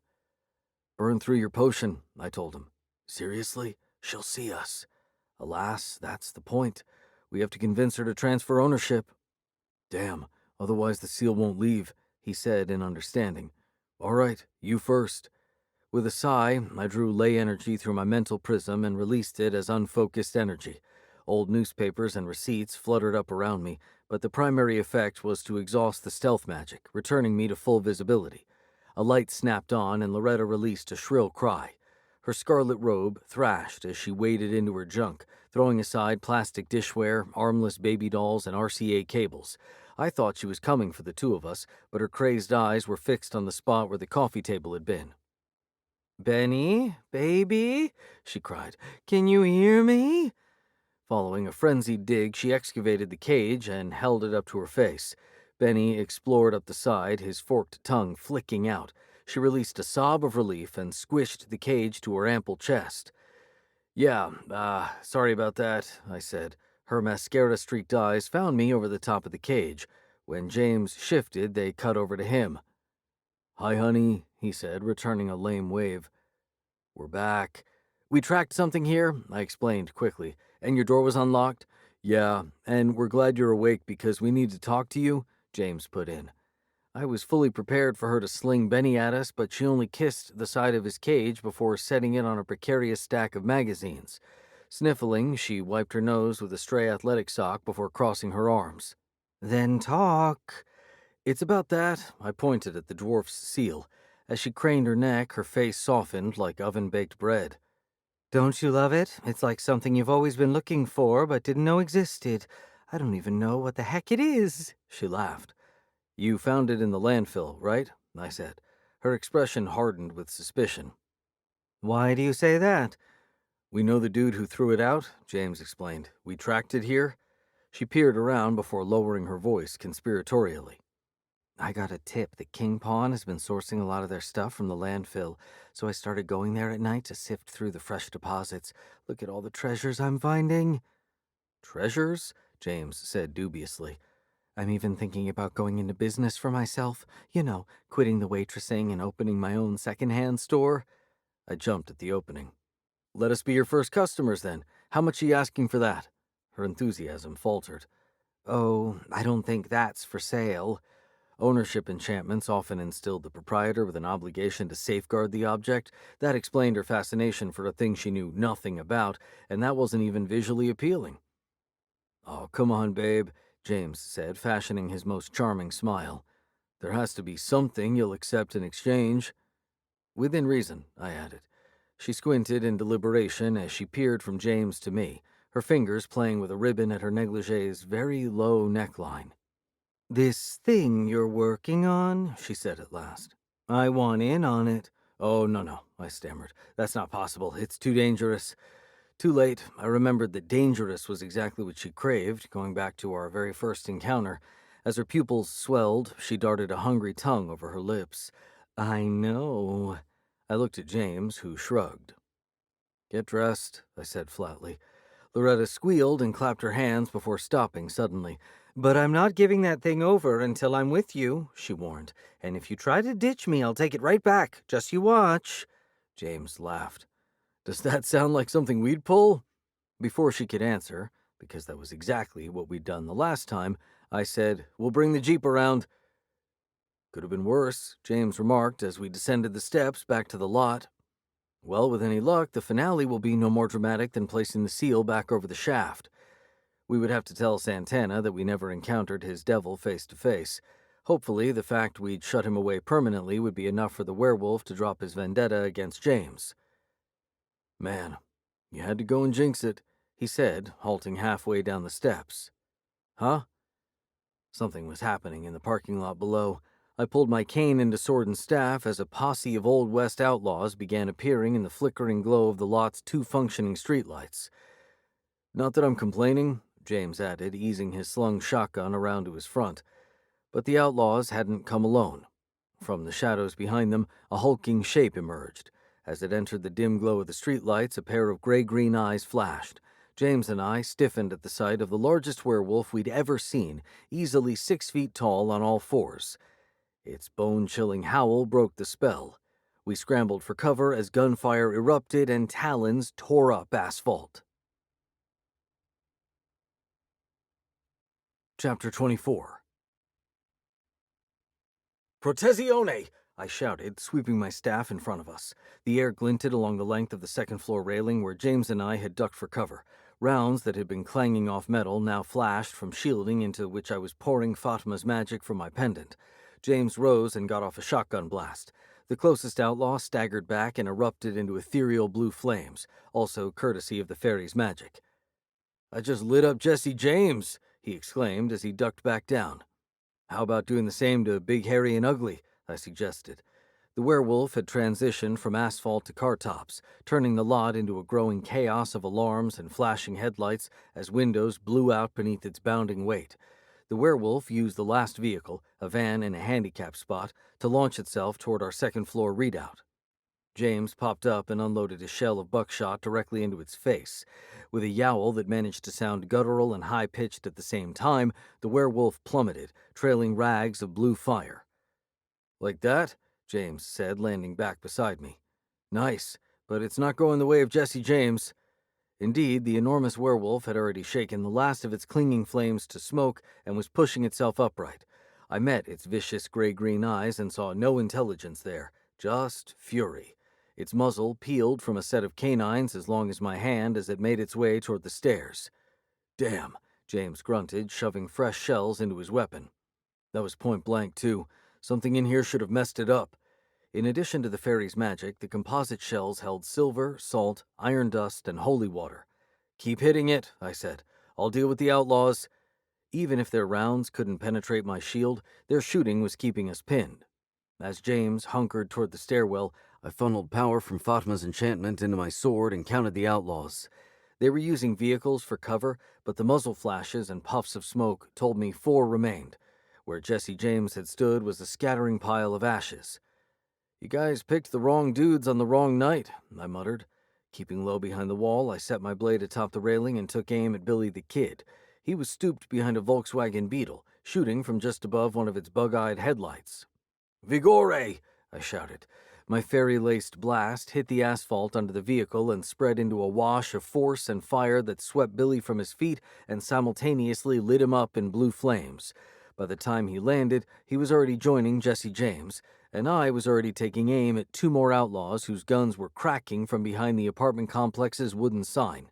My blast landed between Mesa and Park, snapping the supporting boards and pancaking the large sign over the shooters. Ethereal flames blew out on impact. The sign trembled and sank by degrees as those 2 outlaws disintegrated too. I grinned. A wizard could get used to this. James, meanwhile, had sent the werewolf back down the steps twice, but it wasn't staying put. I would help him figure it out once I dispatched the final outlaw, Belle Starr. She'd retreated into a grove of trees across the street and was taking pot shots with her rifle. I was deciding how best to flush her out when I heard a voice to my right. "You started without me?" Crap, I'd forgotten about Loretta. She was standing in her doorway in what could have been concert-going attire. Shredded jeans, a black leather jacket, and a midriff-bearing top that was fascinating in all the wrong ways. Rolls of belly rearranged themselves lazily as she adjusted the stone seal she was hefting, but her eyes were as large and energized as if she'd just won a backstage pass. "Get back inside!" I shouted. "No," she pouted. "You promised." When she took an insolent step forward, I swung my sword over and released a tamped-down version of my gathering force blast. It caught her in the midriff, sending her stumbling back. I felt bad, even if it was for her own good. My next blast slammed the door, and I fashioned a quick locking spell to seal her inside. "How we doing?" I called to James. "Just wasting ammo at this point," he grumbled, firing another blast into the stairwell. The werewolf tumbled into the parking lot and scrabbled to its feet, its eyes blazing above a scored muzzle that had grown nice and frothy. Hopped up on rage and no doubt hunger, the werewolf stalked back and forth, its talons dislodging chunks of sidewalk as it searched for an opening to our level. "Why isn't it burning up like the others?" James demanded. "Maybe it's not a manifested form like them," I said, working it out as I spoke. "The being may have created it from Santana's rib." "Great, a werewolf Eve," James muttered. "Then shouldn't it be reacting to silver?" I thought about that. The only part of it that was 100% werewolf was the rib, James said, coming to the same conclusion as me. "Yeah, that should be its weakness. Just have to put some silver through it." "On it." James swapped his shotgun for his 6-shooters. "Which rib?" I brought up Santana's scars in my mind's eye. Which one had he gripped when he'd told us about having it cut out?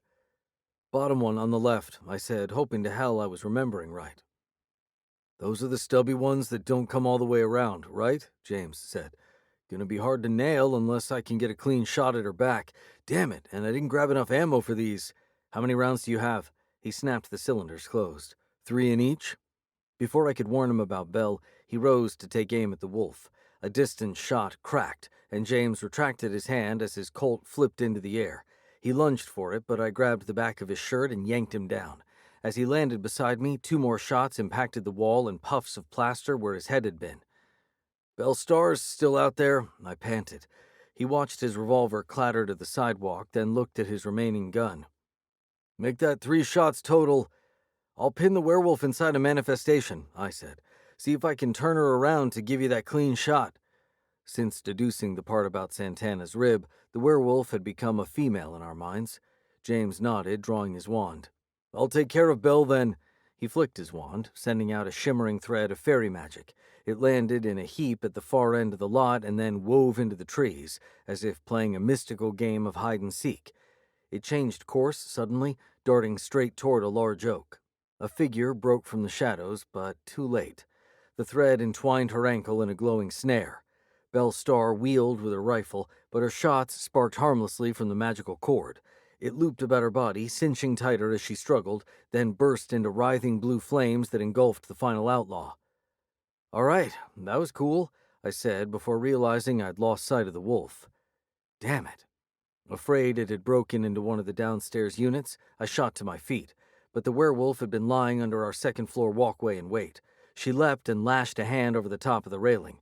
I shouted and backpedaled, but not before the tip of a talon ripped a line of buttons from my shirt. "Respingere!" I shouted. The protection I'd built across the railing released with a bright pulse, knocking the werewolf away. She must have raked her other claws across my shielding, because I doubled over as if I'd been soul-flayed, the pain in my stomach bright and hot. I fought to maintain the shield as I hit the wall behind me. "Bro, what happened?" James asked, helping me to sit. "She attacked me through my magic," I grunted. "I'm not going to be able to trap her." "We'll need to negate her magic then," he said studiously before breaking into a grin. "And I've got an idea." "What's that?" He covered the werewolf with his shotgun one-handed while fishing out his phone and thumbing a call with the other. "You'll see." "Can't wait." His sudden enthusiasms always made me nervous. "Hey, buddy," he said brightly when someone answered. "How's the air down there? Listen, I'm calling to come clean about something. That key I returned at breakfast, I actually pilfered it from your jacket yesterday." James waited out Jolf's predictable outburst. "That's right," he continued, "but it's not like you can do anything about it." Another prolonged fit of shouting, during which James casually blasted the stalking werewolf again. "Yeah, that's what I thought," my partner said into the phone. "All bluster and no battle." "Really? All right, cool. I'll be waiting here at Mesa Park Apartments." "That's right, tough guy. South side. And if you're not here in 5, I'll make sure everyone in Grimstone knows you ducked and ran." As he ended the call, I shook my head. "The key that keeps on giving, huh? Hey, I came clean. I thought you'd like that part. He's on his way, with Bergschlager." "Who's Bergschlager?" "His warhammer. It'll bust up her magic, but good. We just have to keep Miss Rabies Face occupied," he said, sending another blast into the werewolf. Jolf arrived within the 5-minute window. As the werewolf swung toward the sound of his revving engine, James lined up a shot with his revolver and squeezed. The werewolf reared back as the silver round tore through her side. Her ragged howl and the burst of smoke gave me hope, but James shook his head. "Wasn't clean," he said, taking aim again. "2 rounds left." The werewolf scampered behind a fenced-in dumpster area as Jolf's yellow Hummer vaulted over a curb and into the lot. The dwarf jumped from the driver's side, his warhammer's leather-bound shaft in one hand, the massive head palmed in the other. "Wesson!" he thundered. "Where are you, you dirty pickpocket?" As he stalked toward the apartments, he peered around the lot-turned war zone. I'd sent a wave of magic through the vehicles to short out their blaring alarms. The last thing we needed was residents pouring from their units. But the lot was a mess, with cars shoved every which way and glass glittering over asphalt. I looked nervously between Jolf and the dumpster area, where I could make out the wolf's hunkered form through the slats. Her low growl rumbled like distant thunder. When it climbed an octave, James rose into Jolf's view. "Hey, look out!" he shouted, pointing at the werewolf. Grunting, the dwarf wheeled and swung Bergschlager with both hands. It met the wolf's jaw with a resounding crack. Dwarfish magic boomed from the impact, sending the werewolf tumbling ass over end and the surrounding vehicles skidding out further. But Jolf wasn't finished. He bustled over to where the she-wolf struggled to right herself, ropes of drool swinging from her skewed jaw. As she gargled a growl at him, he leapt and brought the hammer down between her shoulders with a sickening crack. The blow flattened her, splaying her legs out awkwardly. As Jolf landed 2 more blows, James hurried down the steps with his revolver. "It's cool, man," he panted, arriving beside the dwarf. "I can finish her." When Jolf looked over, I tensed, worried he would turn the hammer on my partner. But he shuffled back, more in bafflement, it seemed, than anger. James took aim and fired. The composite round tore through the she-wolf's back, releasing a geyser-like fount of smoke. James and Jolf reeled away to avoid the steaming fallout as the werewolf shrank, its remains reducing to a thinning mat of bloody fur. Finally, only a single rib bone remained. Straightening, James flashed a victorious grin. "Pretty badass, huh?" he said, gripping Jolf's shoulder. The dwarf allowed a gruff chuckle as he peered from the rib to the dispersing cloud of vapor. Then, seeming to remember his errand, he wheeled on James. "You stole my key, you scoundrel!" "I did, and I am, but allow me to explain." As James launched into a charm offensive, I released the locking spell on Loretta's door. She'd apparently been fighting with it the whole time, because it cannoned open and she stared at me with dark contempt. "Coast is clear," I announced. "That wasn't the deal," she said, punctuating each word with a stomping step. "Look, I know, but those things came for that seal you're holding. They would have shot or slashed you dead, probably both." I braced for her to clamp the seal to her chest possessively, but her lips twitched up at the corners. You're bleeding," she said. "Huh?" I followed her gaze to the stomach of my shirt, now featuring a bright red bloom. I lifted it up, eliciting more sounds of pleasure from Loretta. I'd thought the pain earlier had been the werewolf raking my shield, but judging from the nasty tears, it had been a delayed reaction to the razor-sharp talons that had evidently torn more than my buttons, meaning I probably could have trapped the wolf after all. Regardless, I needed to treat it with wolfsbane as a precaution. Hopefully my partner had some on hand. I glanced down to where Jolf was stalking him with Bergschlager while James fast-talked and backpedaled. "You're bleeding," Loretta repeated, this time with a delighted giggle. "Yeah, thrilling, but if you want to see more, you have to come with us." I considered taking her arm, the seal was too important, but the sight of my blood was incentive enough. When I took the lead down the stairs, she followed like a shark. By the time we arrived in the parking lot, I was surprised to find Jolf tossing his warhammer into his vehicle and climbing in after it. "What in the world did you tell him?" I asked James as Jolf gunned it from the lot. "I think beating on that thing took most of the fight out of him," he said. "But I also promised him a night out with me and a couple of lady friends. I may have embellished how much they're into dwarves."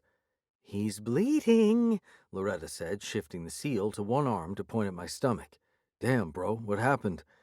When I told him, he came to the same conclusion. "So we could have dealt with the wolf ourselves?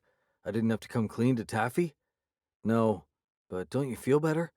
He gave it a moment's thought. "Not really, no. But come on, let's get that packed with wolfsbane. I've got some in the trunk." "Ooh, can I do it?" Loretta pled. Chapter 25.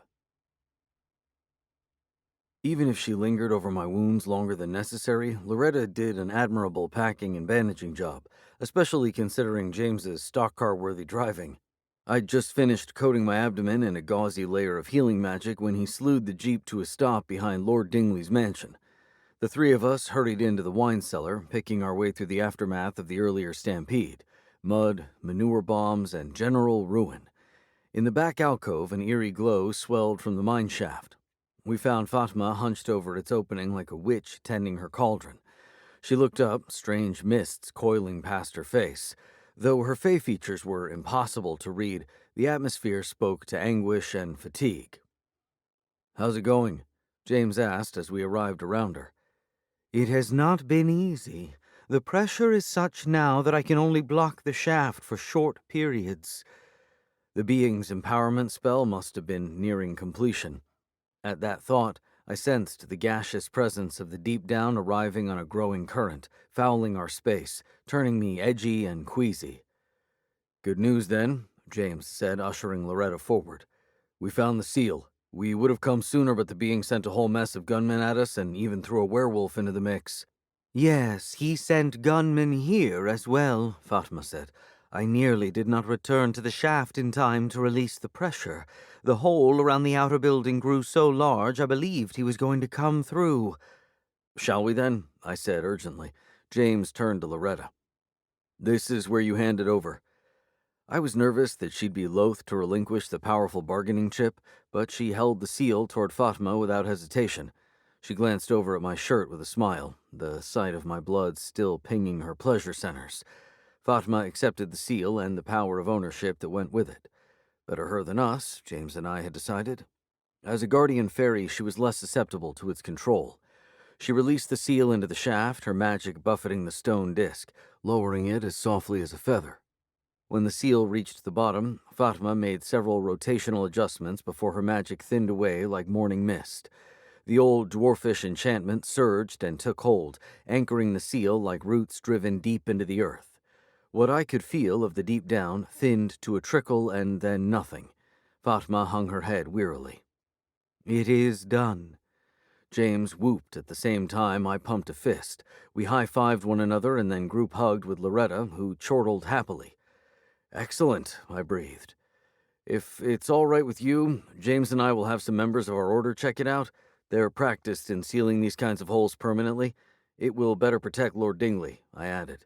The fairy nodded. "That will be acceptable." "Does that mean there isn't anything more that wants to kill you?" Loretta asked James and me, visibly disappointed. James snuffed a laugh and shook his head. "Did we ever figure out what in the hell the thing was in the first place?" I thought back to my conversation with whom I'd believed was a medicine man. "The crow can represent many things," he'd said. "What you face, what you hunt, even. When I pressed him, he mimicked me. You know what it is, you need to tell me." His words made sudden sense now. "A form of doppelganger," I replied. It explained its likeness to Lord Dingley, and it fit with the medicine man's riddle. He'd been telling me that the thing we hunted was an imitator. I just hadn't known doppelgangers to fashion other people's thoughts into things like outlaws and jackalopes. But there was a rare being of the below that could. "Yes, an animage," Fatma said. I wheeled on her. "You knew this whole time? Why didn't you tell us?" "Because naming a thing can bolster its power," she said, dipping her eyes. "Especially a thing of which you are already afraid." Isn't an animage a doppelganger on steroids? James asked. Yeah, I blew out my breath. In fact, they're believed to be the progenitors of doppelgangers. If a doppelganger had a god, it would be an animage. We were lucky. Very, very, very lucky. The fact it had mimicked Lord Dingley's appearance and mannerisms, as well as given form to his fascinations, was only the tip of what an animage could do. It could also claim that person's soul. The only reason it hadn't succeeded in this case was thanks to Fatma. But having already locked on to Lord Dingley, it became hell-bent on scaling the wall between our worlds to get to him. That explained the spell work, something else they were known for.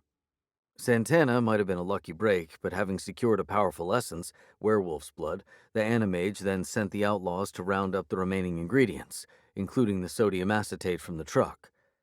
As I shared all of this with James, he nodded. The spell would have given this animage the final power boost it needed to claim Lord Dingley's soul and blow into our world like Old Faithful. That's right, I said darkly. Because once here, the being who had taken on Lord Dingley's likeness would have gone on a soul-feeding frenzy to further empower itself, and animages were greedy, even gleeful killers, especially when it came to humans whom they despised. To this point, we'd been dealing with a nebulous threat, but knowing what it was, knowing its name, introduced a shimmering level of horror to the whole show. It also explained Santana's fear. Though an animage wasn't a devil, it was close enough. And with this one's ability to mimic anyone, it would have been hell to track down, much less end. Who knows how many souls it would have claimed? Fatma had probably been right not to tell us what it was. Well, how about we count our blessings with a round of tall boys and, James started to say, but a deep snap cut him off. The sound ricocheted up the shaft, prompting us all to look down. An electric bite filled my mouth and gripped my heart. The seal had split in half. The old magic stretched like taffy, straining to hold on. Fatma sent a spiraling wave of her own magic down the shaft, but then withdrew with a sharp gasp. I caught her before she collapsed to the floor. What's happening? It is the animage's spell, she said, her slight body shaking in my arms. He has used it to damage the seal. Had the animage gathered the power of his spell and released it as an attack, much as I often did with my shield invocations? If so, it would have cost him spell power, which bought us an opening. I straightened, screwing up my focus and will against the sick, spewing plume from the animage's realm. Do you have any ingredients to weaken a doppelganger? I asked James. He cast his eyes to the left in thought before nodding and pointing at me. Activated coal, but it's back at my trailer. That was known to disrupt a doppelganger's mimicry mechanism. From there, decapitation or incineration would do the rest. Okay, good. For an animage, though, we'll have to hyperactivate the coal so it really packs a punch. A refining spell? He suggested. Yeah, that should work. We'll need to weaponize it, too. James grinned. Come on, man. Look who you're talking to. Can you do all of that and meet me at the outbuilding? You think that's where he's going to come through? I know that's where he's coming through, I said, because I'm bringing him out myself. James's brow furrowed. The hell are you talking about? I turned to Fatma. I need you to obstruct the shaft again. Hold it long enough to open the hole around that outbuilding. If Santana had made the jump between realities, so could I. Bro, James said, seizing my shoulder. I need to know what you're planning. I'm going into his realm before he finishes that spell, I said, and then I'm going to bring him back here. Fatma will close the hole behind us. Absent the spell and without home field advantage, he'll be weaker, and that's where you're going to nail him with the coal. Nah, man, we're a team. I'm going down with you. As much as I'd love the company, there isn't time. You need to get that coal and be ready, and Fatma needs to manage the pressure. Then let me go, he said. You're more skilled with weapons, not to mention a much better driver. I had him there, and he knew it. Just don't blow our zero death tally by getting yourself killed, he said. I held up 3 fingers, forming a shaky W. Wizard's honor. Now get out of here. Chapter 26.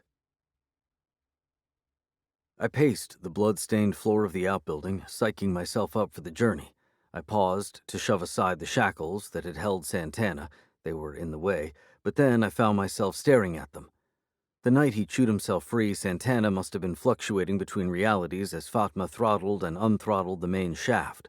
With his head covered and insane with pain, he hadn't noticed. He escaped in the animage's realm and then happened on another hole back to this reality, out where the vulture shifter had led us. Santana had gotten damned lucky, in other words. I needed my trip to go better. I heard James's Jeep turn off the long driveway and pick up speed. It faded to a lonely drone in the distance that soon thinned to silence. It was the first time we'd been apart on this case, and I felt not just the loss of camaraderie, but the separation of our magic. That was okay. It was only temporary. At one time, I might have doubted James's ability to come through, but now I trusted him fully. If you ignore the troll job. I cursed the intrusive thought, but it held merit. What if he went off script again when we could least afford it? I looked over at where Fatma was fashioning an enchantment. With the Animage's attack on the seal waning, she had managed to obstruct the main shaft again. We were just waiting for the pressure to overcome the layers under the outbuilding. Meanwhile, the light around Fatma's hands glowed an ethereal blue that lit up her eyes and radiated from her porcelain face. She compressed the light suddenly so that it shone only in her left hand, then closed her fist around it as she approached me. "This is for protection," she said, touching two of the fingers to my coin pendant. The light circled my family's symbol and then seemed to embed itself deep in the metal, where it pulsed gently. "This is for perception," she said, the light turning a fall orange as she touched the space between my eyes. My wizard's vision opened up, dazzling me with sudden lines and patterns, but as they softened, they were haloed in her magic. When I shifted back to my normal sight, the halos remained. "It will help you discern truth from lies," she explained. "The Animage is very deceptive." She must have instilled the cowboys with some version of the same enchantment, enabling them to see James and me when we'd trespassed the night before. "And this," she said, opening her palm to produce a small orb glowing with the white light of a guiding star, "is to lead you back here. It will go where you go." As she placed it on a shelf, I found myself deeply moved, even though I knew her aid was ultimately to help Lord Dingley, the one she served. "My magic is more effective against this being than is yours," she said. "When he is before you, focus this into an attack." Her fingers returned to my pendant, where she'd instilled the blue protection. "It will disrupt his deceptions. You must be certain it is him, though, because I cannot replenish it from my side. You must also be quick. The enchantments will not last long, and when the orb fades, you may become truly lost." "Great." I forced a smile. "Okie doke." She withdrew to the door, then hesitated. "I encountered an Animage once." "Oh yeah?" I said, hoping for a valuable tip. "How did it go?" She drew her gossamer dress from her shoulders and turned so that I was looking at the curve of her upper back. It was as preternaturally smooth as the rest of her, except for the pitted scars between her shoulder blades. "I had wings once, when I was very young. Though I was no threat to him, the Animage pulled them off for his amusement. This is the evil you face." "I'm very sorry," I said, my voice growly with rage as I tried and failed to block the image from my mind. Fear riffled my thoughts as well, because if I failed, what would he see fit to do to me? Fatma restored her dress back over her shoulders. "I must return to the well. Go carefully, Everson Croft. You will pass over soon." I wasn't crazy about her choice of words, but I nodded and returned a thumbs up. As the door closed behind her, I felt the growing presence of the Animage's realm. The air became humid, fouler, harder to breathe. A deep chill shuddered through me, making my stomach convulse. To give me something to focus on, I separated my cane into sword and staff. I rehearsed the invocations in my head, the ones to break up his spell, and the ones to pull him back into our realm. "This is it," I said between practice thrusts. "Be ready." Before I was truly ready, though, the realm closed around the outbuilding like a gas-filled sack. A feeling of inversion followed, the world being flipped, and I was suddenly standing in an actual torture chamber. My breaths fogged out of me as I faced the contraption Santana had described. It looked like an iron bed frame, but there was a top and a bottom with interlocking metal spikes and a thick, rusted hinge. On the stone floor underneath, there wasn't just blood, but whole hanks of wolf hair and chunks of flesh. "Holy hell," I breathed, backing away. Indeed, it made the shackles in the outbuilding look like a child's toy. The room itself was a dank cell, like the kind you'd find in a medieval dungeon. A cart parked near the bed was scattered with bloodied blades, old pliers, a pair of saws. the instruments used on Santana. A dull grayish light that seemed to come from nowhere and everywhere glimmered from the room's slick surfaces. When I held my breath to listen, I heard what Santana had described. Or rather, I didn't hear it.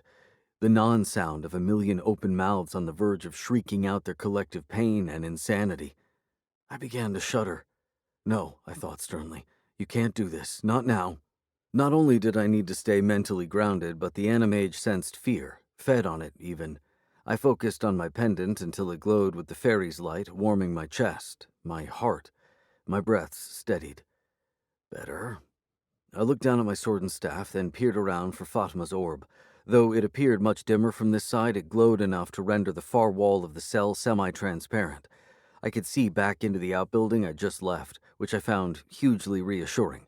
When I moved, the orb and shelf where Fatma had set it moved too, warping the cell's walls, coming with me as she'd promised. She also said, "Your time's limited," I reminded myself. Get moving. I hurried toward the cell's thick wooden door.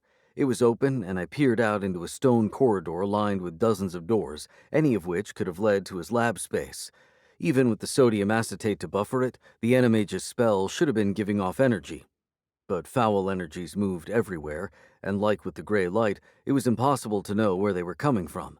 I focused between my eyebrows on Fatma's perception enchantment until orange halos grew in my vision. They shifted before gathering around a door at the far end of the corridor. Found you. Slipping from the cell, I hurried forward. I couldn't help but notice that Santana's blood trail splashed off in the other direction. As I adjusted my grip on sword and staff, I eyed the passing doors, some of them ajar. I was wound so tightly that had one of them flung open, I would have screamed. I peered back at the white orb, still following, still showing me the hole back to the outbuilding. When I reached the far door, I stopped and pressed my ear to the wood. Unlike the rest of the dungeon, it was warm and pulsed with the unmistakable presence of magic beyond. When the halos indicated no traps were present, I shifted my staff to my sword hand and gripped the metal handle. I rehearsed my moves a final time, eased the door open, and peered into something very unexpected. The library lodge of Lord Dingley's mansion. A fire crackled in the stone hearth this time, the room's wooden surfaces radiating its warmth and soothing light. But when I peered back, the bleak corridor remained. The room was just another realm the animage had fashioned from Lord Dingley's thoughts. "Are we having a laugh yet?" a jovial voice asked. A plush chair swiveled from the hearth to reveal Lord Dingley nestled in its silky cushions, dressed in a thick, crested robe and leather slippers. But though he sounded and looked like the man, with his rakish hair and endearing smile of crooked teeth, there was something off about him. The eyes, they were large like Lord Dingley's, but they lacked the man's soul. Fatma had thwarted the animage's efforts there. Come in," the impostor said, gesturing with a snifter of cognac to the couch opposite him. "Where's your friend?" I ignored him and looked around. The fairy's sight was throwing all kinds of signals. The spell was close, but the animage was concealing it. And was this the animage sitting in front of me, or just another of his creations, like the outlaws? If the latter, I'd be wasting Fatma's attack on him, while also losing her protection. At that thought, I spun, sure I'd find the actual animage creeping up behind me. The impostor laughed. My, we're jittery today." "You can drop the whole Dick Van Dyke shtick," I growled, my temper getting the better of me. But better anger than fear. "I know you're not Lord Dingley." "Good, because if there's one thing I despise, it's deception," I snorted. Clearly. I moved around the room as if doing so might give me better reception. The match to Lord Dingley's place was uncanny. I passed the framed photos that included portraits of the old outlaws. On the wall of mounted heads, the jackalope was prominently displayed, its velvet eyes seeming to follow me. If the impostor was concerned with my search, he didn't show it. He took another sip of cognac and sighed. Of course, the whole point was probably to buy the animage time to complete his spell. Time I was handing him. I peered back. Was it my imagination, or was Fatma's orb getting dimmer? "It is growing late," the likeness of Lord Dingley said matter-of-factly. "Can I help you find something?" I honed in on a floor-to-ceiling bookcase where the orange halos seemed to gather now. Ah, yes, there's a secret release in there, he said. A little silly, perhaps, but I do love hidden rooms. So mysterious. It's the third shelf up, second book from the right. Yes, that old one there with the black leather cover. I read the title on the binding and stiffened. Liber Animarum, Book of Souls. The book had belonged to my grandfather. It had been my literal introduction to magic, which meant the Animage had gotten a fingerhold inside my thoughts. I concentrated into my coin pendant until the fairy's protection glowed blue. Slender, tendril-like infiltrations, even more disturbing for the fact I hadn't felt them, withdrew from my head. The book became an encyclopedia of John Wayne movies. "Go on, give it a pull," he said brightly. Was he bluffing, sending me into a dead end, or worse, a trap? One that would land me in a nightmare device similar to Santana's? But the fairy's sight continued to indicate something powerful beyond the bookcase, making me wonder now if Lord Dingley was double bluffing, telling me where the spell actually was in order to get me to reject the notion. Damn, I could really use James right now. "Here, let me show you," he said, pushing himself up from the chair. "Stay back," I warned, angling my pendant toward him. "Goodness," he said good-naturedly. "Have you forgotten you're a guest in my home?" When he kept coming, I gathered the fairy's power into the pendant, but then hesitated. This would be my one good shot at nailing the Animage, and if this wasn't him... He arrived beside me, took my hand, and placed it atop the book. "We may have to rock it a couple times to get it going," he said, his grip warm and gentle. "Just tell me when you're ready." Bluff or double bluff? What the hell would James do in this situation? I thought about the nature of a being who would pluck the wings off a young fairy. This was another game to him. It had to be. He was waiting for me to jerk my hand away so he could watch me flounder until my time was up and his spell was complete and he could reveal that the staging area had been behind the bookcase all along. He would want to see my horror and anguish up close, to feed off it.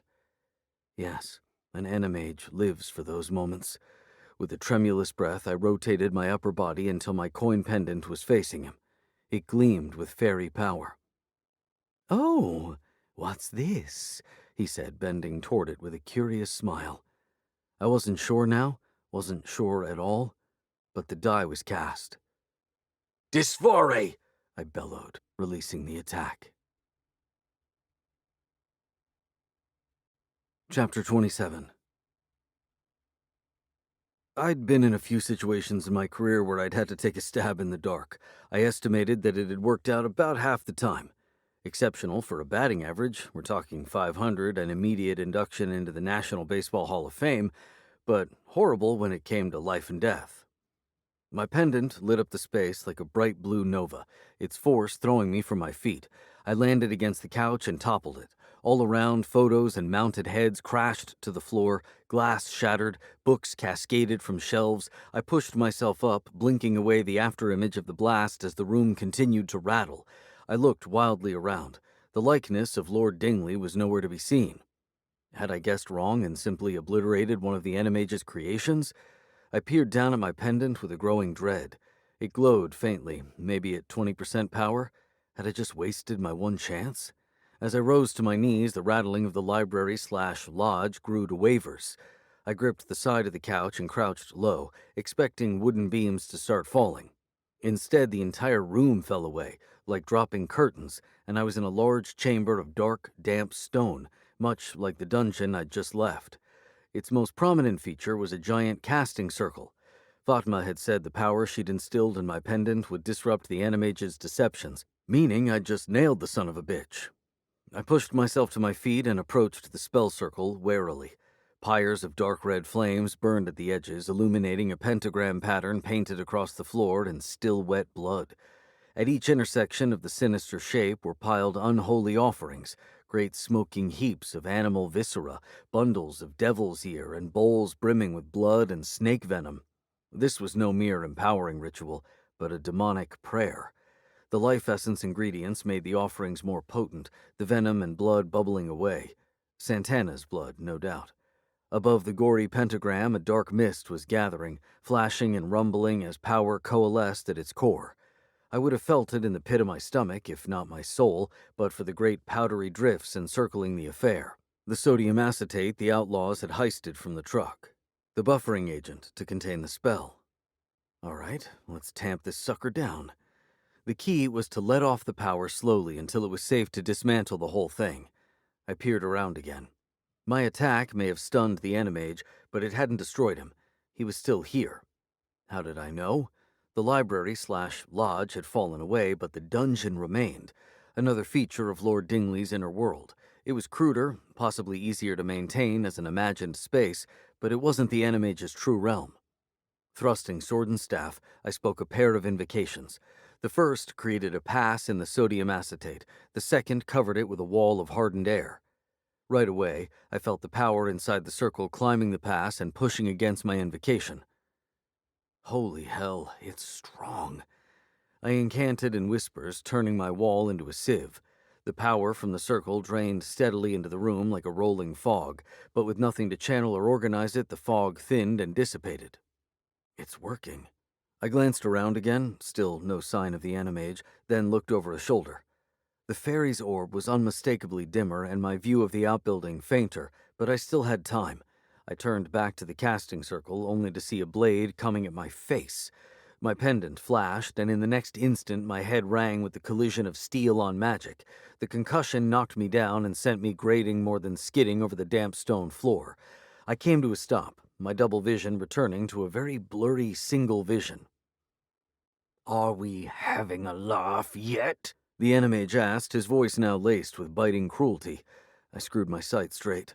The imposter's robe and slippers were gone, replaced by a menacing suit of plate armor that glinted in the dim light. He clasped a broadsword in one metal-encased hand, his once jovial face now hidden behind a tall helm, visored down, leaving only a dark slit that seemed to stare straight into me. Undaunted by the extra weight, he raced forward, sword overhead. I funneled the last dregs of fairy magic from the pendant into a final, desperate blast. The resulting flash was far weaker than before, the light quickly glimmering out. Between my initial strike and the burst of protection, the enchantment was all but drained. But it was enough.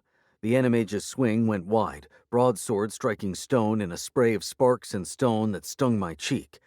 I threw myself into a clumsy roll, stumbling to my feet with sword and staff in trembling hands. The animage tossed the enormous broadsword to his other gauntlet as casually as if he were handling cutlery. I peered over at where my sieve-like invocation continued to drain the power from his circle in a steady plume. Not fast enough, though. And I still needed to disassemble the damned thing and somehow bring this doppelganger boss back to our reality. I glanced back at the fairy's guiding orb. Crap, it was really dim now. The likeness of Lord Dingley let out a shrill, grating giggle that raised my dander. Are we having a laugh? Vigore! I shouted, if for no other reason than to shut him up. But I should have thought twice before mixing magics. As the concussive blast erupted from my sword and washed around him, my vision tunneled and the dungeon room spun violently. I stumbled, struggling to stay upright. Just as had happened with his outlaw creations, my power was reacting disastrously with the animages. Still reeling, I caught the growing clank of armored boots on stone. Another shrill giggle echoed from inside his helm as light glinted from his raised blade. I'd exhausted the fairy's magic, and hitting him with more of my own was an obvious no-go. That left the empowerment spell. Grounding myself, I channeled every ounce of power to transform my sieve into an explosive. It detonated with an ear-numbing flash that sent the buffering agent billowing up into the rafters. The spell roiled up and crashed toward the breach. The armored animage spun to face it an instant before the raw energy slammed into him. The tidal wave hit me a split second later. I hurtled backwards, teeth gritted against the strain of invoking a shield as I was swallowed and spun violently. And then I was in the heart of the maelstrom, demonic energy clawing hungrily at my protections. I raised my sword, channeling power from its banishment rune into my shielding, pushing back against the piercing flames of damnation. The fire thinned to smoke, and I was flung, gasping, out onto desert sand. A brilliant night sky wheeled overhead.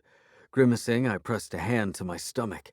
The violent ride had opened my wounds again, fresh blood warm against my fingers, while my shielding was scored down to nearly nothing. Otherwise, I was miraculously intact. I slid my sword into its cane sheath and clamped my free hand to my seeping injury. From my knees, I surveyed the desert terrain. I was still in the Animage's realm, Fatima's orb showing me the way back, but its light was guttering dangerously low. Once it went out, I'd be stranded here, directionless and vulnerable to the Animage's next assault. I hissed out a curse. I'd destroyed his empowerment spell, but I'd lost the damned Animage himself. I hated the thought of leaving him here to scheme another way into our world, but I was out of time. Grunting from the pain in my gut, I staggered toward the fading orb. The view of the outbuilding dimmed further, but I was going to make it. 10 feet away, something heavy stomped me to the ground, shattering the remnants of my shield invocation and pinning me. I rotated my head around and nearly screamed. It was the giant crow from my nightmare. Meaning the Animage is in my damned head, I thought desperately. And like with Lord Dingley, this crow is probably him. Ahead of me, the orb's light guttered lower still. A straining cry escaped my lungs as I fought to claw my way to it, but it was like being back in my nightmare. I was so damned close, I just needed more time. An idea hit me. It was a long shot, but I dug into a coat pocket until my hand closed around one of the tubes of encumbering potion James and I had prepared but never used. I uncapped it with my teeth and held it toward the orb, palm up, as though in offering. "Vigore!" I wheezed. The tube shot from my palm and through the hole where it shattered above the shelf holding the orb. Encumbering potions sprayed over everything. I stared until I was sure I wasn't imagining it. The orb's guttering was slowing. It actually worked. But I was still pinned under the crow's giant claw. With a nightmarish squeal of its wings, it flipped me over such that I was staring up the length of its menacing beak and into a pair of soulless black eyes. He wanted to stoke my fear into a tart buzz he could taste as he bolted me down, soul and all. I had another idea. Aiming my cane past my feet, I shouted, "Forzadora!" The prodigious blast that threw up a cloudburst of desert sand didn't rocket me from the crow's grip. It actually did me one better. It propelled us both toward the dimming hole, and then through it. Chapter 28. The passage back was bone-jarring, but the giant crow took the brunt. I was flung free, rolling across dusty ground as wood splintered and black feathers filled the air. I flopped to a rest, still clutching my cane. Squinting in the light of the pre-dawn, I took in the demolished ruins of the outbuilding. Made it. I pushed myself up, disoriented and half seasick, and peered around. No Animage, no James, just the outbuildings, a dirt yard, and the front of the manor some distance back. The Animage had released me from his talons, but there hadn't been time for him to escape back to his realm before Fatima closed the portal. No. Battered and drained, he was still here somewhere, trapped and likely in his true form. I separated my cane into sword and staff as my mind tagged potential hiding spots. My torn shirt was soaked with blood, but there wasn't time to apply fresh healing magic. We had the son of a bitch where we wanted him, and James would be here soon with the coal. It was my duty to contain him. Of course, easier said than done in my current condition. Tightening my grip on my weapons, I limped forward. "Bro!" James called, hustling from the driveway, a revolver drawn. "Is he here?" With a relieved breath, I indicated the remaining outbuildings with my staff, the best candidates. "Do you have it?" I whispered. "You know it, baby," he said, coming up beside me. "But you look like hell." I could have hugged him. "We'll worry about me later. Just be ready. I'm going to flush him out." I staggered forward, then stopped, already hating myself for what I was about to tell him. "And stick to the plan this time, all right?" It was a shitty thing to say, especially after he'd come through with the activated coal, but we might not get a second chance, like with the troll. I glanced back to assess the damage, but he only shrugged and nodded in a way that said, "Fair enough." His eyes didn't look so tolerant, though. In fact, they looked downright hostile. As I peered closer, the remnants of the fairy's perception gathered to tell me something. This wasn't James. The warning came a moment too late. His hand shot forward, gripping my throat and jerking me from my feet. I gargled inside the crunching, constricting pressure as I brought both hands to his, dropping my sword and staff. Damn it, this was my second time getting choked in Grimstone, and I still didn't have a good answer. When I failed to undermine his grip, I kicked, landing some solid shots to his stomach, but he only laughed. "I do believe I have my first soul." He still looked like James, save maybe for the stream of saliva running off his chin, but he didn't sound like him at all. This was something parasitic and evil, a class of being that ripped the wings off fairy children, harvested the bones of living werewolves, and bolted down the souls of helpless wizards.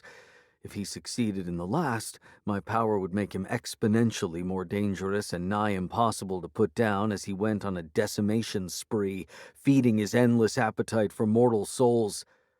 "Croft!" someone shouted. Through my watery vision, I saw the real James sprinting toward us, Gatling gun swinging in his two-handed grip. But before I could celebrate, the animage jammed the revolver against my temple. Only it was my own face leering back at me now, twisted around a repugnant grin. The animage had taken my form.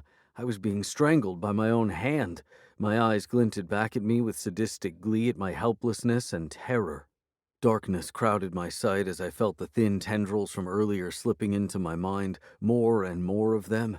He had my thoughts, he had my form, and very soon he would claim my soul. What was James waiting for? I pulled a hand free of the animage's chokehold and gestured frantically, miming a gun with my fingers. "Too dicey," he called. "Hang in there, man. Marge is on the way." Marge? What could Marge do?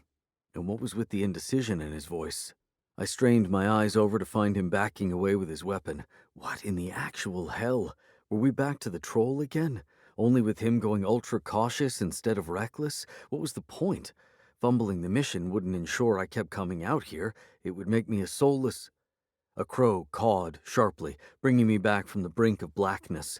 The last of the fairy sight eddied through my vision. Whimsical orange halos highlighted the animage, and I picked up my own magic, pouring off my body like steam.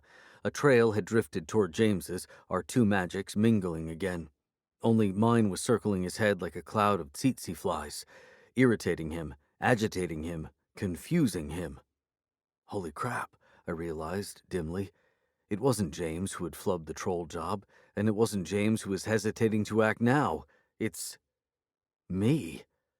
Through sheer stubborn will, I concentrated, breaking apart the cloud discombobulating my partner. His aura tightened and glinted with determination. He squared his stance, taking aim once more. That was more like it. "Eat coal, you Grinch-acting mother!"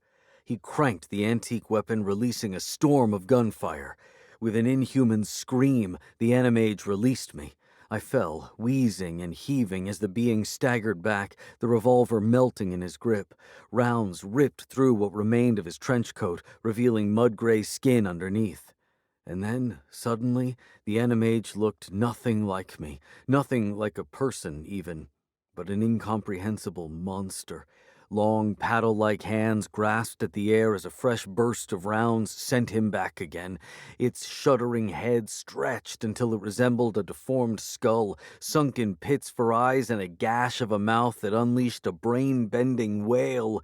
This was the animage's true form.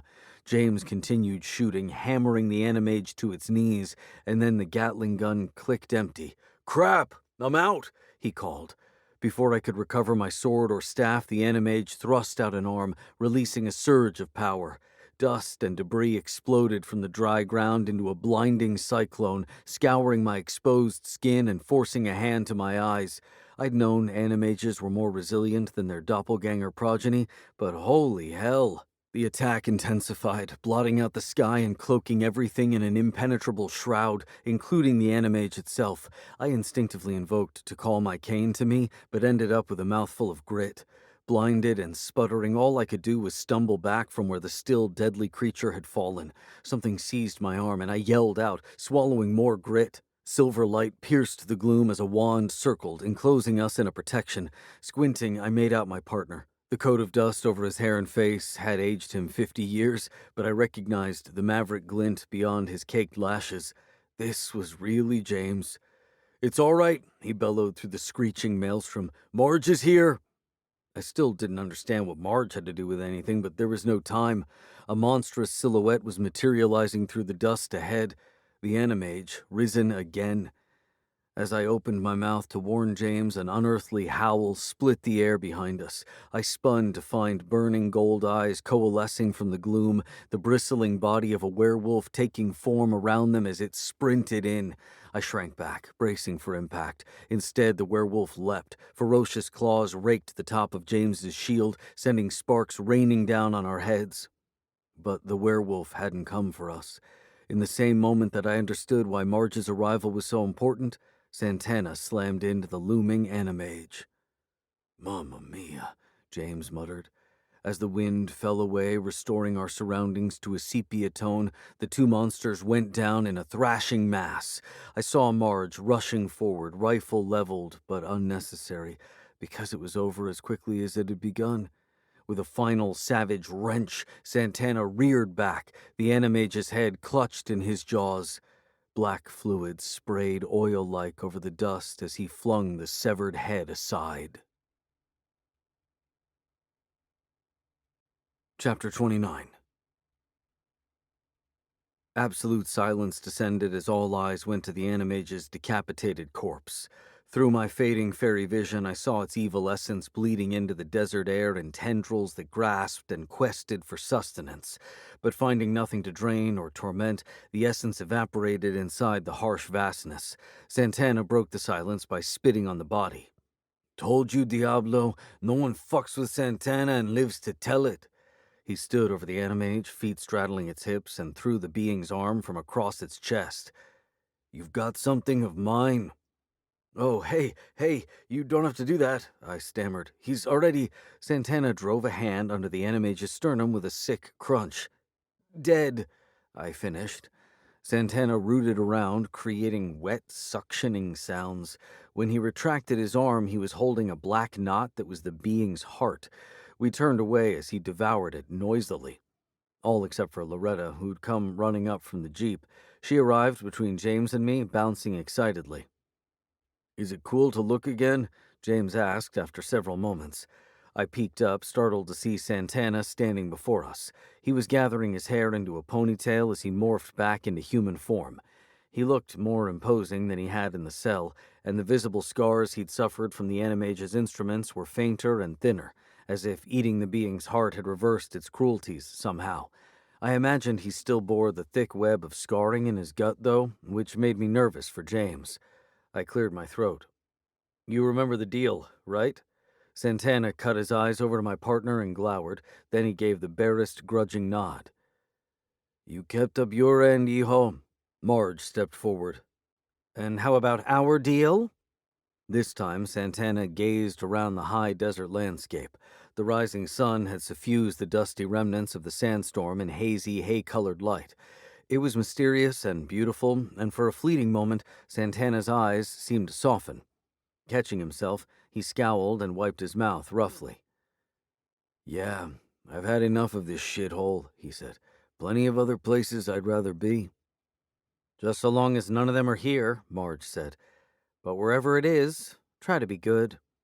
He made a gang sign, slapped his chest tattoo twice, and flashed a gold-plated smile. "So long, cabrons." James and I nodded. Though I abhorred the idea of him out in the world, we did have him to thank for getting ahead of the threat, even if it came purely from his survival instincts. I supposed the best we could hope for was that he would impose some sort of order on a lawless drug zone somewhere. "Oh," Loretta sighed, prompting us to look over. I had half expected her to go running after Santana, the ultimate killer, but she remained transfixed on the animage. A gray gas lifted from where its physical remains were disintegrating into the ground, eliciting another contented sigh. She was getting to see death and decay up close and in sped-up time. Her endorphin levels must have been off the charts. Santana sauntered down the dirt driveway.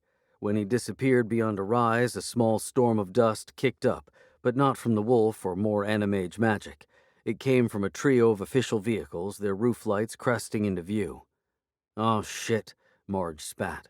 The Clanton County Sheriff's vehicles pulled around us. Deputies appeared from two of them, aiming rifles at James and me. Sheriff Turner took his time getting out of the one directly in front of us. He looked like he just dressed for the day, his tan uniform holding enough starch to stand under its own power. He came weaponless, straightening his hat and polishing his bronze star with a stiff cuff. "What the hell do you want?" Marge demanded. "I'm taking these two fugitives back into my custody." "Oh, get off your high horse," Marge said. "No one here's pressing charges." "Doesn't change the fact they unlawfully escaped." I could hear the distaste in his voice at having to admit that. No doubt a first during his tenure as sheriff. "Anyway, look where we are. You don't have any say in the matter." "Yes, look where we are," Marge said, indicating the animage's remains. She waved Loretta to one side to give the sheriff a better view. "Do you have any idea what that is?" He trained his aviator shades on it.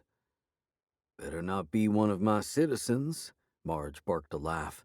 "I can't tell if your ignorance is deliberate or just God's joke on the rest of us. It's a monster. And if these two hadn't have stopped it, it would have sucked the soul out of every damned fool in Clanton County, including the biggest fool of all." She stared directly at him.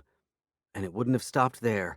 Your problem would have become our problem, and then all of Colorado's problem. If you had half a brain, you'd be pinning medals on these two for saving your butt." "Aw," James said. "That's the nicest thing you've ever said about me." "If even a quarter of what you're claiming is true," Sheriff Turner said to Marge, "how come I didn't hear about it?" "'Cause they did their damn jobs!" she shouted. Sheriff Turner glanced over at his deputies with a knowing smirk before peering skyward. "I think you've been spending too much time in the sun without your hat, Miss Jackson." "Oh, and another thing," Marge continued.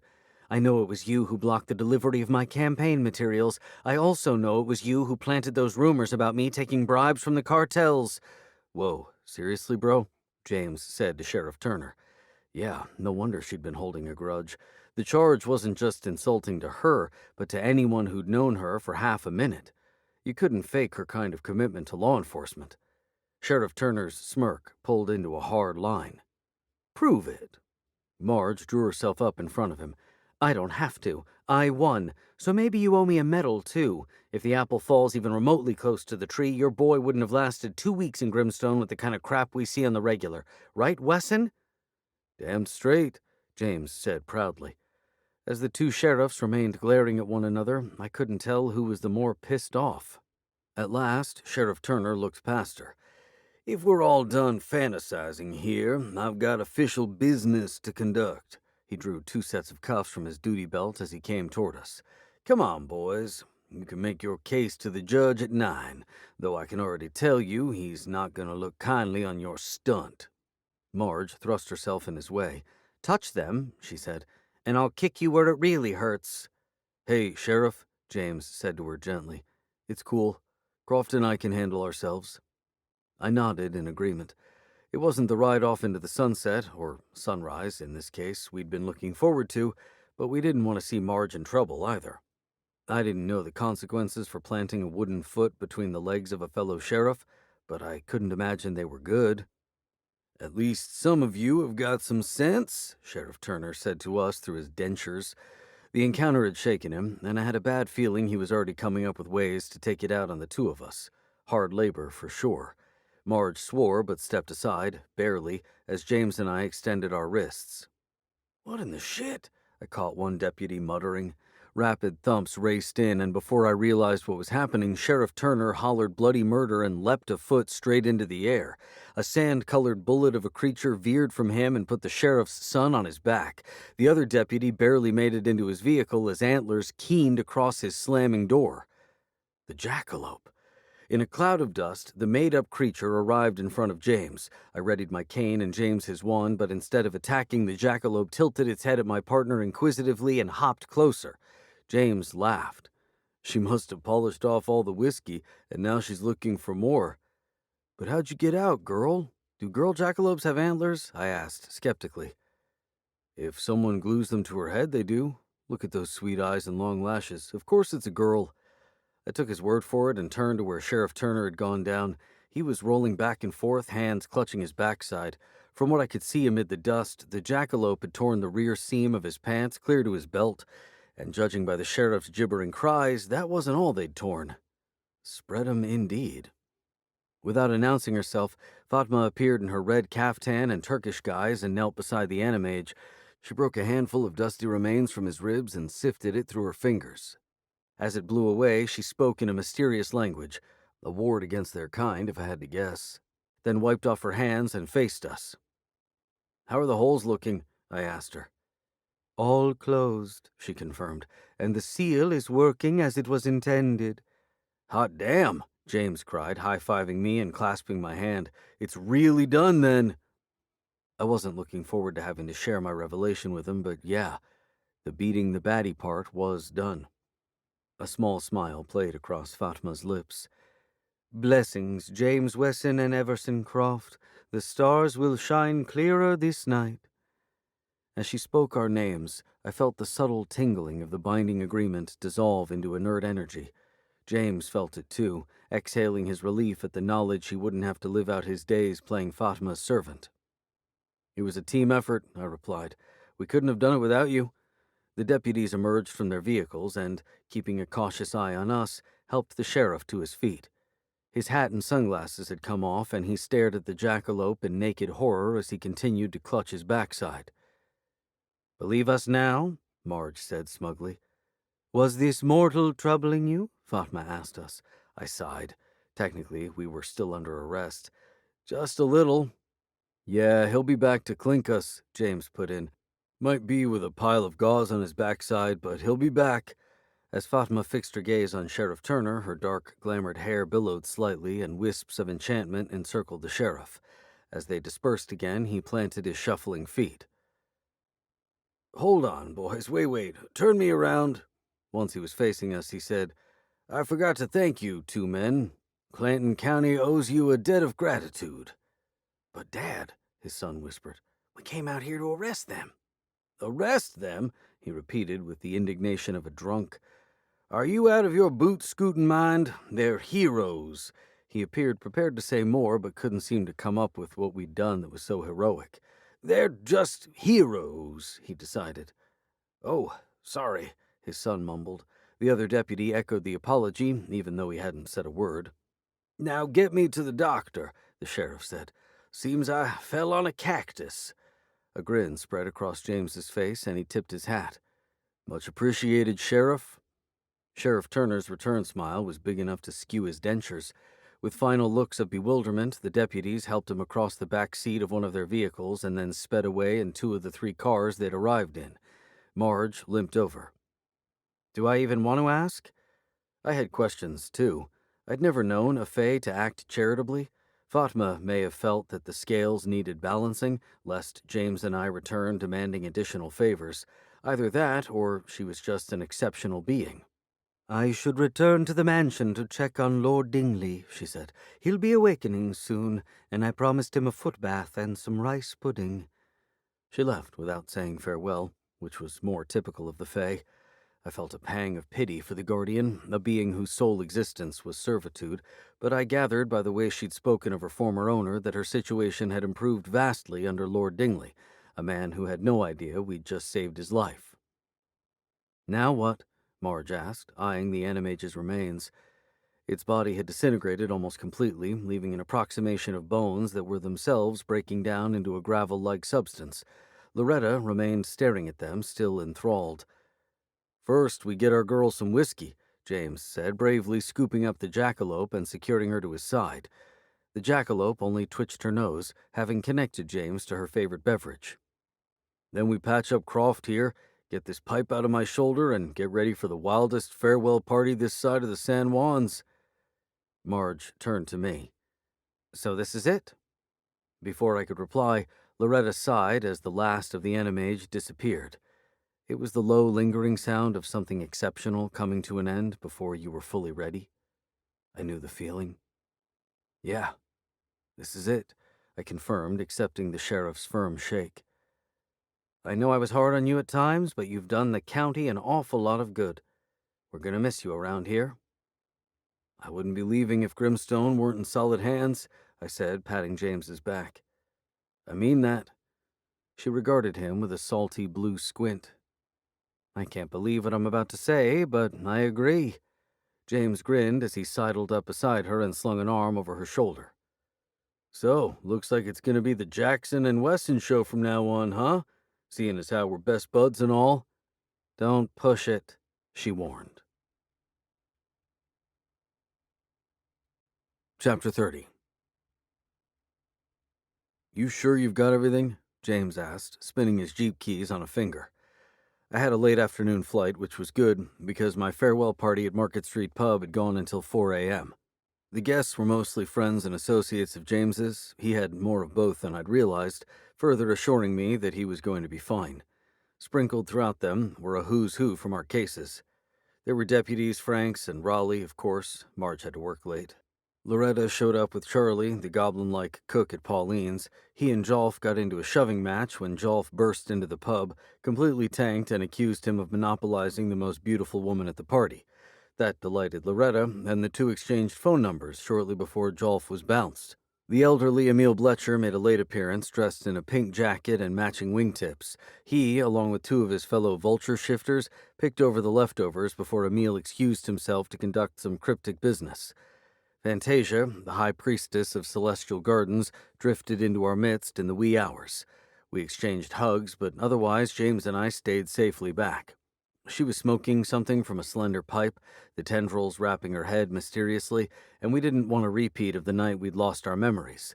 I did happen to catch her recruiting Dr. Bachman to her Thursday night cuddle club. Ironically enough, he was the toxicologist who had ID'd her substance in our systems. The one notable absence was Myrtle, the librarian, which I know let James down a little.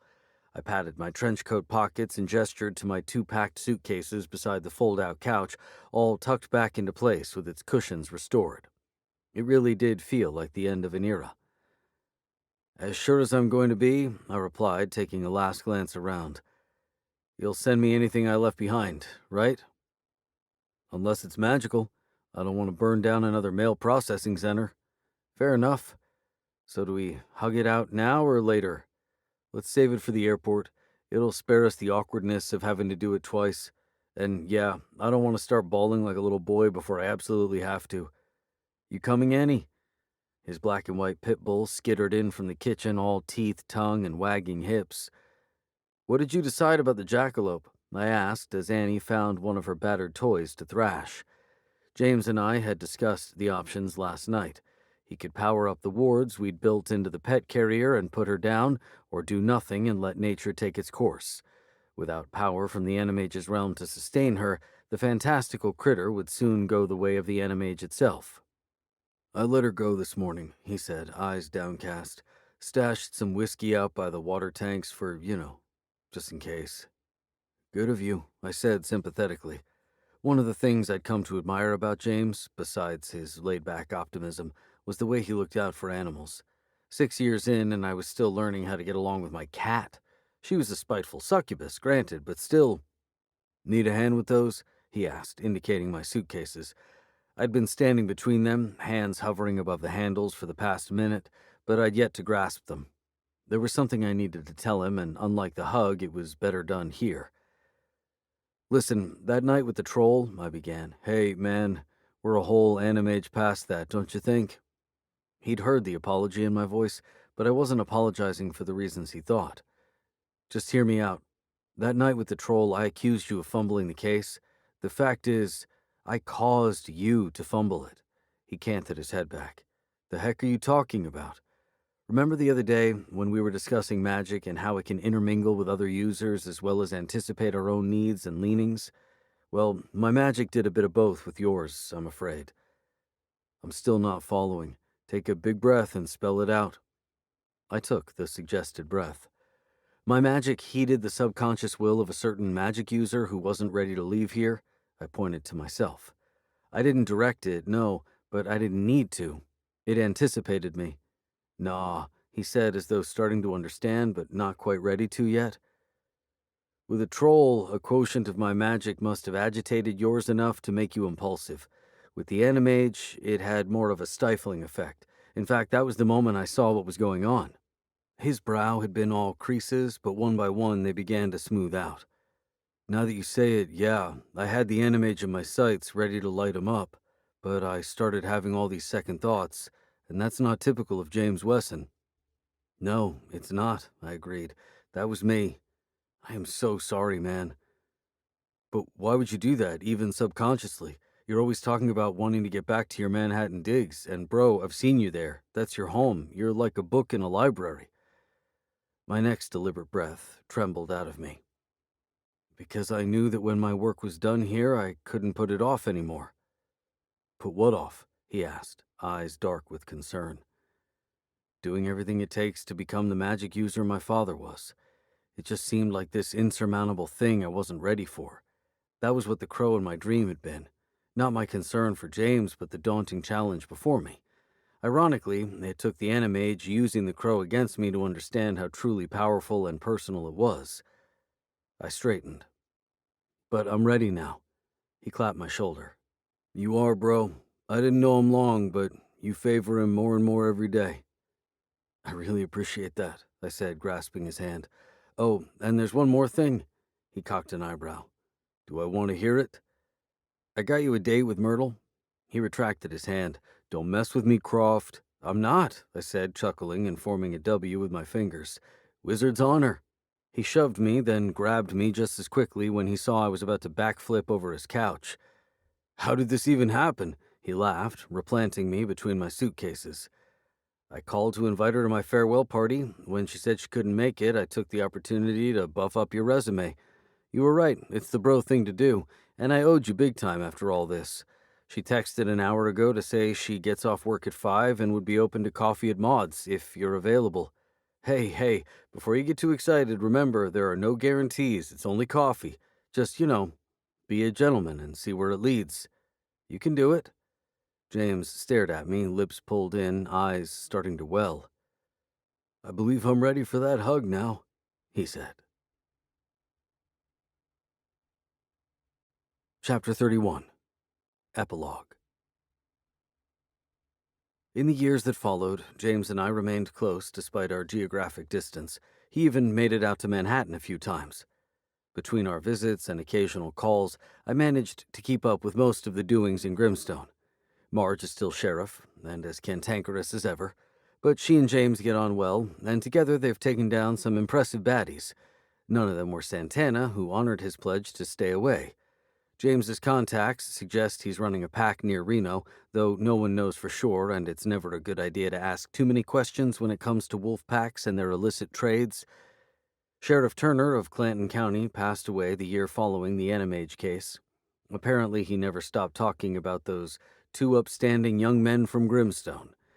His son won a special election to fill his seat and, following his late father's example, continues to treat James like an exemplar.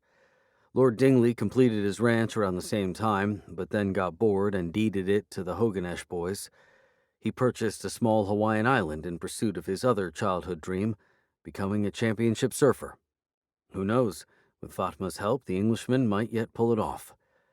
As for James and Myrtle, I'd like to tell you that their coffee date took them down a rose-petaled path to an altar and wedding bells and closets of baby Bjorns, but it can't all be happily ever after, can it?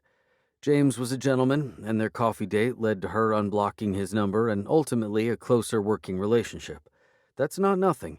He still consults her on cases that involve Grimstone's history, though he's admitted to also consulting her as an excuse to grab another coffee.